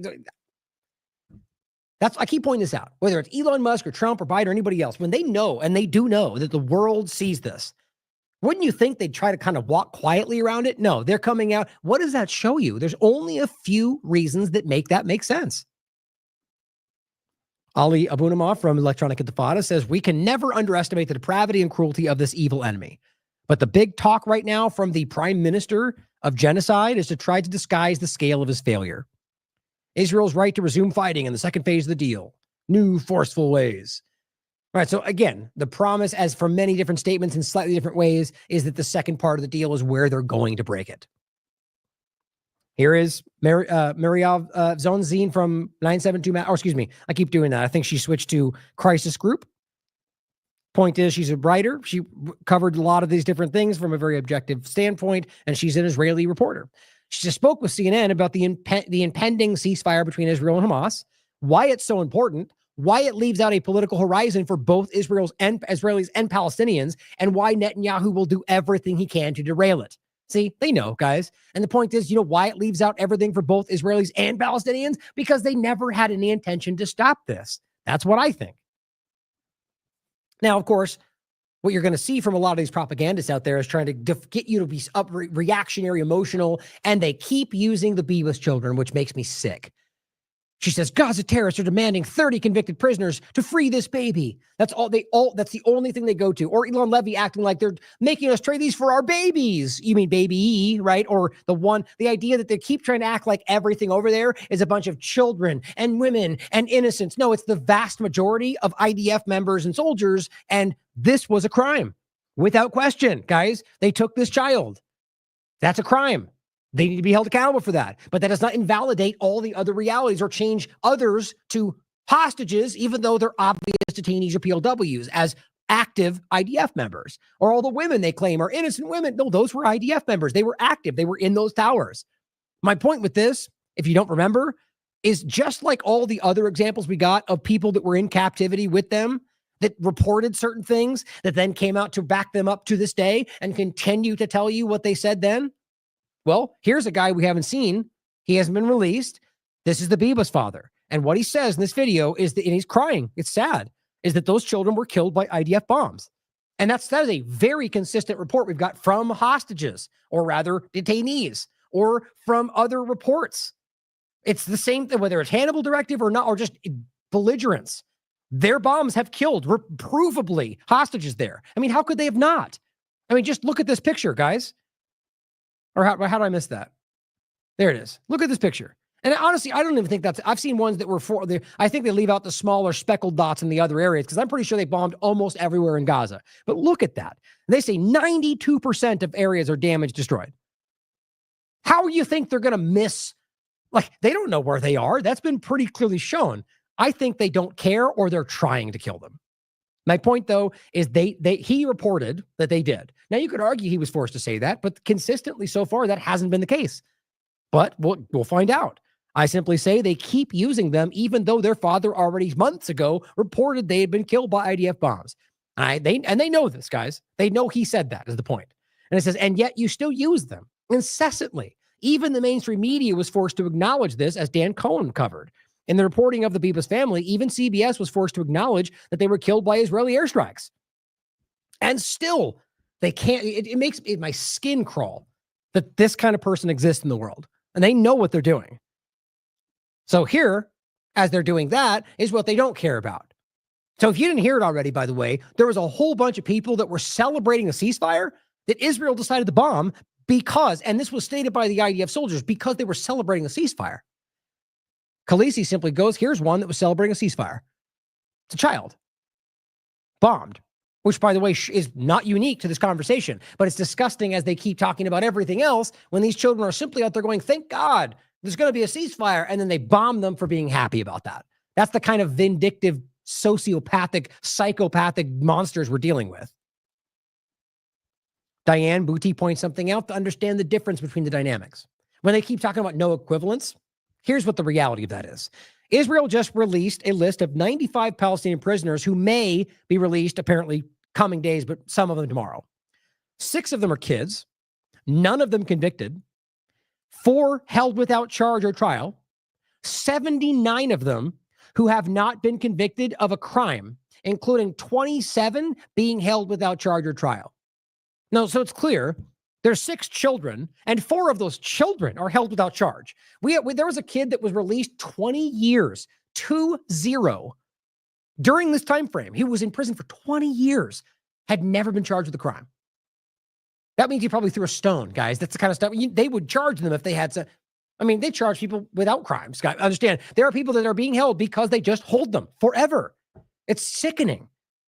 And then the point is that there's 79, just the entire grouping that aren't just children, who have not been convicted of anything. 27 with no charge at all. And these people can be held as administrative detention for years. I mean, how in the world do we pretend that's not the most obvious example? We all know it. I'm just tired of pretending like we're even debating anything other than Zionist propaganda and politicians that are bought out to do so. Mass incarceration is an Israeli tool of control, as he writes, or she writes, and this has been reported by literally every major human rights group for years. But let's keep pretending that Matt Miller knows better. And of course, the point is, when we're talking about the people they're going to exchange, right? They were talking about mostly IDF members, people that were also killing children. And then on top of that, not every single one of them, but could be on the other side of that, we got actual children, actual people that have never been charged with a crime. And you got idiots like Ben Shapiro screaming that they're all provable terrorists because he is a compromised manipulator, at least in this conversation. And here is Haaretz. At the Anatot base, Gazan detainees are held blindfolded, handcuffed for weeks, not criminals, right? Just detained, most of which they take from hospitals because they say they're Palestinian terrorists. Turns out most of them get released. But while they're there, whether or not charged, and maybe they're for years because they just decide to, blindfolded, handcuffed, weeks. At one of them, they don't get changed of clothes for months. At, of course, Sid Tiemann, which they got raped, but they're raping soldiers, or rather, soldiers are raping inmates, which has been proven. They're interrogating and deafening music accompanied by beatings. You realize these are people that are there without charge. And this is the leading Israeli platform, making sure you understand that. You see the equivalence? Linda Mamoun points out a 15-year-old Palestinian boy said he was raped in Israeli custody. When a nonprofit tried to expose that, Israel raided their offices, labeled them a terrorist organization, and shut them down. Brett Murphy's ProPublica report reveals this and more. Now, you know why that sounds familiar? I mean, this is just the article reporting the facts around the story that the State Department guy you've heard say that cited when he resigned in protest. I just wanted to include that because we've talked about that many times. This is actually just the article that has the details. And it really is incredible to think about this. It's exactly what it sounds like. A child got raped, which is a really common story that's covered by even Israeli media in their prisons. And some of them, I mean, it's horrifying. And instead of doing anything about it when it got exposed, they went after them. We have to condemn the atrocities that happen every day to Palestinians in the West Bank. You mentioned sexual violence. I was part of the human rights vetting process for arms going to Israel, and a charity called Defense of Children International Palestine drew our attention at the State Department to the sexual assault, actually the rape of a 13-year-old boy that occurred in an Israeli prison in the Mosque Bia in Jerusalem. We examined these allegations. We believe they were credible. We put them to the government of Israel. And you know what happened the next day? The IDF went into the DCIP offices and removed all their computers and declared them a terrorist entity. I think it is vital that atrocities not happen to anyone, not sexual atrocities, not sexual violations, not any kind of gross violation of human rights. We are looking at a situation where there is so much dehumanification, where people are not seen. So think about having this conversation. Like, this was before October 7th, right? So all the rape that was reported on Amnesty and Human Rights Watch and things like that, ignored. No outrage, no cries for fraud. But then when narratives get spun that we now know are absolutely faked, everybody leans in. Now, how do you miss what that shows you? There's control right there, guys. And as Aaron Mate points out in regard to Biden discussing this, as I was saying before, in a chat with loyal stenographer Lawrence O'Donnell, President Biden recounts how Netanyahu told him of his intent to indiscriminately bomb the Gaza Strip. I mean, it's my point. So we all know this, but now he's just kind of casually reporting how are these people not in prison when they can sit there on mainstream TV and tell you that we knew he was going to commit genocide and then armed him the entire time? Biden says Netanyahu made the legitimate argument that Israel had no choice in order to take out the bad guys hiding in tunnels. So Biden gave him all the bombs he wanted and repeatedly blocked a ceasefire. In a just world, Lawrence O'Donnell's fawning interview could actually do some social good as evidence in a war crimes tribunal.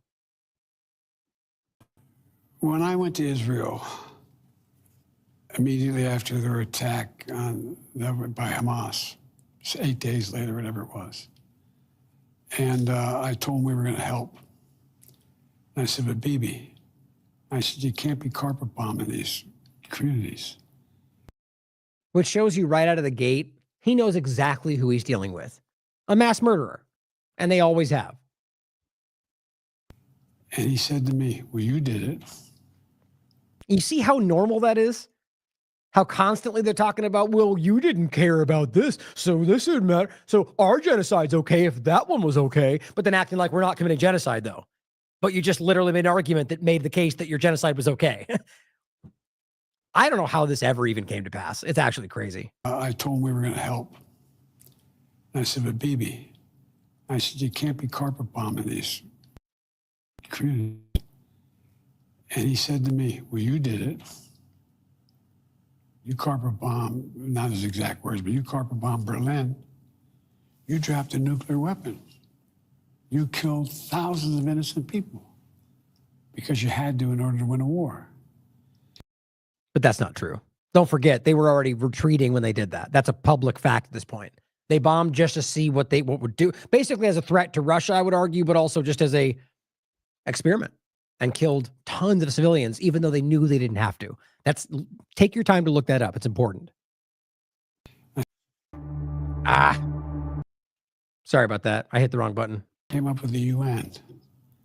New deals by which what we would do relative to civilians and military. So he was comparing 21st century war tactics, battle tactics, with World War II. Well, what he was really doing is he was going after me for saying you can't indiscriminately bomb civilian areas, even if the bad guys are there. Even if the bad guys are there, you can't take out 2, 10, 12, 1,500 people, innocent people. I mean, how can you sit there and say that? Well, you then literally knew that and let him do it, because that's what happened. In order to get the one bad guy. And he made a legitimate argument. His perspective said, look, these are the guys that kill my people. These are the guys that are all over in these tunnels. Nobody had any idea the miles of tunnels are down there. That's it's amazing what they built. Nobody thought planes are flying into buildings. God, they're so lazy with their propaganda. And they're sometimes 200 feet under the ground. Well, the way to get to them is take out the places where they were under which they what absurd got narrative. To the tunnels. Even Shifa was proven to lie. And so that's the first time I had the discussion about bombing civilian areas was when I went over after the 9/11, after the massacre that occurred. So on that first trip, 10, 11 days after October 7th, you already raised the issues of how to get to a ceasefire. Well, not a ceasefire, how to prevent innocent death. Yes. And then I pushed really, really hard for more humanitarian aid to go in. God, he's such a disgusting liar. I mean, he basically just admitted that he knew he was going to commit genocide and then lied about everything else. No, you did not do that. You guys actively helped them suppress aid. You armed him anyway. It's just horrifying how clear this is. And this is what they're going back to. This is a point that I think is so important in all of this. Once the ceasefire goes into effect on Sunday, Linda Malman points out, millions in Gaza will try to return to their homes. This is what they'll find. It says 50.8 million metric tons of rubble littered with unexploded ordnance, toxic waste, and asbestos. Evil on a dystopian scale. This was not by accident. I mean, let alone like they're using white phosphorus on areas that might be used for farming. They're literally tearing up the roads with tractors designed to do so. Massive bombing. And think about that. And this is not like just what didn't explode. I argue they're leaving behind explosives, which, by the way, we already proven that. Leaving behind those little cans that look like cans of tuna so children pick them up and blow themselves up. It's already been proven. Even mainstream media did an article about it. These are the most sinister, sadistic people I've ever experienced in my life. That's not every Israeli or every Jewish person, not even remotely, but it is clearly a Zionist Israeli government thing. I don't know how anybody can deny that anymore. So what are they supposed to go back to? Right? I mean, think about it, guys. You're going to let them all go back. And then, as I just showed you in the ridiculous deal, I mean, what is it going to amount to? You're going to let them all flood back into Gaza. And what's that, 40 days before phase 2 starts? And what are they going to do? What are they going to eat? What are they going to drink? Even if you flood it with aid, the roads are torn up. I mean, the only thing that's going to happen is they're going to collect in an area that's probably out in the outskirts or outer area close to the food. So they're not really going to populate Gaza again because they can't. And they know that. There's nowhere for them to go. Some of them will, but then how are they going to maintain their survival? And on top of that, once they are back and filtered around Gaza, they're going to break the deal for some narrative and then be able to bomb them all back in the same thing. It's already happened more than once. It just makes me sad. I so wholeheartedly hope that does not happen. But this is where we are. 92% gone. Entire neighborhoods have been reduced to rubble, leaving 1.9 million people displaced. That's not just because they're currently out of their homes, because they're gone, guys. For some of them, for probably the 4th time. It's disgusting. Well, to wrap up at the end here, guys, they've lost control of this a long time ago, but apparently that doesn't mean enough in this world today.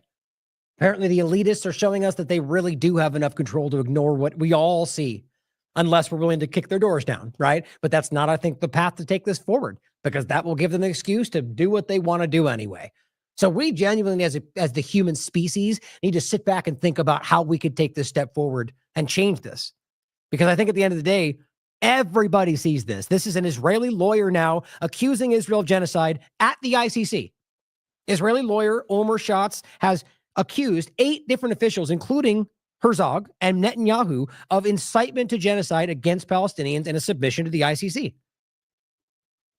Mick Wallace, highlighting what Sarah Abdallah highlighted, is that right on the 16th anyway, like during this process, they were bombing entire apartment buildings full of people in Lebanon. It's barely getting any attention. McWallace says Israel's a terrorist state. Any country that respects international law should not do business with Israel. Entire apartment buildings in southern Lebanon in the middle of the night, despite a ceasefire, mind you. No reason, no justification, just pure terror destruction, a war crime. And of course, not a peep from the international community. Just so you're not missing the point, it was full of people, guys, in the middle of the night. I just don't even know how this continues. Patrick points out Blinken. He says, remember how badly Kissinger was hounded at every public appearance for decades? Well, you can expect Gaza genocide mastermind Blinken, which I have a different opinion about it, will never know a day's peace in public without some massive security bubble and handpicked friendlies wherever he goes. I hope so. I hope he never feels comfortable again. Anthony Blinken's position in history as a derided antagonist and a war criminal is now permanent. He's already regarded by millions of youth as the Eichmann of our time. Now, he is a villain, guys. He's very much a part of this. I just don't think I think what this is designed to do is make him the scapegoat. Even though he is accountable and is responsible, make it end up where he was the one and kind of sidestep the other. This is how this tends to work. Nonetheless, I hope he gets what he deserves, but I hope we don't stop there.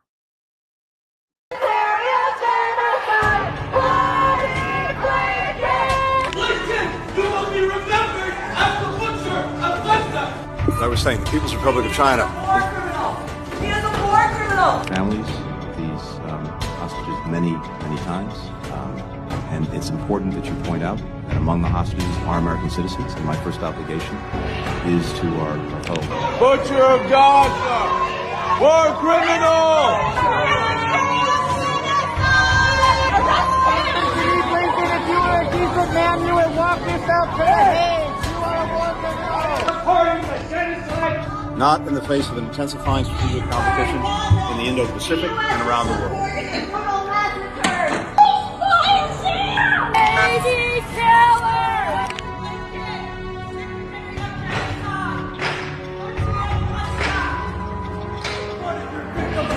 Medieval come to order. People will never let you forget. Secretary Blinken, you will be known as the Butcher of Gaza.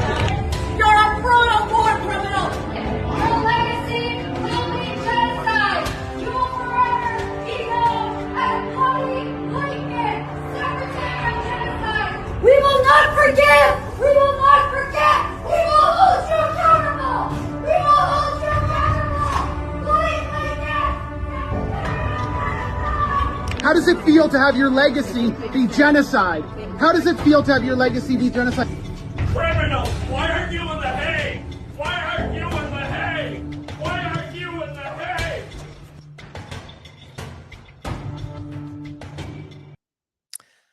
See, full circle, right? Ending with the point. Clearly, everybody sees this, right? And the point is that clearly Blinken is, you can see it on his face. It's problematic. I mean, the point is, I still do think that he's kind of being the one that's, like Biden and Trump and the rest of them deserve just as much accountability, but clearly Blinken is responsible. And I hope that follows him for the rest of his life. In fact, I hope he goes to prison like the rest of them. But historically, I find that hard to believe, but hopefully we can fight for that change. But to end with a point about what we can see that they have allowed, that they are a part of, as Abir points out, the 0-year list seems endless. These are the names of Palestinian children killed by Israel. So I hope you can sit down and watch this and let this roll. Especially if you don't believe in what's going on or realize, don't feel like this picture is what it is painted as. And I think those kind of people probably just disregard this anyway, but I think it's important to see, whatever your opinion, all these children have died. That has to be enough reason for you to justify the end of what's happening here and hopefully hold some people accountable for what's going on. And you can take a step back and clearly prove undeniably that these people were killed by indiscriminate bombing of Israel. So I'll leave it here on the end. If you watch this, guys, it's sickening. It's by age, and it starts with 0, and it seems to go on forever. And these are all children, but I think the point is, guys, that right now, it's whatever it is that needs to kick this in, like some, one more moment to kick this over the edge. I don't know what that is, but we're at a point where it's just like we have with the COVID point, like there's so much awareness around this topic. And I pop up against this all the time. And I just don't, what is it that we need to do to see this change? And I argue back to that point about like opportunism or whatever else, like giving these people the seeing that the vast majority of people, like the point was like with Trump and the rest of it, is that if they recognize that you're still going to always fall back into the paradigm or choose lesser of evils, it always comes back to that. Then they know they don't really need to care. But if we make it clear that we will not lean into people unless they have moral standing or whatever else it is that matters to you, then maybe we can make this shift. But, maybe I'm being naive. All I ask is that we think about how we can make something different happen instead of falling through the same old motions. And I know most of you out there are seeing it. That was most of the points of today. I know you see it. Left and right, we see it. We're uncomfortable. Let's do something about it. Thank you for tuning in. I love you all. As always, question everything. Come to your own conclusions. Stay vigilant.